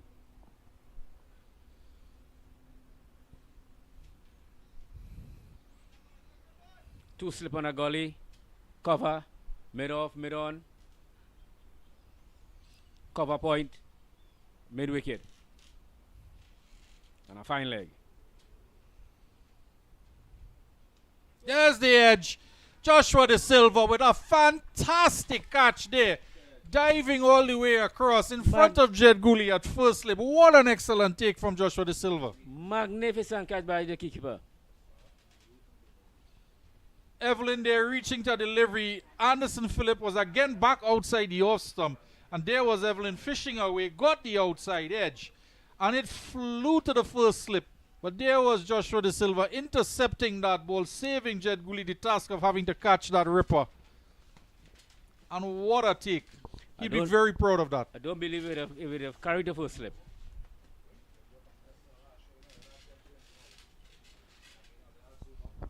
That is the breakthrough that Trinidad and Tobago would have been looking for. Break up that opening partnership. They were progressing at just about 6 runs and over. You look at it here again.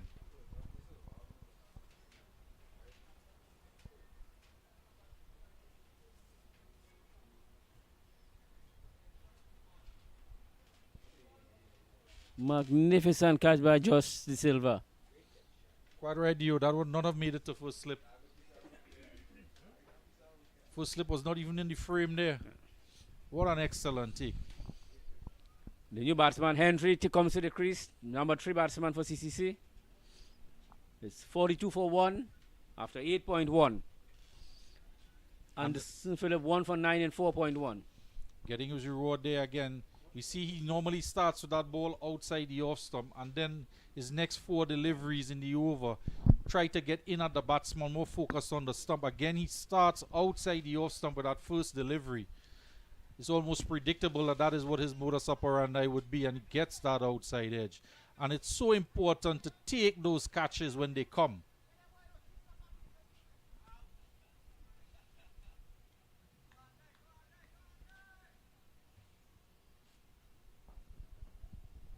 Siddiqui Henry will have to face up now to Phillip.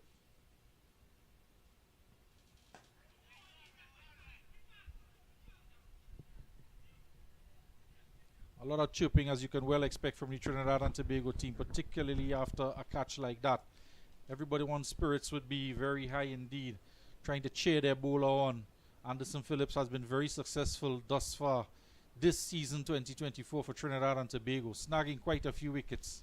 That's his 24th wicket for the season. That is what you want from your spearhead. Initially, he joined the attack. He opened the attack with Jaden Seals, who's off to England plying his straight there. Phillip picking up the slack.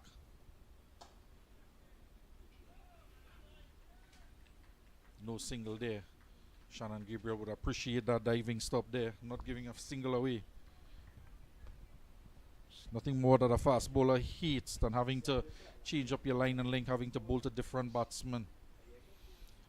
Nothing more than the not more than the side screen operators hate as well. It's a good shot from Henry there, stroking it nicely to the left of Vikash Mohan, who just dived across and picked it up.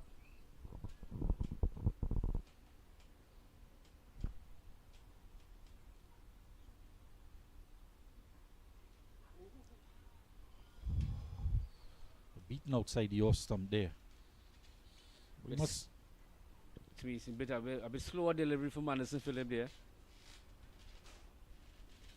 The pitch has stood up very well, although we see the odd delivery just keeping a bit low. But commendation must be given to the ground staff here.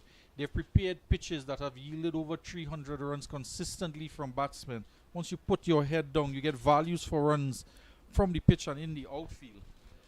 And it's probably safe to say this ground has scored more or seen more runs across the region. Definitely up there as a high run scoring facility.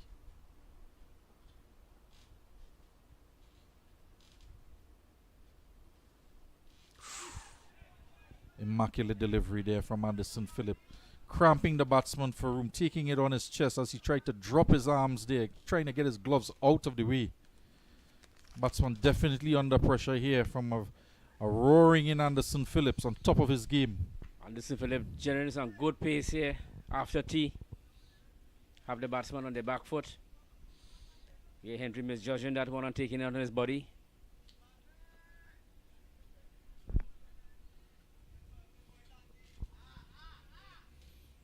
A lot of chirping going out there, telling Anderson, try not to bowl too fast. Of course, he's not going to heed that call. He storms in again.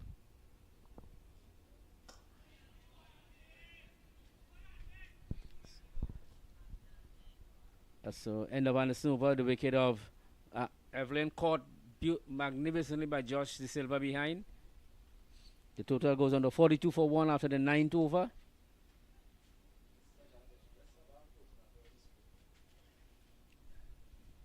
Kamil Puran remains on 23 from 20 deliveries. Henry having to face up to a very testing over there from Anderson Phillips. On a high, having picked up the wicket of Evelyn. Keon Otley having a chat with Kamil Puran there on the strikers end. Both of them from the same club, Central Sports.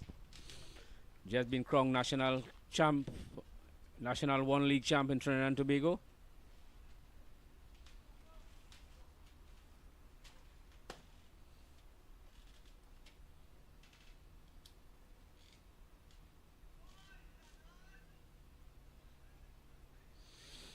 Pitching outside the off stump, Kamil Puran leaving alone. Must say that a hard-working Richard Ramke soon pilots that club alone. And to win the National League, that's an excellent performance from his club in the 2024 season. Especially after losing their first game to Marchand Patriots Outright. at home. I saw that game.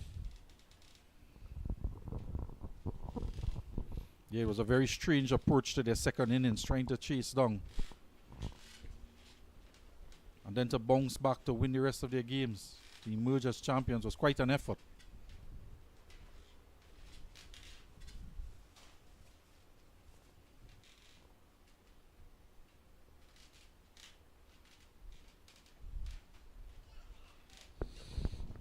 And they are doing well in the 50 over game too. They have played 2 and 1-2. Queen's Park Cricket Club played 2-1-2. Except Victoria and Merry Boys, everybody, the other teams are 1 win and 1 loss. Merry Boys struggling a bit this season. Yeah, they have gotten back the motion together with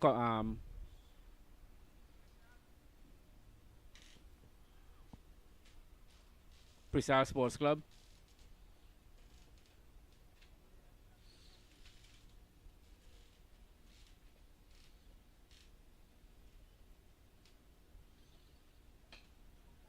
Yep, Kamil Puran playing forward defense. Funny enough, Prisar, after the first 2 rounds, Prisar was number 1. After the 3rd rounds, they were 2nd. And at the end of the season, they got demoted.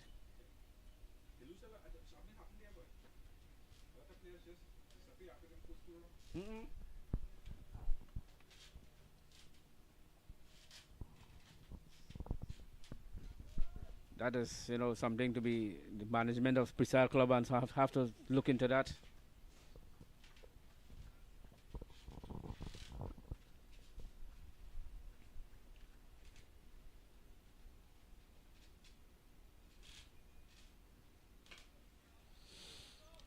Kamil on his Puran short from Shannon Gable. Just ease on his back foot and plays it to short to cover.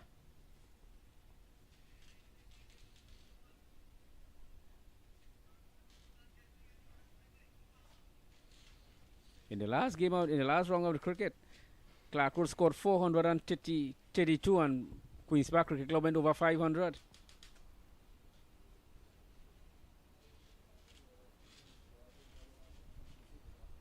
Jordan won 188 in that game.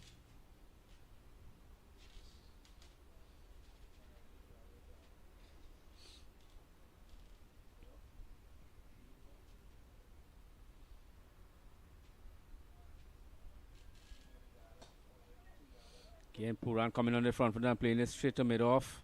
Caripia picks up. 42 for 1 after 9.5. Maiden over there from Shannon Gabriel. A good comeback for him. One more. To get a dot ball here.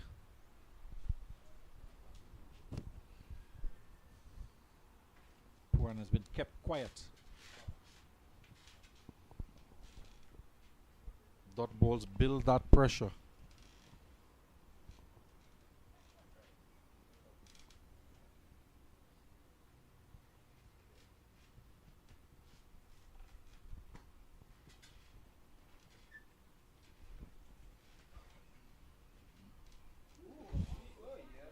What a delivery from Shannon Gabriel. Just keeping Puran honest. Let him know he's still around. Quick bumper. Have Camille on ducking from it. And Shannon himself, it was so quick. He and all him ducking. Falling on the bowler's end. That almost a guaranteed way to bowl and get that dot ball for his maiden over there. You put it out of the reach of the batsman. Effort ball there from Shannon Gabriel. Down on all fours after that delivery. Every inch of his frame into that delivery there, Shannon Gabriel.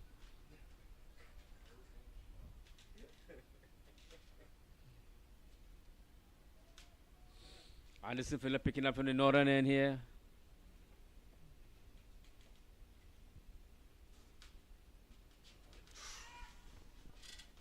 Kane Henry not adjusting to the bounce of the wicket, just leaving his bat there, hitting high up on the bat and running to cover point. Phillip not just generating pace but bounce as well. He's been up in the rib cage of the batsman and this time just outside the off stump. It seemed to hit Henry on his gloves.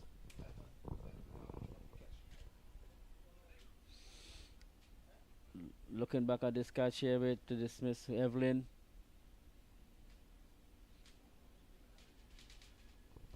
De Silva with that left leg to plant himself and pushes off of it. Brilliant catch. Eyes on it all the way.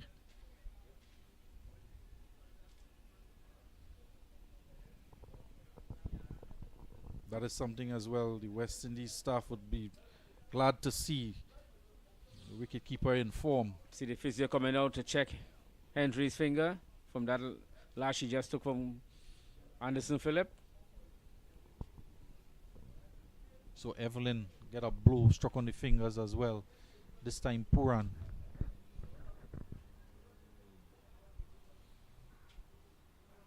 Shannon Gabriel there, standing next to Phillip, plotting, along with Terence Hines. Quick bowlers for Trinidad and Tobago. The big frame Shannon Gabriel dominating the two.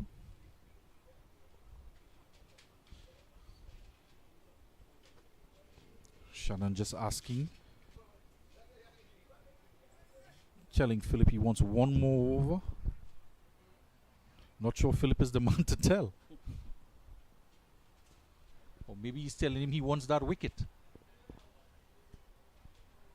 They definitely have their eyes on Henry. Faced 6 deliveries, yet to score.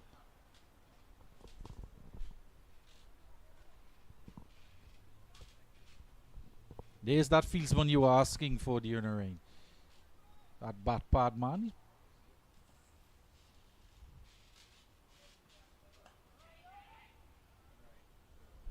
Henry finally gets off the mark, just pushing his soft hands to cover. Cover point runs down and picks up. Caripia and gets off the mark. Yeah, there's the bluff there. Put the man in forward short after a short delivery. And then pitching one up just to see if the batsman would get stuck on the back foot. Henry was wiser.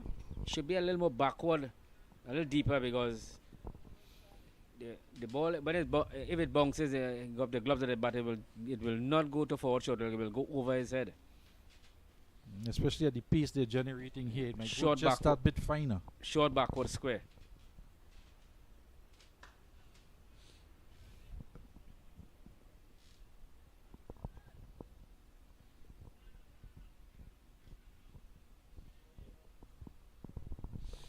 Kamil just coming on his back foot and easing this ball.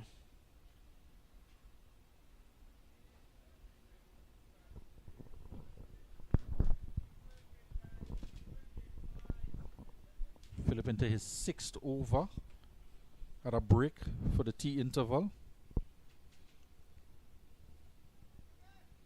Just bowled 3 overs before the tea break.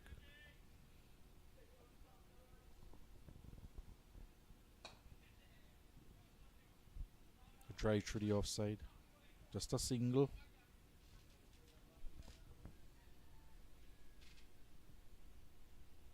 That Vikash with the helmet on. Just giving chase there. He'll now make his way into that position of short leg for Henry. Let's see if he goes that bit finer. 44 for 1 being the 11th over. Still in front.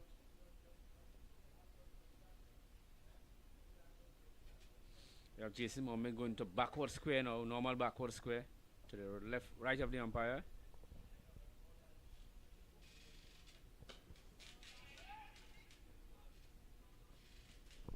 Good quick single there. That has been a feature in this game. Getting that single, turning over that strike. Dropping and running, dropping it into the gap, running. This time the bowler has to do the work. Can't prevent the single. 45 for 1. Kamil Puran on 24. Henry on 2. They both are starting to look. Kamil Puran has already been set, is set already, and Henry now playing in himself. I think they need to bat as long as possible for CCC.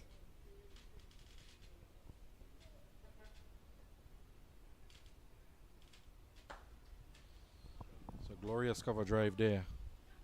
There is a protection out there. The left-handed Carapia. A little bit of a mix-up coming trying to get that second run. The call was no from Henry. Puran was down the wicket. Had to stop. Skidded a bit in mid-pitch. Had to hustle to make his way back.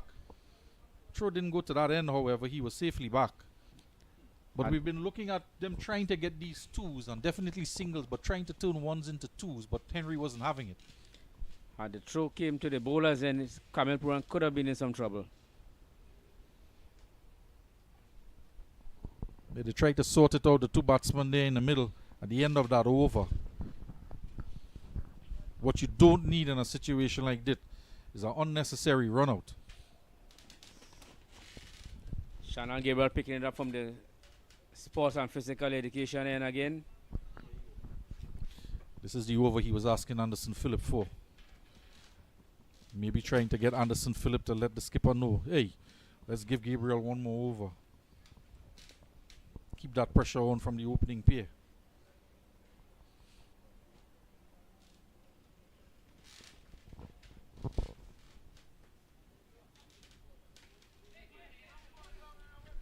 I think CCC will look to their captain Shamara Brooks to give them a skipper knock here today. Struggle a bit in this tournament. I think that they will look to him today at least to come good for in this game.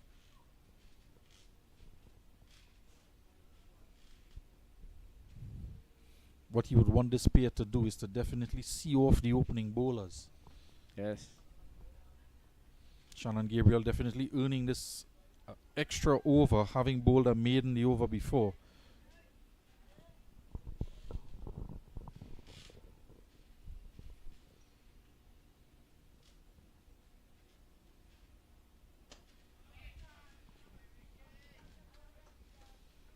Puran on 25 here. Got the start that he's looking for off of 31 deliveries. They're still maintaining a run rate of over 4 runs on over. And with this good start, he'll surely want to push on here, capitalize on the situation and the conditions. Definitely capitalize on this pitch here that has been so full of runs this season.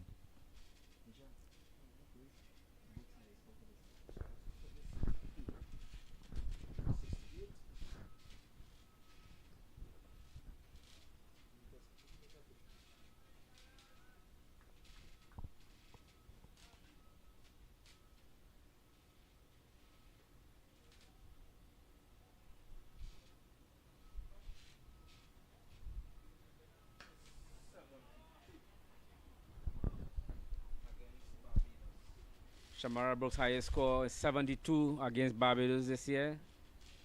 So I think CCC will look to him today to go beyond that in this game. The other scores that he had were 29, 25, 56. Had some good starts, otherwise 20 in the 20s and 130s. The last game against the West Indies Academy, he didn't get off both innings. He's out for a duck in the first inning.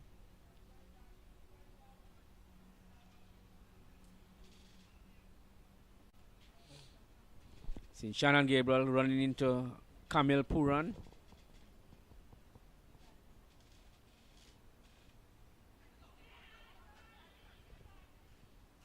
Half shot there, down the leg side from Gabriel. Seemed to snag something along the way. Half-hearted appeal if that. From behind.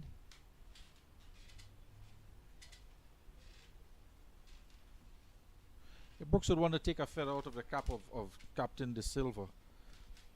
He's been short of runs, did have that high score, and Josh got his today. So he'd want to take advantage as well when he does come in to try and get that 100 that has been eluding him this season thus far. A senior player among the ranks, he would want to put his hand up, particularly in this game, in this round coming to the end of the season.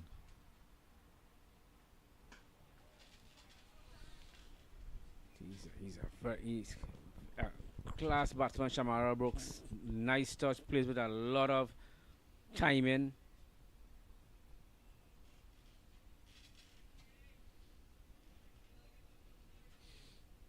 When he made Barbados on the 19 team, he made it as a leg spinner.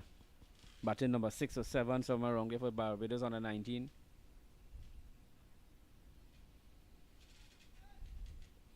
No doubt people can make that transformation. We see Steve Smith started as a leg spinner. Now is one of the leading run scorers in international cricket. Imran Khan started as an opening batsman. Now he's one of the leading wicket takers, bowling leg spin. Funny game.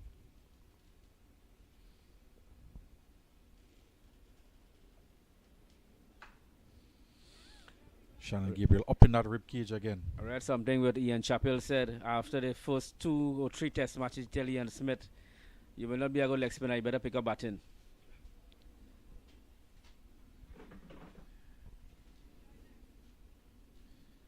Yes, he was a very interesting character early on in his career. At times clashing with some legends of the game. Trying to find his niche in the cricketing world. Well, his feet is now certainly planted in the domain of becoming one of the legends of the game. Himself and Virat Kohli. Yeah, Kane Williamson and Joe Root from England. Baba Azam from Pakistan. Yep.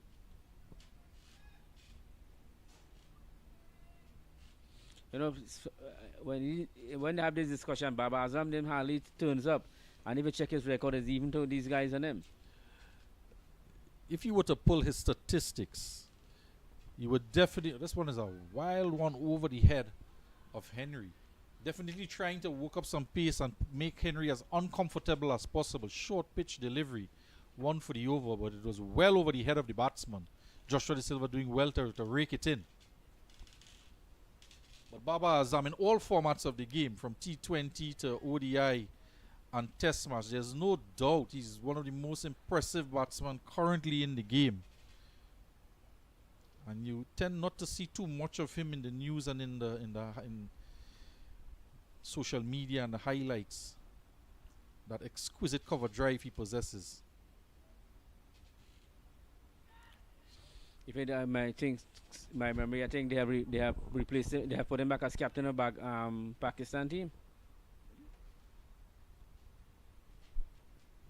The white ball. Perhaps doing that with the World Cup in mind. Utilize his experience there, his leadership at the top of the order. Another short ball there from Phillip. Wild cut shot there from Henry. Definitely making him uneasy. We expect this one to be pitched up there for that variation. Peg him back with 2 short ones and then the Yorker.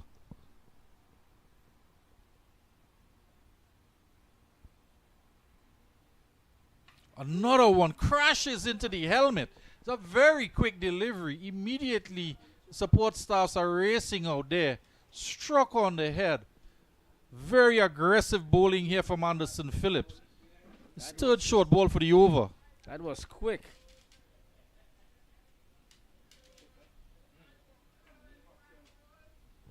Definitely putting pressure on Henry in this over. Not a short delivery. You look at it here again. Into that side guard of the helmet. Taking his eyes off of it. Rearing up at his head. It's a quick short delivery to Henry. Before he could have even get in line with it, he was struck on the helmet. He's been very uncomfortable in this innings thus far, going through all the concussion protocols out there with the physio.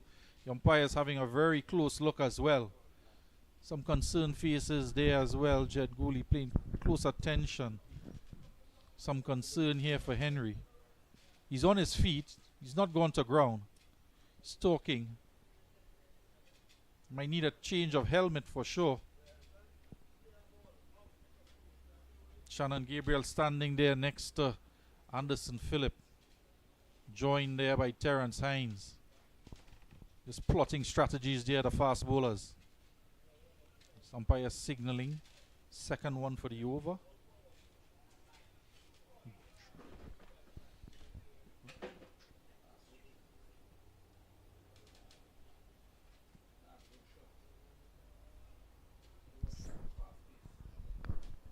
Have a glimpse at this at real speed. Wow. Both feet off the ground. As it climbed, he climbed into it as well. There is that man there in front of the bat. Two slips in place. What will the follow-up delivery be? Seems to be okay now as he settles. Henry.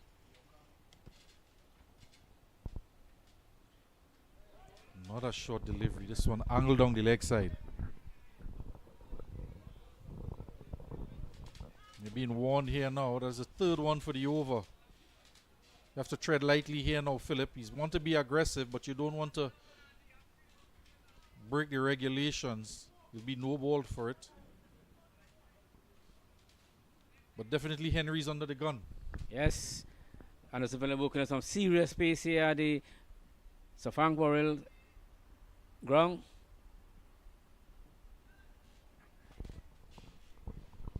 That one he got struck on the temple. That was a quick delivery.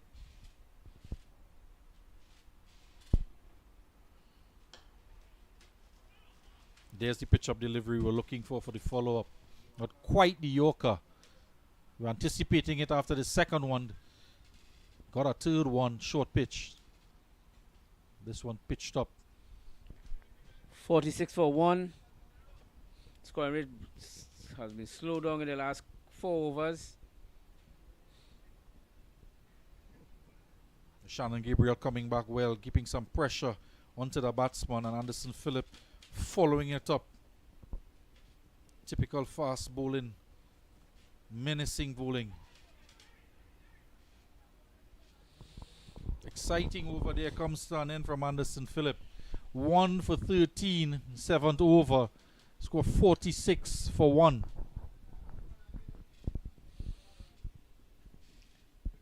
Seeing Anderson Phillip putting some pressure on these two batsmen now, especially Henry. Be tempted to give him another over. Yes, if I was a skipper, I will. He's bowled 4 overs after tea. If he's interested in bowling it. I don't think you could take the ball away from him after an over like that. Yeah. And Shannon Gabriel did only get that 1 over he asked for. There seems to be a bowling change now. Hines coming on from the top end. Only afforded 1 over. 1 additional over, I should say.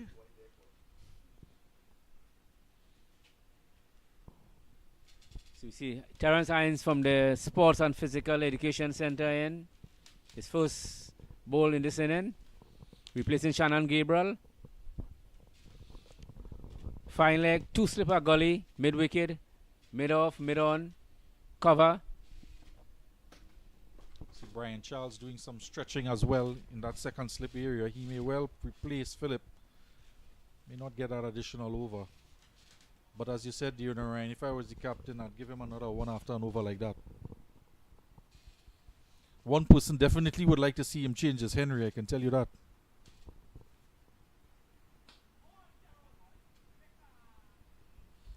Terrence Hines first ball on target. Puran just turning it to mid-wicket.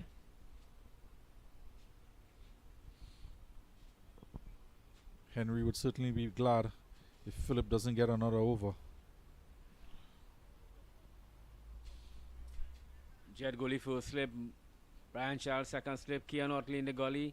Jangoo at cover. Karipi at mid-off. Shannon Gabriel at mid-off. Mid-on.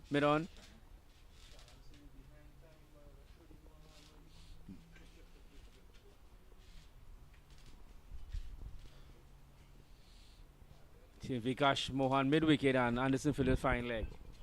This ball down the leg side. Well taken by Josh. You've seen a lot of deliveries from that end that have gone down the leg side from bowlers on both sides. Yes.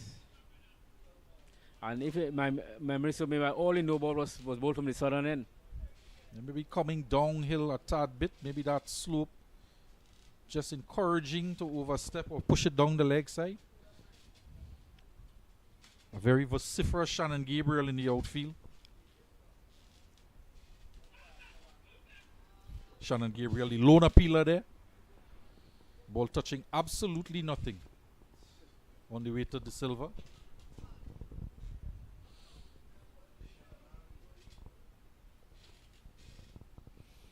Shannon Gabriel coming off his spell there. Worked up a good head of steam as he returned to the Trinidad and Tobago team.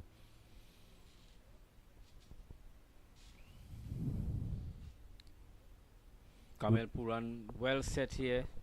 They will need him to bat on till this evening. Pleasant looking cover drive there, pitched up from Hines, and Kamil Puran strokes it through the boundary there. 4 runs to him. Takes him up to 29 good looking runs. Beautiful shot from Kamil Puran. Just coming on the front foot and hitting it through the covers. Pure timing. Race down to the boundary. Amir Jangoo just followed it to the boundary. Brings up the 50 for CCC with the loss of 1 wicket in the 14th over. The 1 hurdle knocked off there, 50 runs.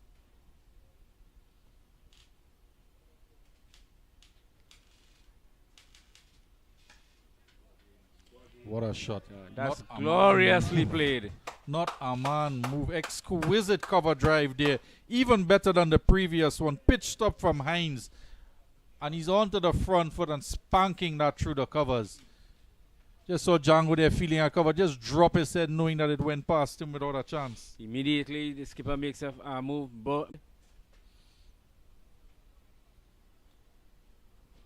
Put him short extra cover. Sends back the cover to a little deeper. You've certainly seen some exquisite stroke play in this game thus far. 2 days of glorious batsmanship.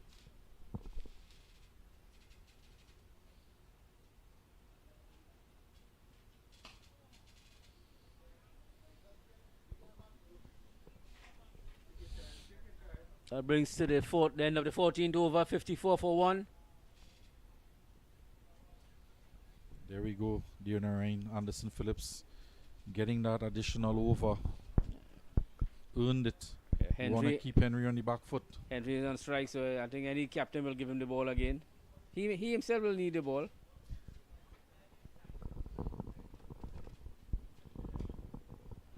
Noticeable Shannon and Gabriel has been in his ear throughout this spell for him, just giving words of encouragement, all his experience as well. There we can see him talking again to Anderson Phillip. Words of encouragement, giving advice.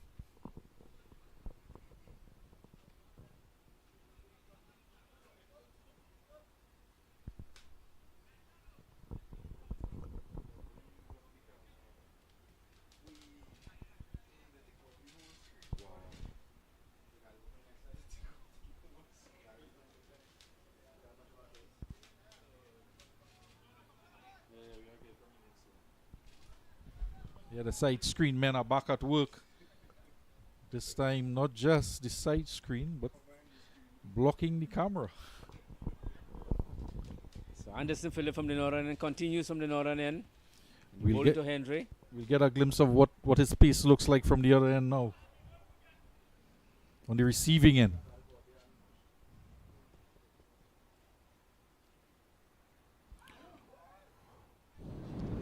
Quick ball again to Henry, making some height outside the awesome Henry, up on his toes, trying to uppercut it. The umpire signaling one over the shoulder. Philip giving his all here, generating a significant amount of pace.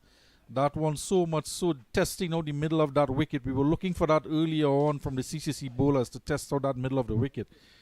It's definitely got some bounce there. That one bouncing over the head of Henry. Henry, not a short guy at all. Tall gentleman. In at number 3. Being tested here by Philip.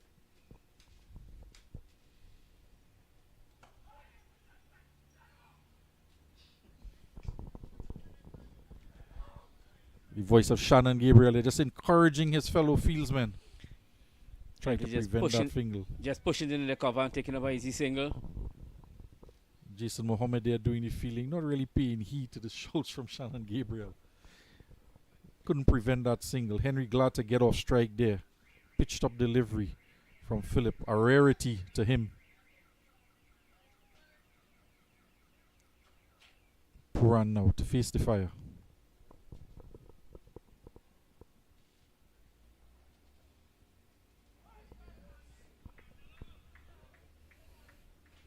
Kamel Puran just easily swaying off the way from that short ball. Yeah, no love lost there, fellow countryman at the other end, but it's Ward there in the middle.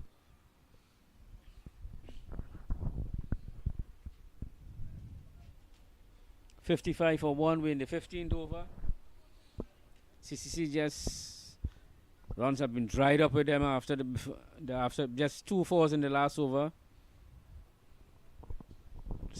Strike rate has been dropped significantly after the first 6 overs.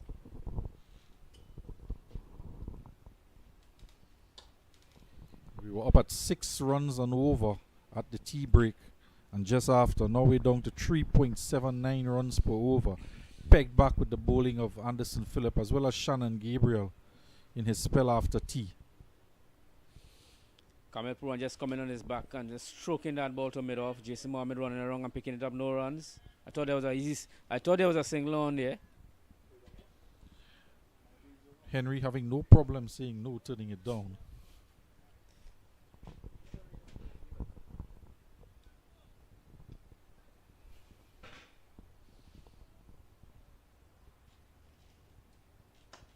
Short again and pulled awkwardly off the, leaping off the back foot. Shannon Gabriel running it down. It'll get close to the boundary. They're going to take a third on Shannon Gabriel's hand.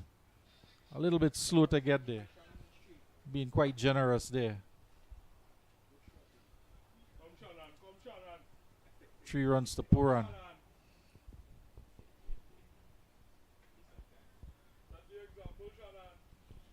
Shannon just admonishing the other players there for their feeling and giving away the single. He this time couldn't stop the 3 runs for Puran. He moves on to 36. Good start here from him. Awkward looking shot. Got up on one leg. Pulled it across. Tugged it across really to the right of Shannon Gabriel, who had to chase it down to the boundary. Was slowing up, not well timed, but 3 runs nonetheless.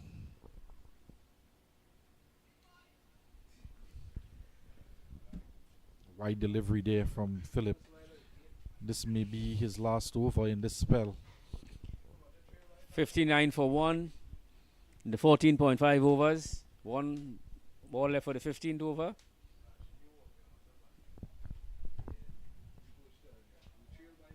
Kamel Puran on 36. Henry's on 3. Kamel Puran from 44 deliveries. There's 1 ball left in the over here. Henry on strike. Suspense is building. What will it be? Well, he just pulls away. Anticlimactic there. Philip running through the crease there. It just follow through.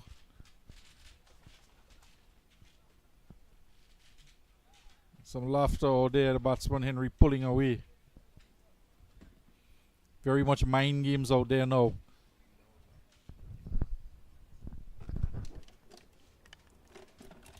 Still one delivery to go.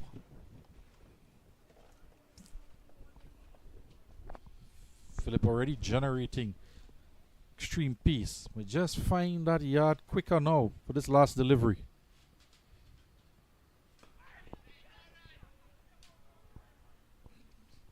Turn into backward square. And it's a Blue Waters drink. First one after the tea break.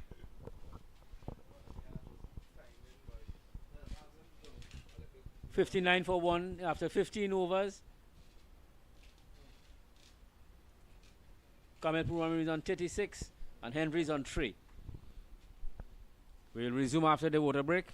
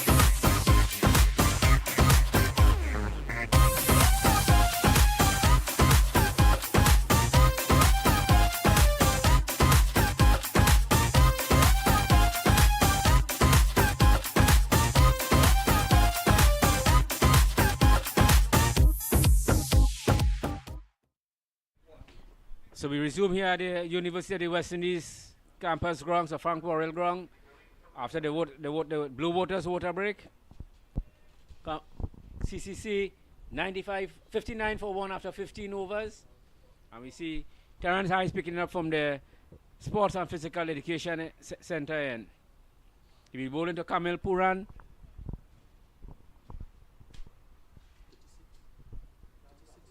He's on 36. Batted well so far. Very comfortable. No, I haven't seen him really look any.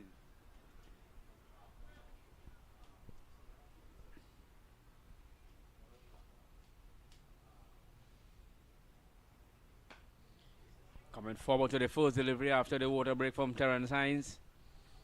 Haven't seen him with any discomfort since he came to the crease to the start of the inning. Saw him in the last game over here. He got 88, batted really well. Again, he's on 36 here. Very interesting field set to him. 2 men on the onside for Hines. It's a man. See, Navin Bidis is on the field, and Officer Shannon Gabriel.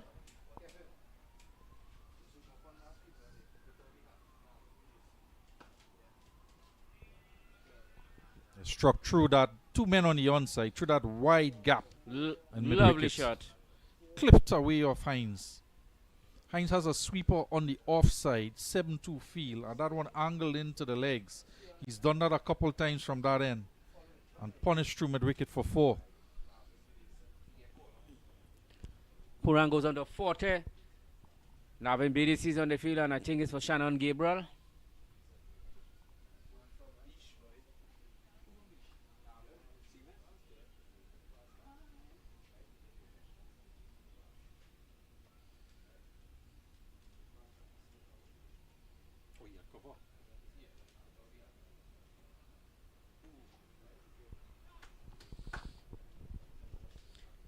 Short extra cover.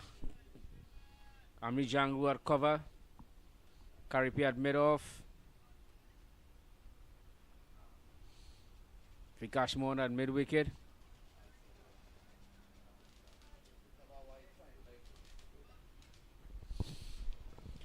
Philip at wideish fine leg.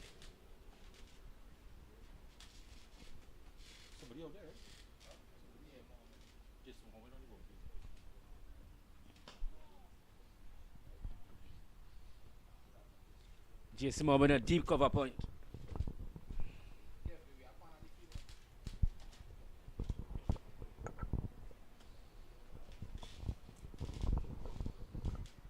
That mid-wicket being put into place, fielding change. 3 men on the onside now.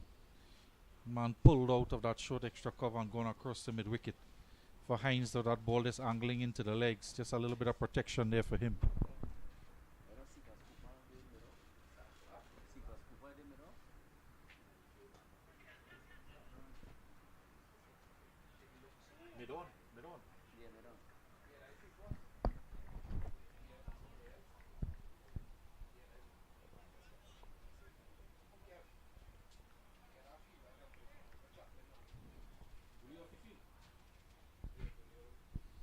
See another substitute on. Cephas Cooper on for Jet Gully.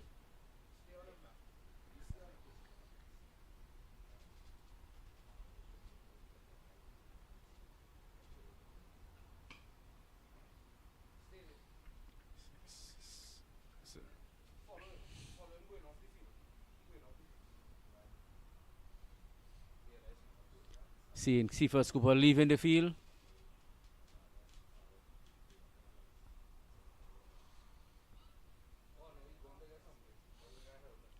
Going to retrieve a helmet. He's coming back on. He's on. Shannon Gabriel and Jet Gully's off the field. We have the two substitutes, Navin Bidesi and Cephas Cooper on the field.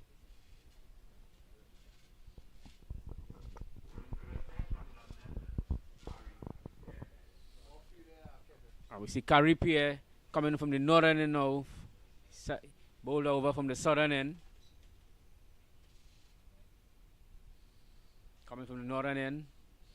Breeze going across the ground here now, so he's from the northern end. 63 for 1 after 16 overs. Kamel Puran on 40, and Henry on 3.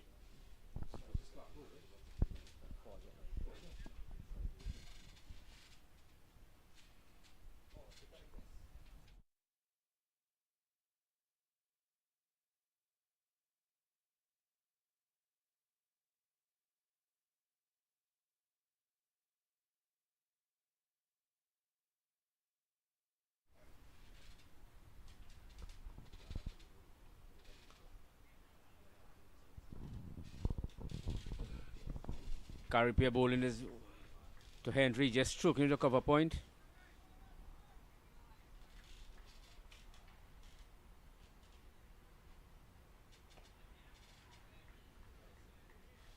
Again, just middle stump there to Henry coming forward. Forward short leg in Vikash Mohan there. Caripia with that 1 over from the UE spec end just before tea. Went for 10 runs. Now he swapped ends. That one bounced, turn and grip, beating the outside edge there. I think that's the first ball which he turned so much in this game so far. Definitely.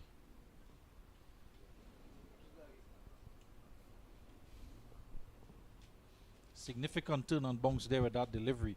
Caripia changing ends. Might like this end much more to his liking. Slight adjustment in the field, backward square, moving a tad to his left. Does look like backward square. Will he back on the field? No, backward square. No, backward square. Will he back on the field? So we see Jet Gully back on the field.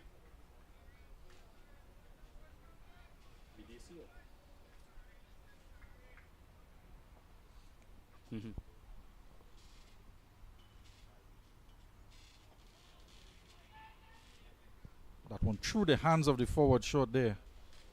Vikash Mohan. It's a single to Kamel Puran, takes him. Henry. Henry. Single to Henry there. He'll keep the strike. Jet Gully back on the field. With AC off. Sifa Scooper.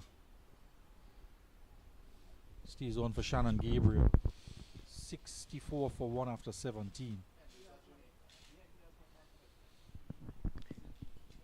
Siddiqui Henry, who's with the crease here for the CCC from the Jamaica.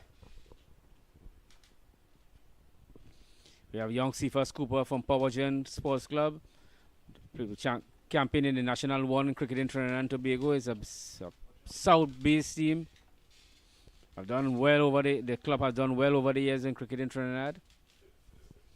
Has produced some good players: Evelyn Lewis, Jason Mohammed, Shovin Ganga, Dave Mohammed.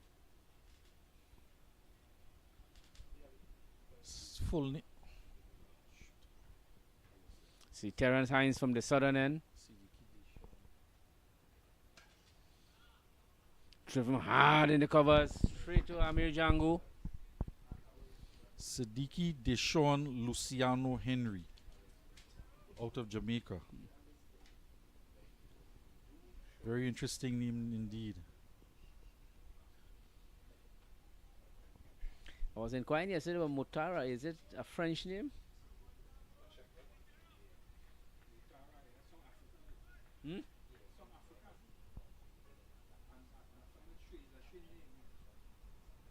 Morata is what, an Italian name, right? He's played for Italy.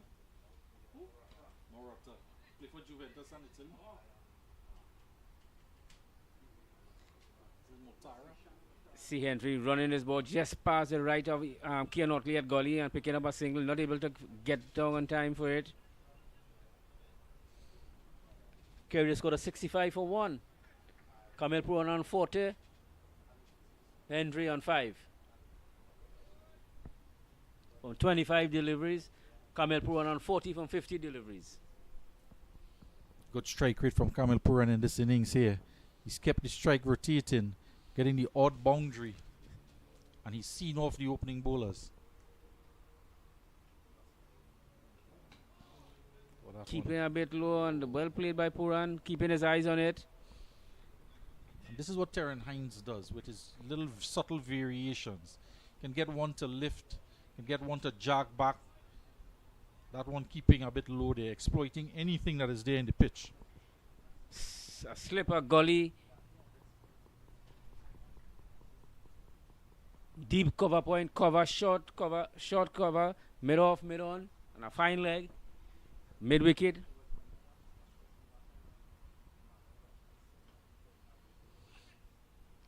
Again down the leg side, that odd delivery, just push down the leg side ever so often. Most bowlers just struggling a little bit from that end. We see the odd delivery going down the leg side, putting a little extra work for the keepers. On the onside, just have the mid on, and mid wicket. Vikash Mohammed and mid wicket. Mid on is Cephas Cooper.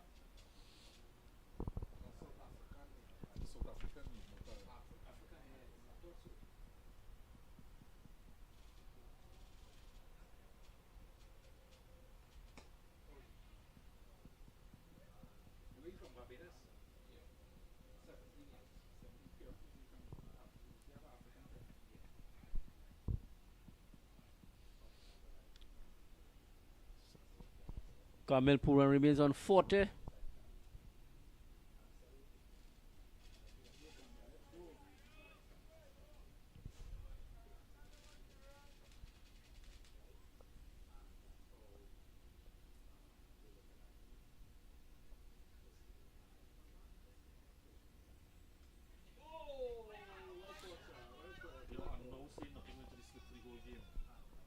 There's Puran, outside edge, trying to work the one into the onside again from Hines.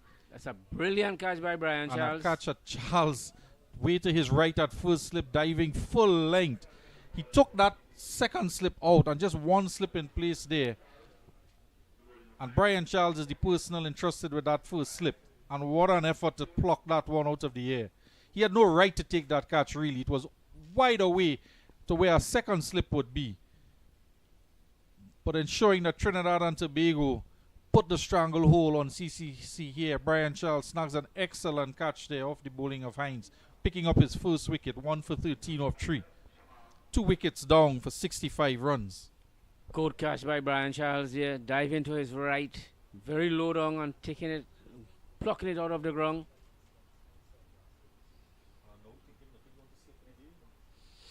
And we see Shamara Brooks, the CCC captain, comes to the crease. A lot will depend on him now. Has class batsman from a West Indies player, both white ball and red ball cricketer. And I think CCC will need him to come good here. That was the end of that was the last ball of the over. 65 for 2 after 18 overs now.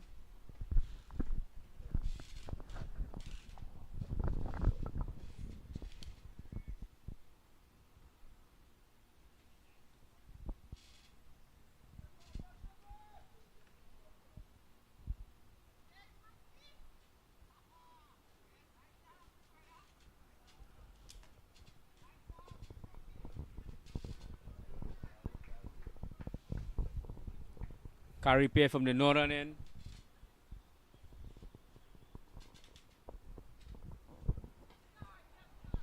Carripier definitely getting some grip here. Bounce and turn. Finding this end much more to his liking.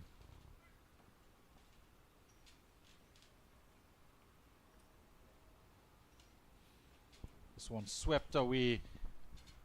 Pass backward square on the boundary for 4 runs. Erring in his line there, Carey Pierce, putting that one down the leg side and swept away by Henry. Much more enjoying the bowling of Carey Pierce than to Anderson Phillip that time. And an adjustment made there with Jed Gooley just going that more backward of square. Seemed to be in the wrong position, quite frankly, to hold that one in. He was in front of square on the boundary. Adjustment made now. 4 runs to Henry.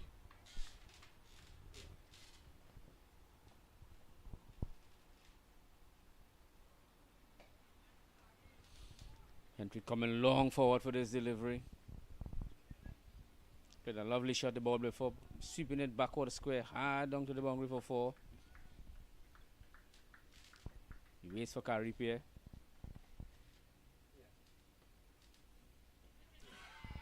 Again, bounce and turn coming off the splice of the bat there, going into the onside and a peel as well. But generating some bounce and turn here, carry pair.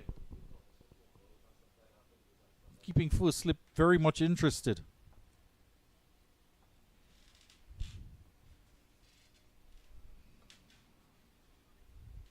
Playing that one off the wicket this time. Carry pair being warned about running under the wicket.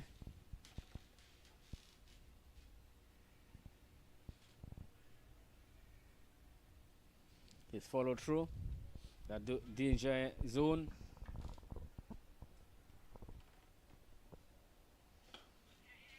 This one stroked down to Anderson Phillip there. Not quite long off or mid off. He's just about outside on that 30-yard circle. Enough for them to get through for a quick single. The end of the over. 70 for 2. Terence Hines will continue from the Sports and Physical Education Center and 1 for 13 from 3 overs. Captain Brooks yet to face a delivery with Henry taking that single at the end of the over. Brooks would have an opportunity just to get acclimatized out there, get his eyes adjusted to the light, and try and settle in and put a captain's knock down here for his team. CCC needs him to come good here today in this game. He's a class batsman and he has the ability to bat long and score big scores. He has been an exceptional talent for the region. Yes, he has played the 3 format of West Indies cricket: T20, 50 over, and Test cricket.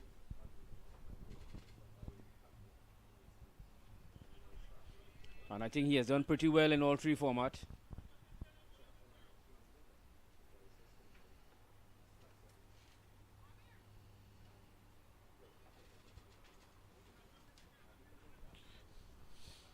Shamaro's coming down the wicket, almost 3/4 the top spot. Hines 15 dot balls in his spell thus far. Does tend to slip that odd delivery down the leg side.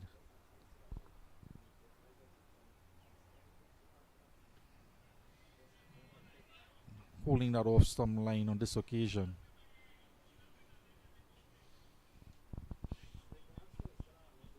With Henry just on 10 from 32 and Brooks just at the crease, would you be tempted to just put that second slip back in? 591 runs. Yeah, I think yes. I think a second slip will do well there. Gooley's back on the field. We see Charles again at a wide-ish first slip, more or less in between what a first and second slip would be. Slip a gully, short cover, mid-off, deep cover point, a fine leg, mid-on and a mid-wicket. You do have the luxury of runs, a little bit of runs to play with, and a huge follow-on target. I would think you might want to take that little extra. You don't want a chance to go by. We saw that catch from Charles in the previous over, and it was an excellent catch, but a tough one for him to make. You don't want to create too many difficult chances to take, but put that second slip in. And this one hammered through the offside, a square drive. That man is out there, Jason Mohammed. They're going to look for 2. They managed to get it back with a throw coming to the bowler's end. Hands on hips out there. Was played out to him. He was in position. I don't want to say he was a little bit slow to attack the ball, but the batsmen were very proficient in their running, coming through for that second run. Very proactive. Of course, Shamar Brooks out there, the captain leading from in front, calling for that second run, running to the danger end. Thought that he could beat the throw, and he did. Takes it to 72 for 2. Henry starting to look settled now, more comfortable in his batting.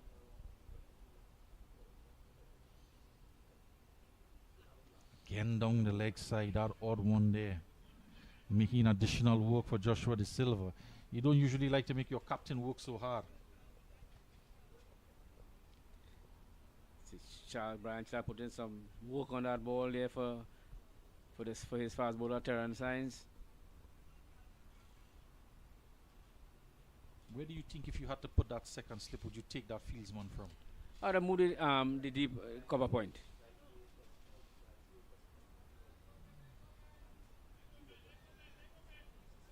It's more of a run-saving position. I think with this mama total they have, their runs is out. Saving runs is out of the question. Certainly at this point in the game. That indecision there, that is what you're looking for. And you want to have the slip in place in case he does decide to go for it. That one that he stroked out to Jason Mohammed on the boundary. You kind of want the batsman to go looking for those drives and playing it. That is the only way you have the chance of getting that edge. And you want to have the slips there, just in case you do get that edge. It's 72 for 2 after 20 overs. Brooks will now face strike. Carry Pierre. Face up to Carry Pierre from this northern end.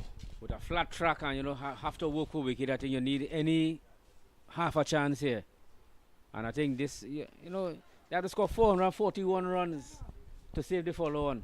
And Trinidad and Tobago certainly looking to get those points, those much needed points. If ever you had the opportunity to have the luxury of such a target, you want to have your fieldsmen Our producer, Mr. wicket Visham, taking positions. our producer, Mr. Visham, said this game could finish Saturday morning early, his prediction.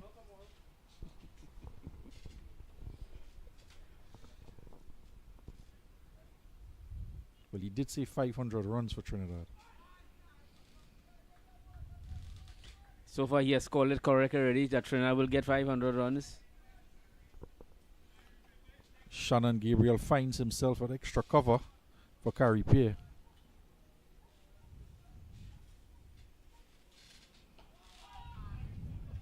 Their books, they're keeping a bit low. Carey Pierre generating a lot of excitement here with his bowling. Seems to be getting the ball to do some talking here off this wicket. We didn't quite see Graves and Motara get the same kind of response off the wicket. Bat pad in place to Pierre as well. Couple of deliveries played out to him. Trinidad sensing something here.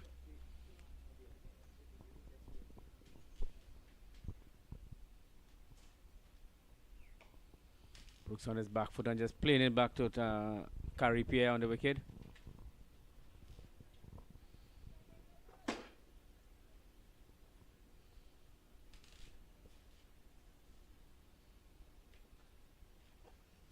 Swept down the leg side. A lot of work here for Gooley to do. He has to come to that mid wicket. He's not going to get there.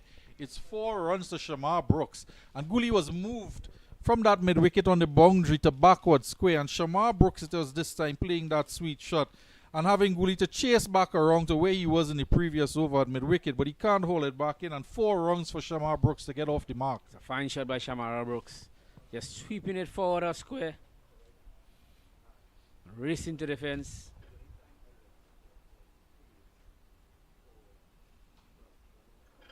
Shannon Gabriel has to do the fielding this time off the back foot.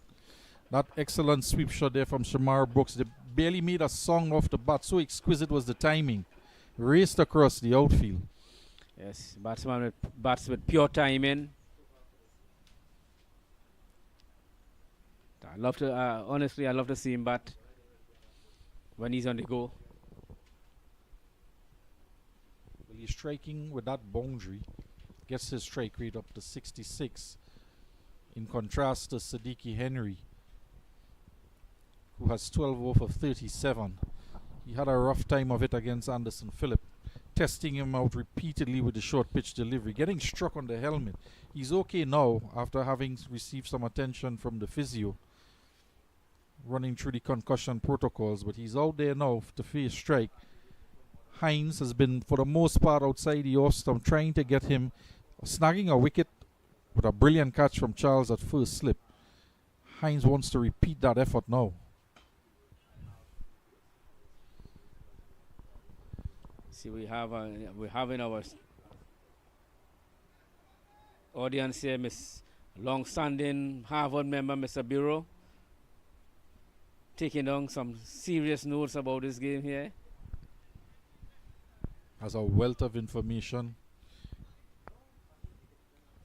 He existed long before Google and probably knows more about this game than Google. And there's the edge. Straight to Charles at first slip. Hines repeating what he does. Getting that outside edge. Pitching outside the off stump. Another wicket goes down. Sadiqi Henry, who struggled through much of his innings, gets an outside edge, driving away to Hines. And another comfortable catch this time to Charles, who snagged it most competently. And another wicket goes down. It's 3 for 76. Again, just outside, nagging outside the awesome. Siddiqui not getting that left foot to the pitch of the delivery. And going after it, getting an outside edge straight to Brian Charles. Took a comfortable catch. And this is what we were speaking about as well. Luckily, that one going straight to him. He had to do a lot of work to catch his first one at slip. You want to have that extra slip in there, with especially now 3 wickets down. I cannot see that Joshua De Silva is not going to put a second slip in this time. And you want to build and put more pressure on the CCC team here. You want to go for the kill now. Yeah. Put them under some pressure. Still with one slip, I would have brought in a second slip here.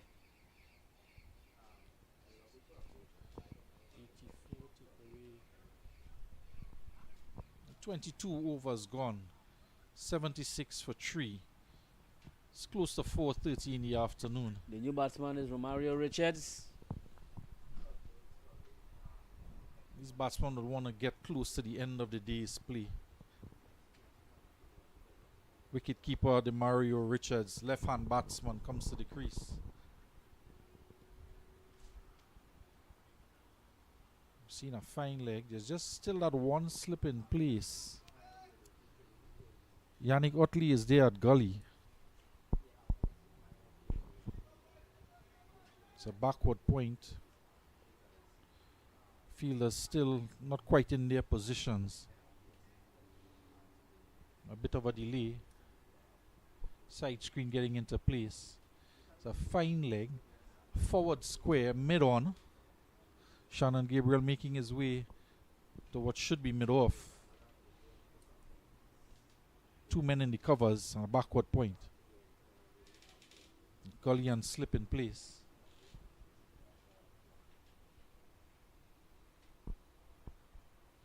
Hines going around the wicket this time to the left-hand batsman. Richards, who had a good day behind the stumps. Keeping to 123 overs. Now being called upon to drag his team out of this position they find themselves in with 3 wickets down. Has a task here now to stay with his captain and bat until the close of play. This could be about an hour to go again. 50 minutes.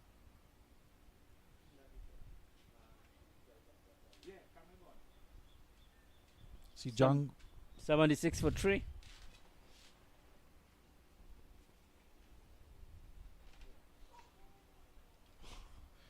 Interesting delivery there. Joshua De Silva taking that on his right hand side.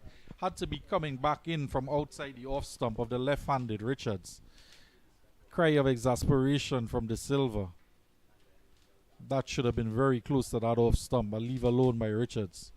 Wicketkeeper himself, an impeccable judge of line and length. Seemed confident enough to let that one go.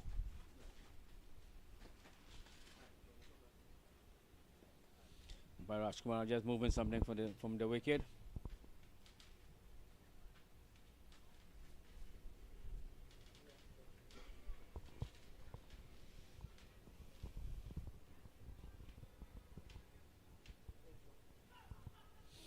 Terence and just outside the some Richards leaving it alone, taken by Josh De Silva.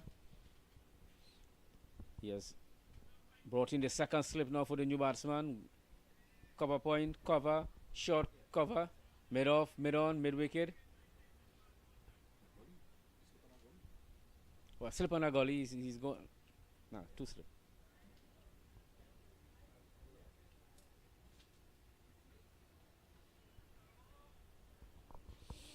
That brings the end of the over from Terence. Another successful over again. The wicket of Henry caught by Brian Charles in slip.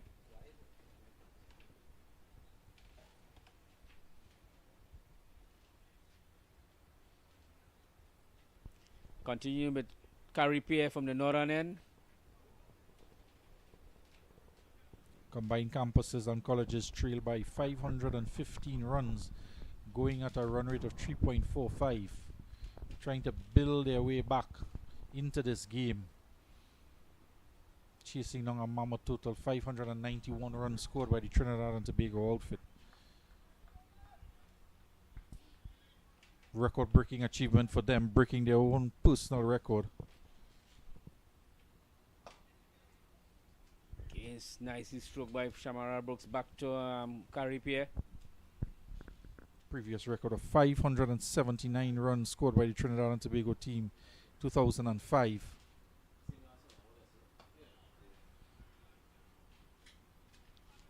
And thanks to a whirlwind effort from Amir Jangoo, scoring 218 runs, the fourth highest total by a Trinidad and Tobago batsman, helping the Trinidad and Tobago team achieve that target. Of course, Jason Mohammed started it, rebuilding the innings from the loss of 2 early wickets. He's scoring 157 runs, almost equaling his record of 24 fours, this time managing 22. Both of them helping Trinidad and Tobago achieve the extra bonus points of over 500 runs. Shamar Brooks coming forward to that one again, looking very comfortable since he has come to the crease.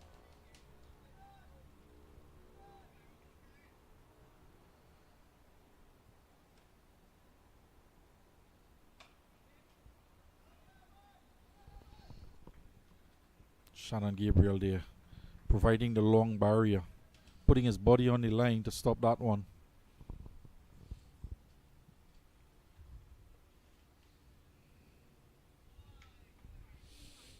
Maiden over from Curry Pierre. Score remains at 76 for 3 after 23 overs. Curry Pierre just staying away from that leg stump line that Shamar Brooks hit that sweep shot in the previous over. Holding a very tight line and length is what you want to see from your spinners, building that pressure, bowling those dot balls, maintaining their line and length with subtle variations to try and extract anything out of the pitch. It's day 2, just after tea. There's signs of wear and tear on the pitch, clearly with Curry Pierre now extracting some turn and bounce. And Brian Charles yet to bowl, but he will also be eagerly anticipating his turn with the ball in hand on this wicket, if there is anything there for him to get. See Terrence Hines picking up from the southern end, this Sports and Physical Education Center end. 2 wickets to his name already.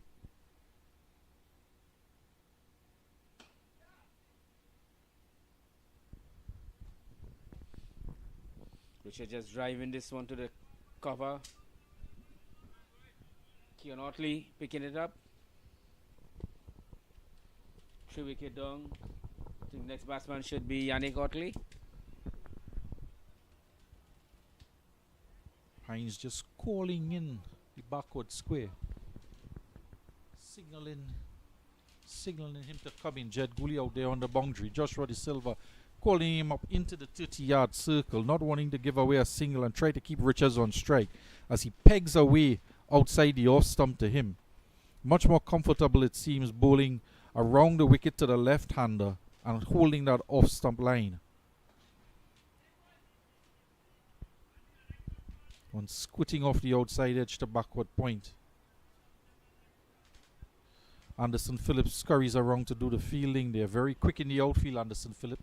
Even after his spell, worked tirelessly, putting in the effort on a hot day, extract everything he could out of that pitch.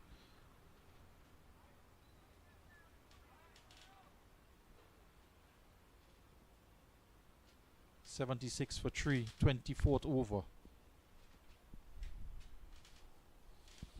Again, Philip leaving this one outside the off stump. Hines temping him up just outside that on and above that off stump. Not interested in playing. think Philip Richards has to bat with his captain and try their best to go to the end of the day's play. They already lost 3 wickets. Kamil Puran for 40. It's a change in personnel in the second slip area. Seems Kamil Puran is there at second slip, replacing Yannick Otley. No, Vikash Replacing Mohan. Keon Otley. Vikash Mohan? Yeah. Replacing Keon Otley.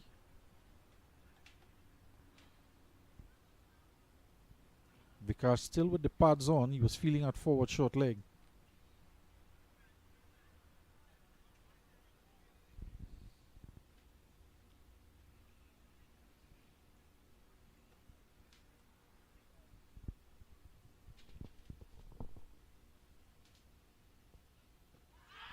Loud appeal goes up here.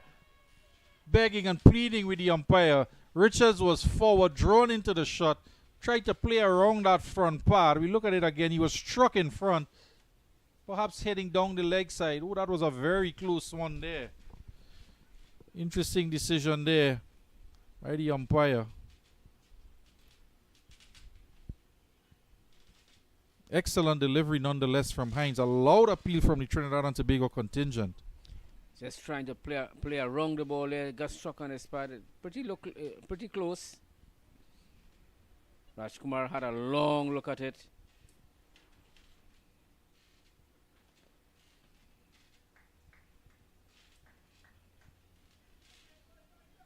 Haven't seen much shouts for LBW. That was a close one.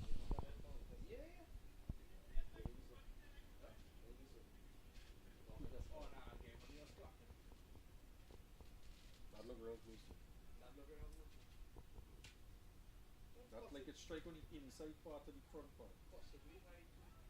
What's that?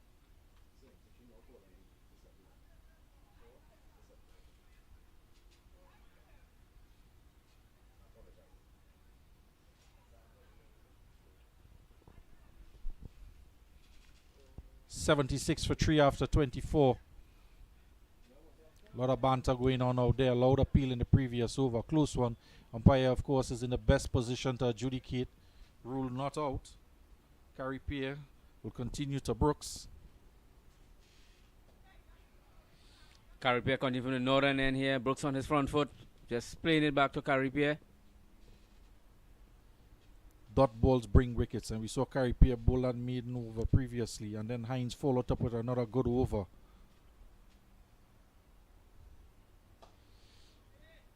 Forward short leg of slip, cover point, cover, short extra cover, long off, long on, mid wicket.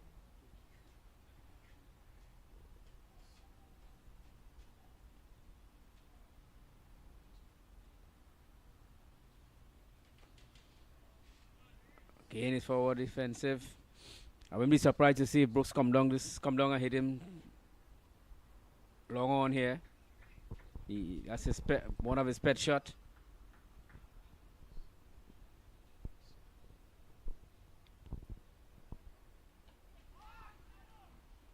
That turn and bounce there again, coming off high off the top portion of the bat, trickling out past the first slip.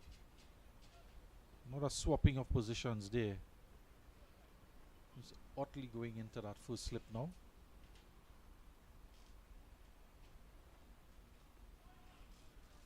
Very much in the game in that area. Again, Brooks is coming forward on his front foot and just opening the face to cover point.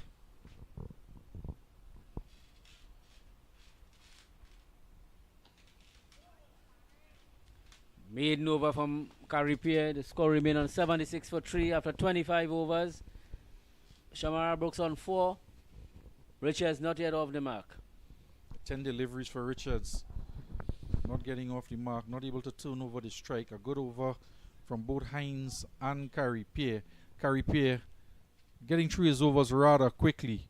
Richards won't have much of a breather. Or Hines wouldn't have much of a breather either himself. Trinidad Tobago Red Force on top of this game now, picking up 3 wickets. Seen Terrence Hines will be replaced by Shannon Gabriel from the Sports and Physical Education Center, the southern end. Very interesting move there. Hines, in fact, getting that break. Shannon Gabriel, Captain De Silva, deciding, let's get our pace bowlers back into the attack here. Things have been runs have been strangled here. Pressure has been building, and he opts to get his fast bowler back on to try and snag a quick wicket here. Shannon Gabriel surely will be just in for a burst of 2 or 3 overs. 2 slip, cover point, cover, short, extra cover, short mid wicket. He's going to backward square, sorry. Mid on and a mid off. And a fine leg down on the fine leg boundary.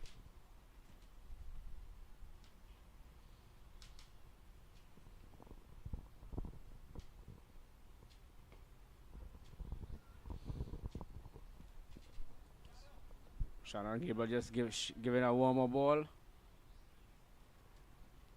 Richards just comes on his front foot and plays it back to Shannon. So a good spell there from Terrence Hines, picking up 2 wickets, 2 good catches. Brian Charles at first slip. Getting that breakthrough for Trinidad and Tobago. Captain De Silva bringing Shannon Gabriel back into the attack to bowl to Richards. And a bowl to Captain Brooks as well. See how they fare against the quick Shannon Gabriel.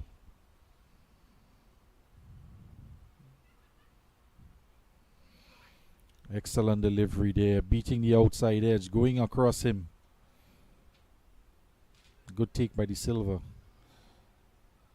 He's had a lot of work to do behind the stumps, apart from being captain. A few balls down the leg side. He's been tumbling around there. Had one excellent catch, took with his right hand. A lot of work for the captain to do in the runs today. Having a full day, earning his salary here today, and enjoying it at the same time. Yes. When you are a captain and a wicketkeeper, it's a tough job.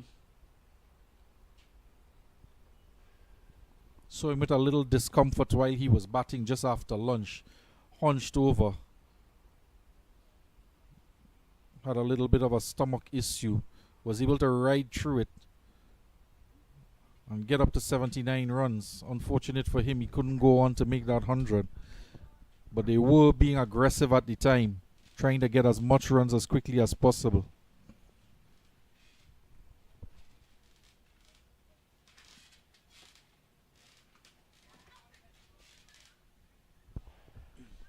Shannon just on leg stump there. 2 runs, worked into the onside. Richards will get off the mark with that one. Just hitting it backward square. Jet Gully running around to pick it up.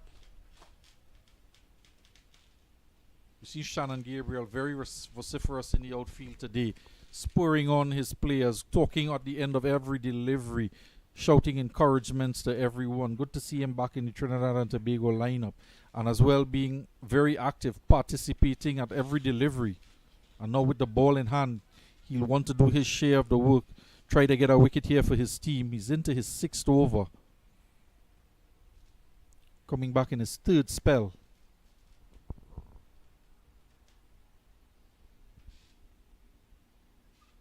Catch it. What a catch by Shannon Gabriel. We was just talking about how much he's been in the action, and then snags a quarter and bowl. Incredible catch from Shannon Gabriel. Pushed back at him from Brooks. Shannon Gabriel jumping out of his own body there to take that catch. Something we wouldn't normally see him do. But man oh man, has he been active in this game thus far.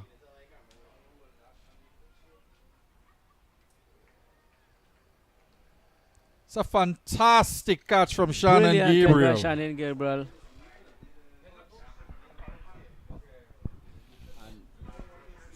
We take a Blue Waters water break here at the fall of this wicket.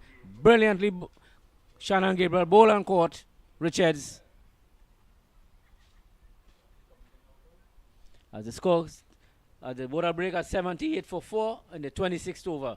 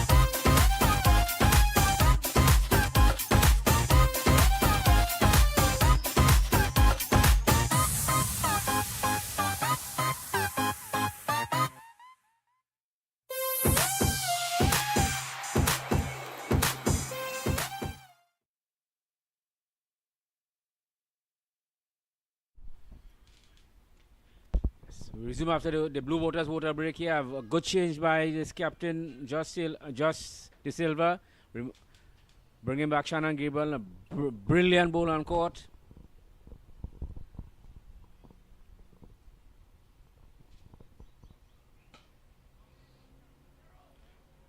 Is this Roshan Primer just hitting this ball? True extra cover for 4. First delivery. Very confident looking shot there. Primer striding out. Immediately getting one off the middle of the bat. Surprised I didn't see Yannick Otley come. I don't know if anything is wrong with him.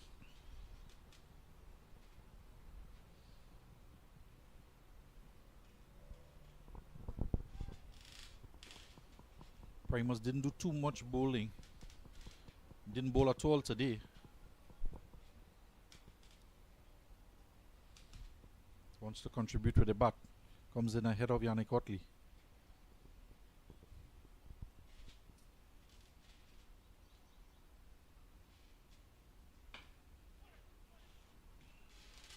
Shannon Gabriel dragging that one back. Has him on the back foot after pitching up and being driven for 4. The end of that over. Over of sorts there. One boundary, but that wicket taking delivery and catch by Shannon Gabriel. Gives him his first wicket, 1 for 24. 82 for 4 after 26 overs. Yes, bringing back after removing Hines, who had picked up 2 wickets, and bringing Shannon Gabriel, getting a wicket. We'll see Carrie Pierre continuing from the northern end.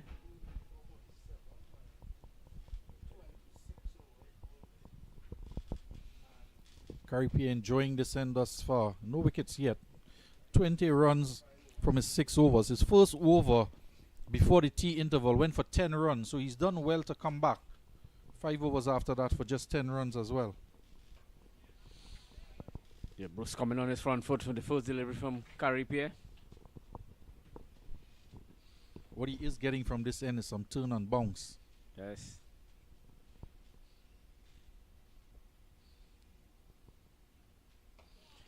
CCC, every time CCC looks to have a partnership going, a wicket falls. I think this is what they have to tighten up a bit in.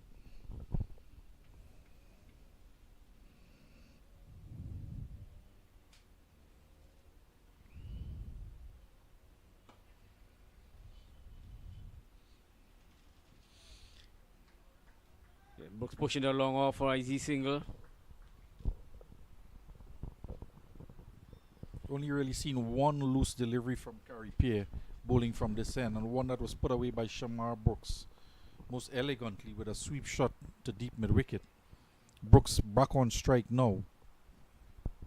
Pierre has been very tight in general.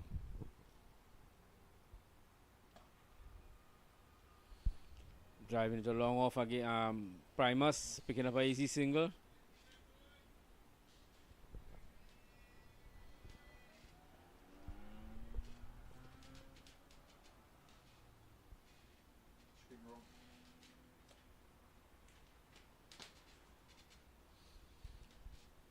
Brooks just on the back foot and hitting it along off to an easy single.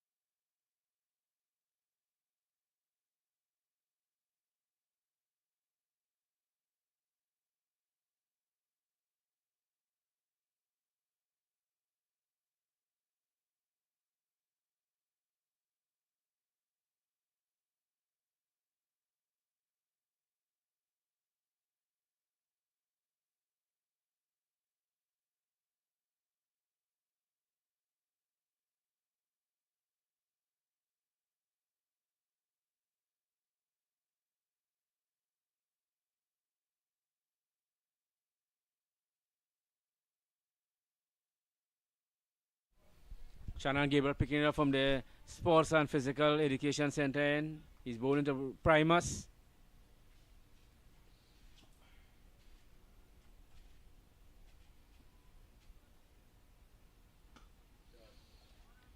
Primus turning this one just back out of square. Anderson quickly around to it and picking it up and rifling that through to the wicketkeeper. Gets a single. Primus goes to 7. This total 87 for 4. Shannon Gabriel in his 7th over, 1 for 25. Brings Brooks on strike. He's on 6 from 22 deliveries. Seen one slip, one gully. Deep cover point. Cover.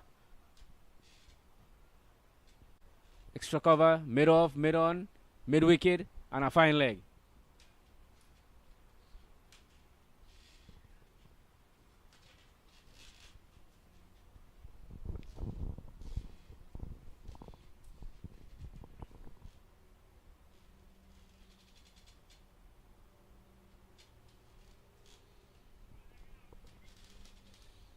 Ryan Charles in first slip.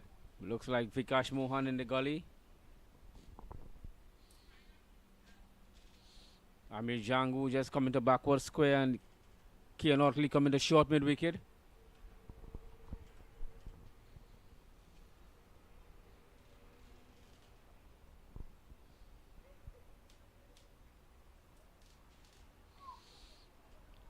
Shannon Gabriel to Brooks. He just leaves this one wide outside the off stump.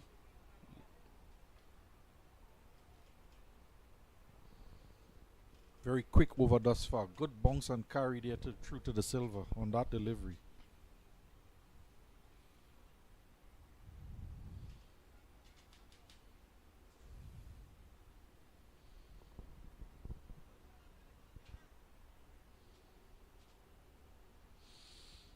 Brooks, talented batsman, played all format of the game for West Indies.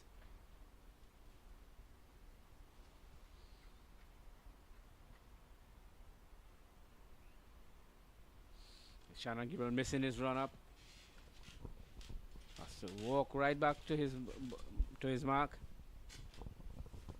It's been a good day of cricket for Trinidad and Tobago. Together with the two teams, we've seen almost 300 runs score in today's play. And just 8 wickets fall as well. So there's been a mix of runs as well as wickets today, with CCC being on the difficult end of that. Losing 4 wickets now, trailing by 504 runs still.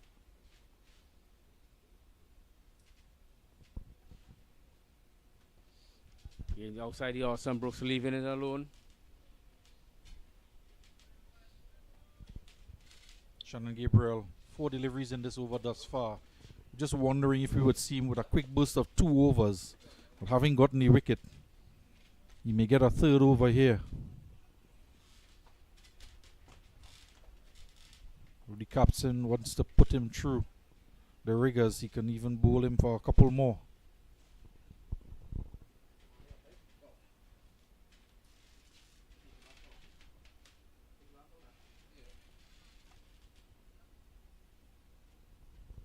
Tractor off in the distance, pulling the side screen.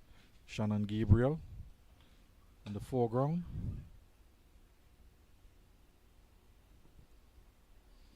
Nice straight drive to mid off. Well fielded by Carpet. Although he didn't guard it cleanly, but he got around quickly and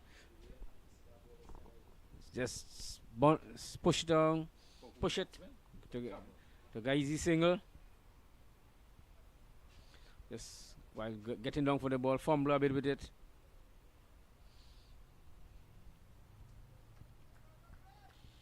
Brooks goes to 7. It's 88 for 4. Shannon Gabriel from this southern end will come into Primus.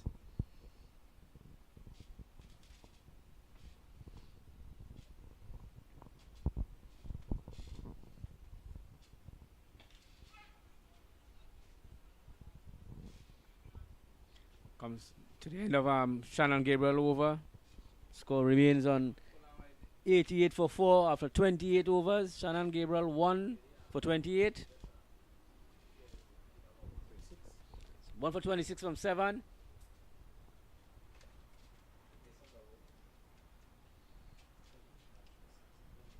Looking at the CCC dugout, a bit worried. 4 wicket has fallen already for the CCC team. The skipper is still Shamara Brooks. A lot will depend on him. Haven't seen Yannick Otley to the creases yet. Don't know if anything is wrong with him. But Carripiel picked it up from the northern end. He'll be bowling to Brooks.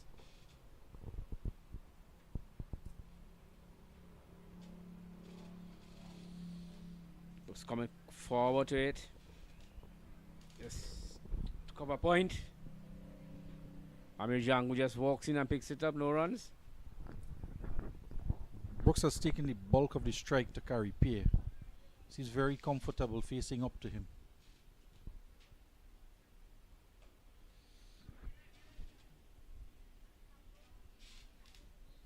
Very confident in his technique despite the bounce and turn that P has been extracting. Not afraid to get that front leg out to the pitch of the delivery. Yes. Again, just you see that extra bounce here. Have Brooks in a little bit of discomfort. Taking high up on the bat on his back foot. Running to point. Jangoo picks up. The Carripiel just quickly threw his overs here. You get about 4 deliveries flighted up, and then that one just dragged back a bit to bounce and kick. Brooks slapping this to cover. You've seen him do that ever so often in his overs. He just drags that one back up touch and gets some extra bounce off the wicket. Surprising Brooks on that occasion.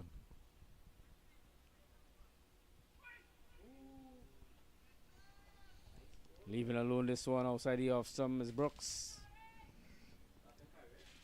Just wondering how much turn was there. That one seemed pretty straight for him to leave alone, but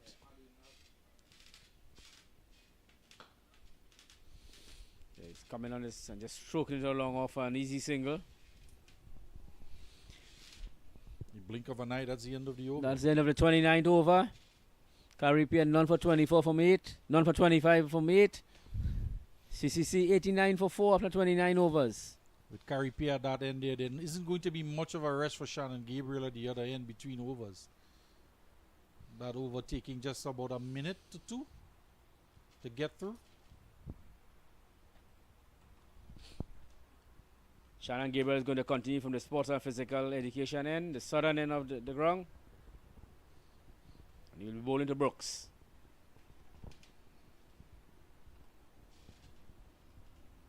Again, one slip on the gully, Vikash Mon in the gully, Brian Charles, first slip, a fine leg, Anderson Phillip, Jangoo backward square, Kian Otley at mid wicket. Yep, Carripiel cover, Amirov cover, Jet Gully. Just wondering about that backward square position. Terrence Hayes at mid on and Jason Mohammed deep cover point.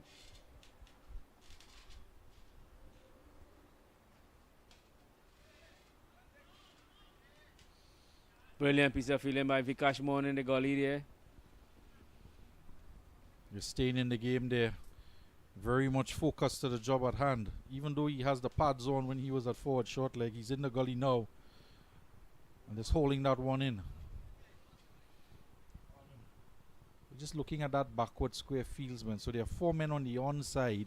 There is Anderson Phillips, who's very fast across the outfield at fine leg. Wide fine leg.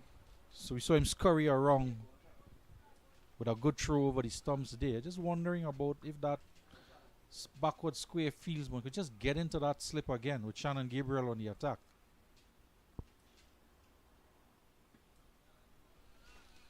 Especially if he holds that line. Brooks leaving this one wide outside the off stump. No shot offered by him.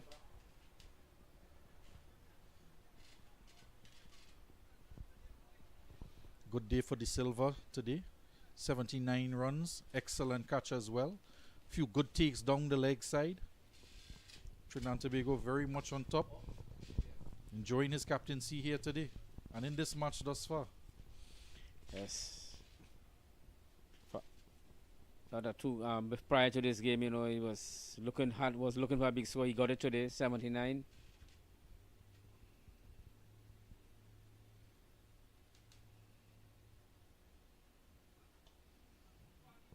This one walked away. Anderson Phillips very quick across the outfield there.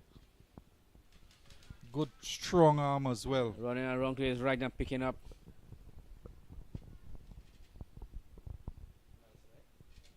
Reminds me very much of the days where you would see Patrick Patterson patrolling that fine leg boundary and running around and picking up and rifling that throw straight to the keeper. He was the epitome of efficiency at fine leg, Patrick Patterson. So too is Anderson Phillips, lightning fast across the outfield. So an article with Jeffrey Jujon, he said that Patterson was the quickest bowler he held for West Indies. It was surprising to many that the name he would call when asked who was the fastest bowler he kept to. He said he wasn't sure about which was fastest, but he knew who hit the glove the hardest. That man being Patrick Patterson.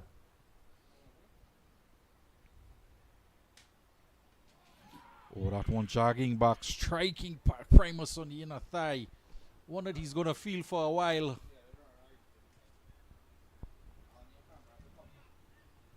Looking at it again. Not sure we want to be looking at it again, to be struck in that area. Somewhere thereabouts in the nether region. He's down on his haunches.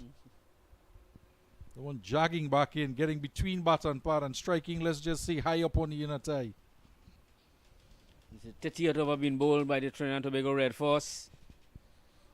It's 60. I was trying to count it.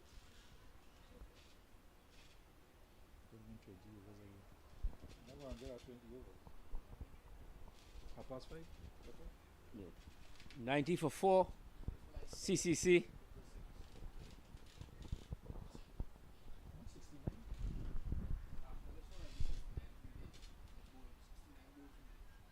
A lot of delays in today's play with the side screens.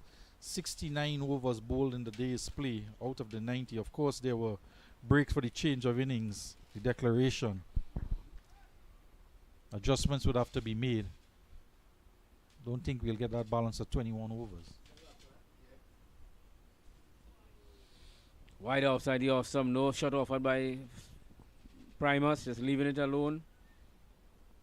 Typical fashion, we go after 5 o'clock. We need to stop calling it overtime, as the game usually goes past 5 anyway. Go as long as light permits once there are overs remaining in the day's play. CCC on their back foot here, 4 wicket. They'll need Roshan Primus and Shamara Brooks skipper to bat out the rest of the evening. Probably maybe looking at 10 overs again in the day's play to face out. Particularly if Carey Pierce stays on.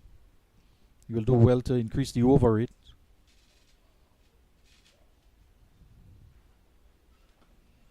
Worked past that man at backward square. But there's Anderson Phillips. Just wondering about that backward square. Is he really necessary there? Is he there to take a catch for that one worked off the hip? It's the only reason I could see that he's there, because there is a provision in the field to cut off any twos or stop that boundary in that of Anderson Phillips. So just a curious field placing there. I think that field placing there, attempt any short ball is bowled, if I mishook.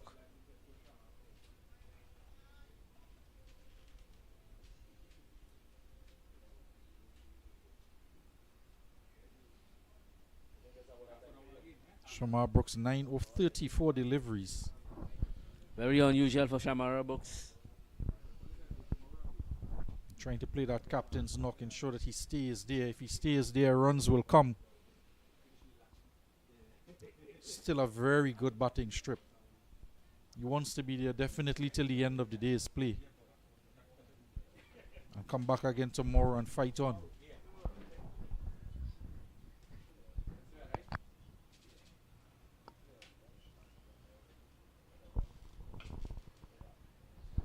On his back foot and just hitting it along off an easy single.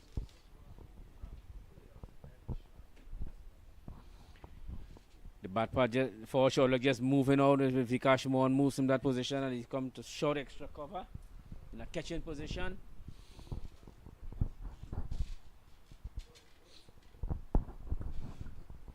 Key and out there, deep cover. Brooks on the front foot.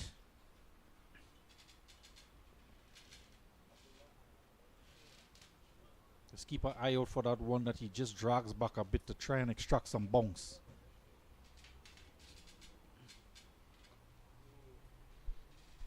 Yeah, Brooks just playing it back down along the wicket. Yeah, a little more flight in that delivery there. Seen some variations here from Carripier.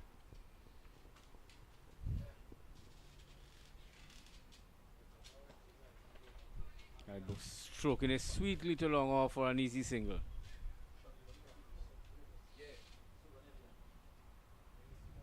Haven't seen Baron Charles as yet for this innings. But if I was get Anderson Phillip for at least a 3-over boost from this northern end here back. Just clocking Carripier in this over. 1 minute gone thus far. He's already through 4 deliveries. Well, that's one. Hammered through the offside from Primus. That's going to get to the boundary. Past the cover fieldsman and into the boundary for 4. Good looking shot there. On the back foot, hitting it hard through cover. To the right of Keon Otley. No chance of stopping it. Goes into the boundary for 4.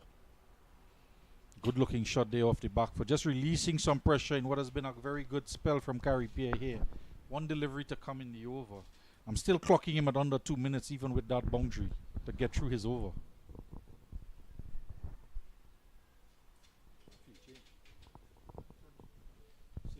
Yeah. Break short extra cover.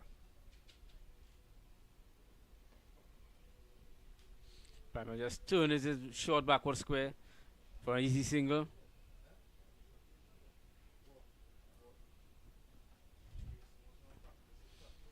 Just about 2 minutes, just over 2 minutes for Carripier to get through that over. Even with the boundary, there's not much rest there for Shannon Gabriel. Bowling 2-minute overs there for Carripier. We are looking at this student from the University of the West Indies, some shot put training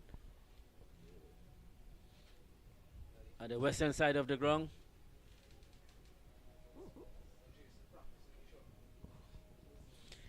CCC 98 for 4, 31 overs gone.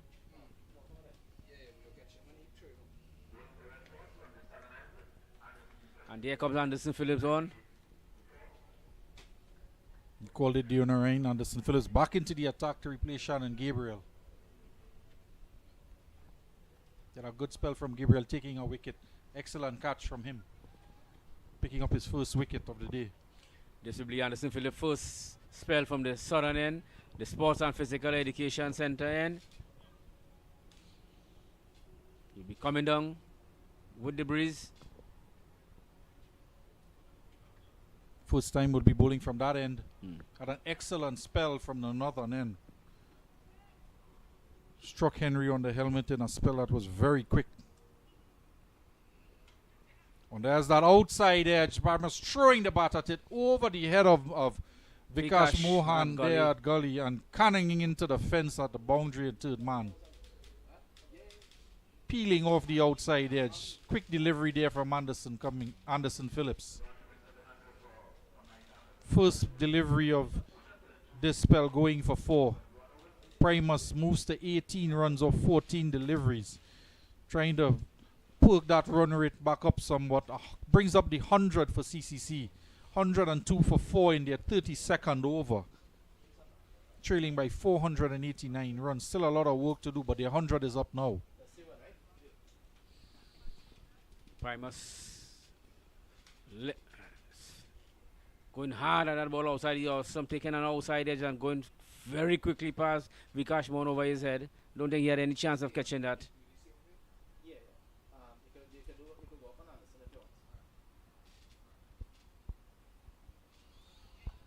Primus leaving this one outside the off stump.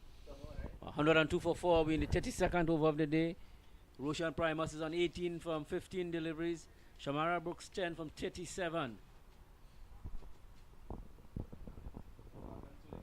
Shannon Gabriel down at fine leg there. Soaking wet t-shirt coming off of that spell.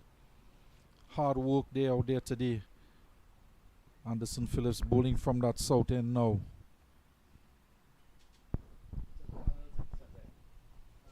Primus always, to me, looks to be as if he always wants to be aggressive with the bat. That's his natural nature of batting.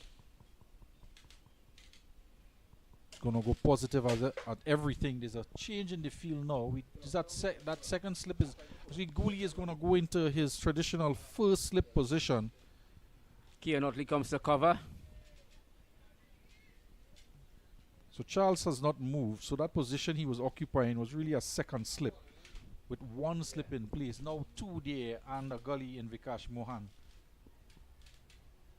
And he's bowled him, jogging back in, clipping the top of the bails, middle and off, and Anderson Phillips strikes again, his second wicket, this time from the southern end, and Captain De Silva rotating his bowlers, Shannon Gabriel picking up a wicket, and now Anderson Phillips picking up the 5th wicket for Trinidad and Tobago just as the CCC crossed the 100.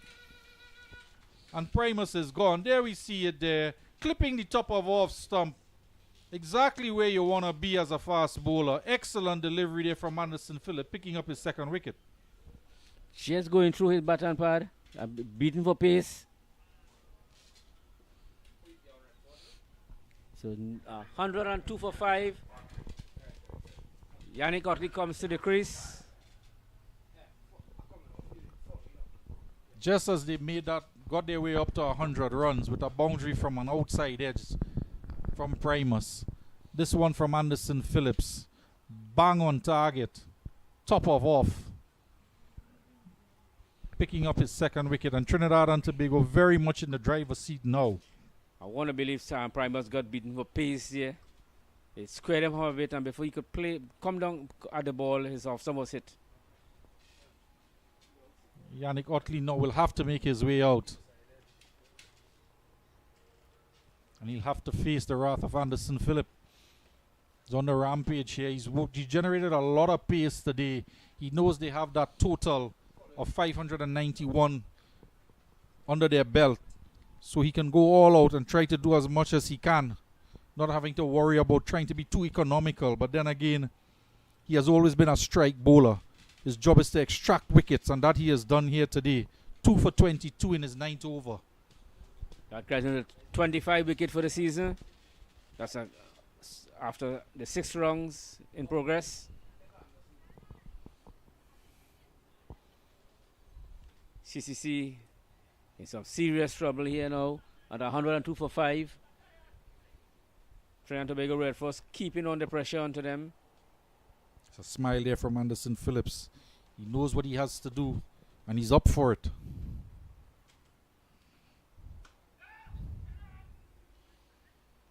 Yannick Otley just coming and just stroking into cover point very easily, no run. Jason Mohammed just entertaining himself there at backward point. Tumbling save, totally unnecessary.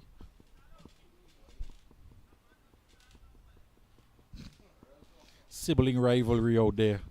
The Otley brothers there, both of them from Primary School of Montrose Government, played for Central Zone Cricket.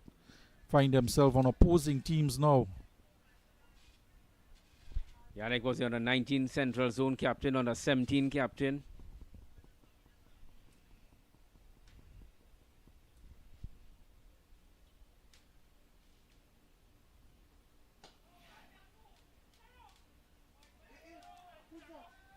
Pushing bat ball back along the ground, and lightning fast Shannon Gabriel in Jaunty Road style tumbles over. That's Terrence Hines. That's Terrence Hines there. Just a little excited from that catch that Shannon Gabriel took earlier. Hines in Shannon Gabriel fashion, tumbling to make the stop there for a ball driven straight back. See the shadows starting to lengthen on the ground now. The sunshine just fading away at the UV ground here.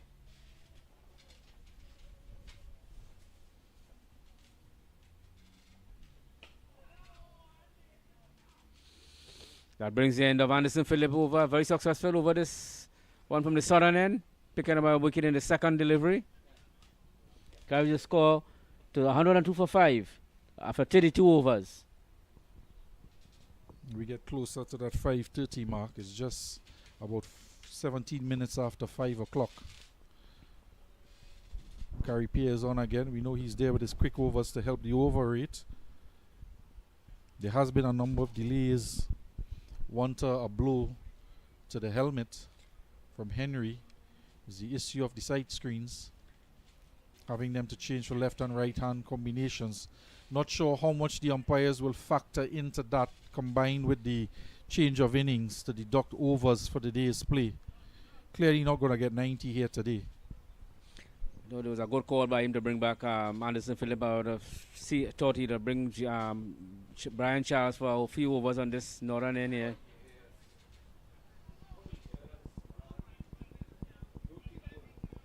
But this is what we saw actually this is what we didn't see happen from the CCC with Brooks, where the fast Joshua De Silva is bringing his fast bowlers back.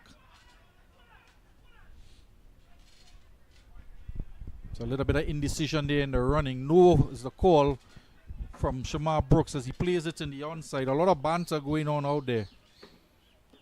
Trinidad very much up for this contest in the driver's seat. But De Silva bringing his fast bowlers back, not in tandem, but operating them both from the southern end and successfully doing so. We didn't see that where Goodrich and Blade were coming back too often into the attack to try and quell things. They were the pick of the bowlers, with Goodrich getting 5 wickets in all. Yes, bowl well today, Goodrich, picking up 5. Shamar was just coming on his back foot and hit into cover where Kean Otley picks it up, no run.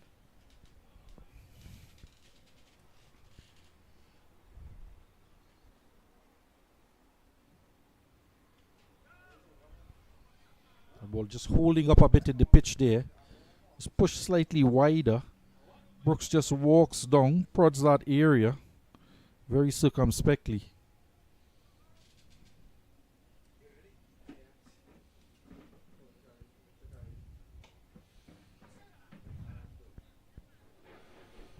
Another quick over from Carey Pierre to finish. The score remained on 102 for 5 after 33 overs. Carey Pierre, none for 32.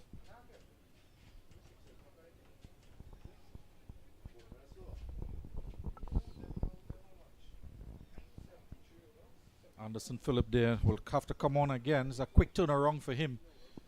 Just a 2-minute over there from Carey Pierre again. And Anderson Phillip will have to get back to his mark.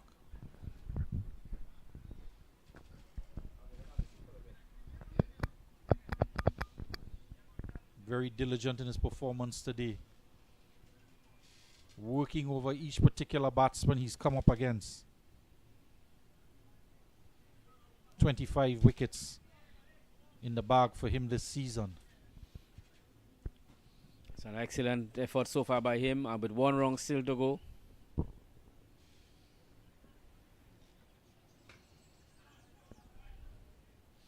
Kean Otley coming on his front runner, stroking into short extra cover. Picked up by Kean Otley. Yannick Otley stroking into Kean Otley.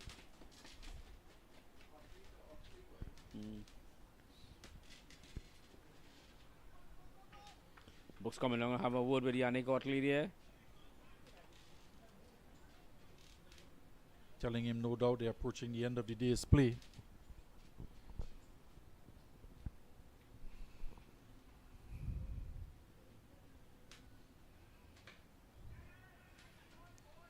Then pushed into the onside, and they do take that quick single this time. Yannick Otley gets off the mark. Hines there just gesticulating. What is he supposed to do? It's between the gap. Brings Shamar Brooks, skipper of the CCC team, on strike.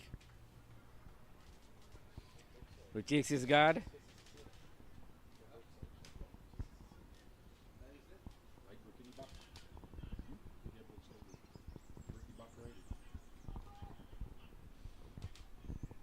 Shannon Gabriel vociferous again in the outfield. He's at mid-on this time.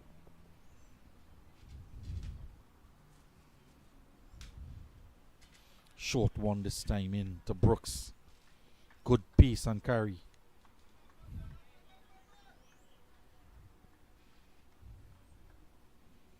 Brooks just checking the middle of the wicket there. Fist pump. Shannon Gabriel as well looking at that spot. Just discussing the matters of the mid-pitch. At mid-pitch. 5:21, probably about 9 minutes again to go at the close of play. Surely Philip would like another one here. He's captain as well. Particularly this man on strike here, Brooks.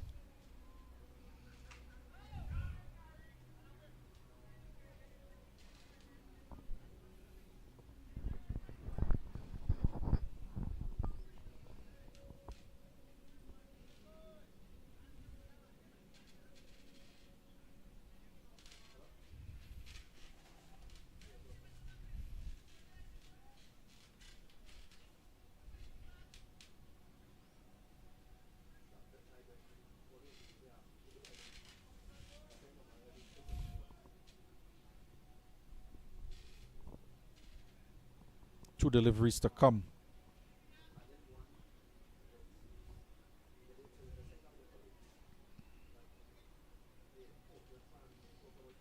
Oh, this one has struck him on the shoulder. Good sharp rising delivery again from Anderson Phillip late in the day. Extracting bounce again. Right at the head of Shamar Brooks. Ducking somewhat into it. Just on the upper forearm. Chest area. The ball ballooning out there to second slip. Just trying to get out of the way and struck high on the shoulder.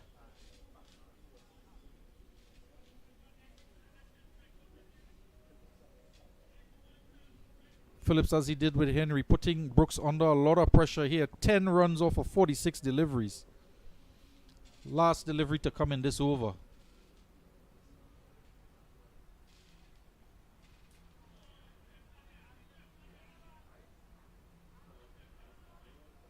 But an excellent short spell there for Anderson Phillips. We'll see if he'll be able to manage another one in.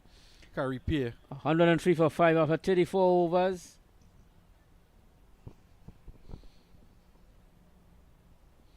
Yannick Otley on 1, Shamara Brooks on 10. Carry Pierre to continue, none for 32 after 10. Carry Pierre can get his over in here quickly again. We'll have another over from Anderson Phillip. CCC just 3.303.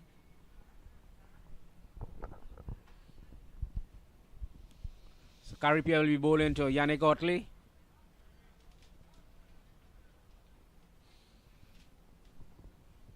First time Yannick Otley is facing Carry Pierre for this evening.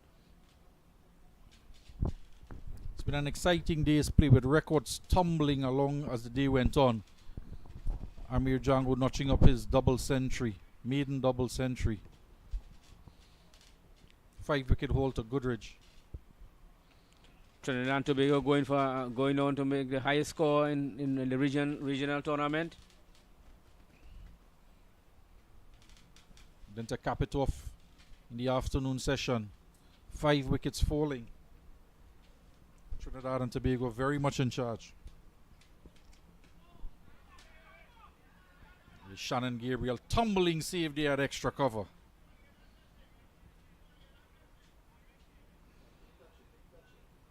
Very much in the game all day to all of this afternoon. Keeping himself in the game with good banter, shouts of encouragement when the ball wasn't in his hands. Charging in. Kian Otley on his front foot, just stroking it back to Carry Pierre. No runs. Total remaining 103 for 5. We're in the 35th over of the evening, of the innings for CCC. Slight hole up here.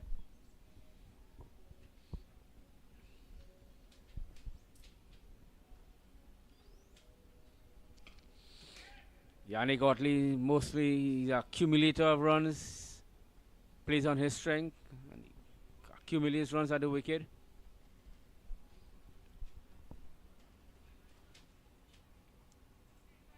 Change of sights for Carry Pierre. Sight screen will have to get into a gear again as he decides to come over the wicket to Otley. summoning the men to operate. They haven't had to do it for quite a while. Move that side screen. They've been very much on the ball today.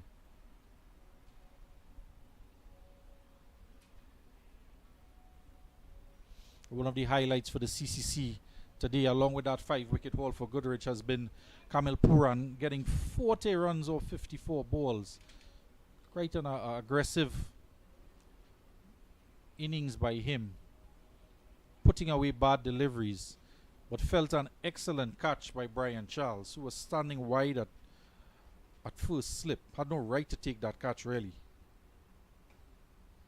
It not been for that brilliant catch, he might have still been there, and CCC may have not been in the situation they find themselves in with 5 wickets down. Yes, it was an excellent catch at first slip from Brian Charles. That's why they say catches win matches. You have to take the easy ones as well. The difficult ones comes along, it's even better. Moving the side screen again. Carpia goes around the wicket to him.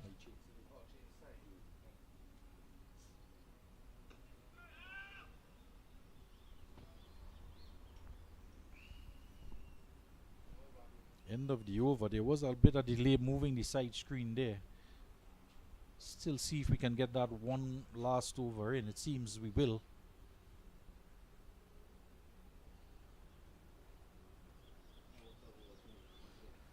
So 103 for 5 after 35 overs. Anderson Phillip 2 for 23 of 10. Coming up to this time of 5:30. Could well be the last over.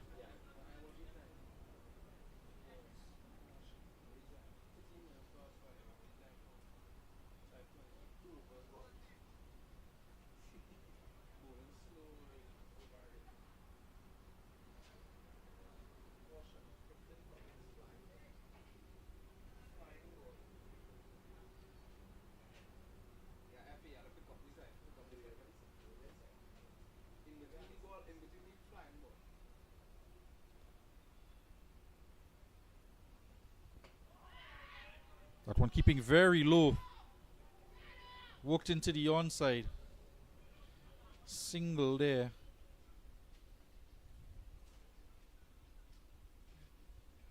$104 for 5. Single to Brooks, moves to 11. Most definitely be the final over. Well, that has signs have been put up after the innings of Amir Jangoo today. It's been posted all along the fence, particularly in the dorms across to our western side, where it's been a favorite hitting zone for Amir Jangoo.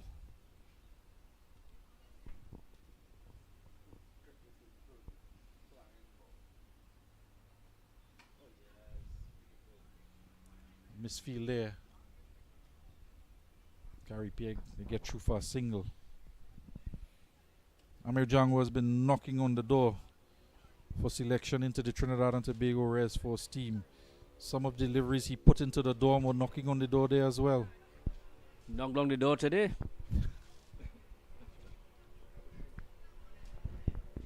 Anderson Philippine is the 11th over, 2 for 25.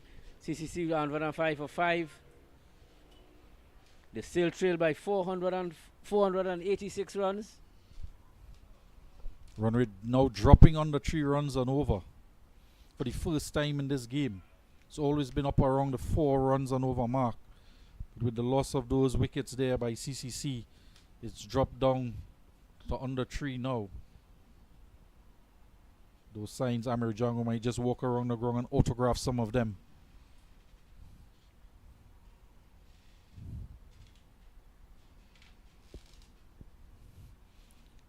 Apart from the flying balls, Trinidad and Tobago has been very much on cloud 9 with this performance thus far.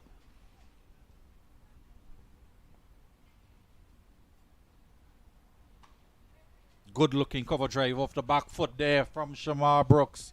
Exquisite in its nature. Classical batsman. That one from Anderson Phillips. He's not bowled many loose deliveries, but this one was wide outside the off stump. And Shamar Brooks, that high elbow, getting onto that back foot and stroking it so elegantly through the covers for 4. Elegant shot from Shamara Brooks. Getting up on his toes and just stroking it through cover for 4. Seeing the shot put practice. Discuss now. We saw the shot put early on. Now we discuss. Well, there'll be some signs put up for the flying discus as well. Of course, a director from the UE Spec facility, Miss Grace Jackson. She was a former Jamaican Olympian.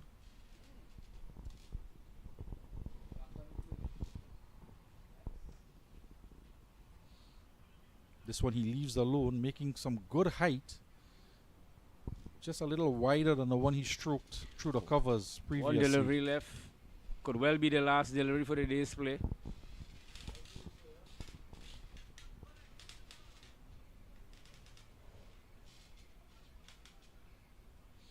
Shamara's come down the wicket and do some gardening. As Anderson Phillips at top of his mark. Just soaking up some extra seconds on the clock there. Well past 5:30 now.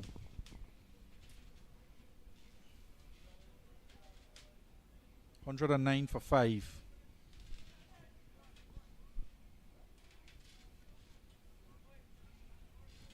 Additional man coming into the offside now from the onside, moving across from mid wicket. Jangoo into that extra cover spot.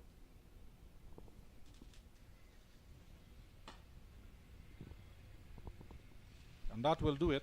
109 for 5. 36 overs bowled in this innings by Trinidad and Tobago. 2 wickets to Anderson Phillips. Excellent day's play for Trinidad and Tobago. Very much on top of it. CCC trail by 482 runs. As we come to the end of the day's play here on day 2 at the Sir Frank Worrell Memorial Ground. Tune in, join us again tomorrow. Dear Narayan Dial and myself, Billy Fulong, will be here to bring you coverage of this game between CCC and the Trinidad and Tobago outfit. We'll see you guys tomorrow.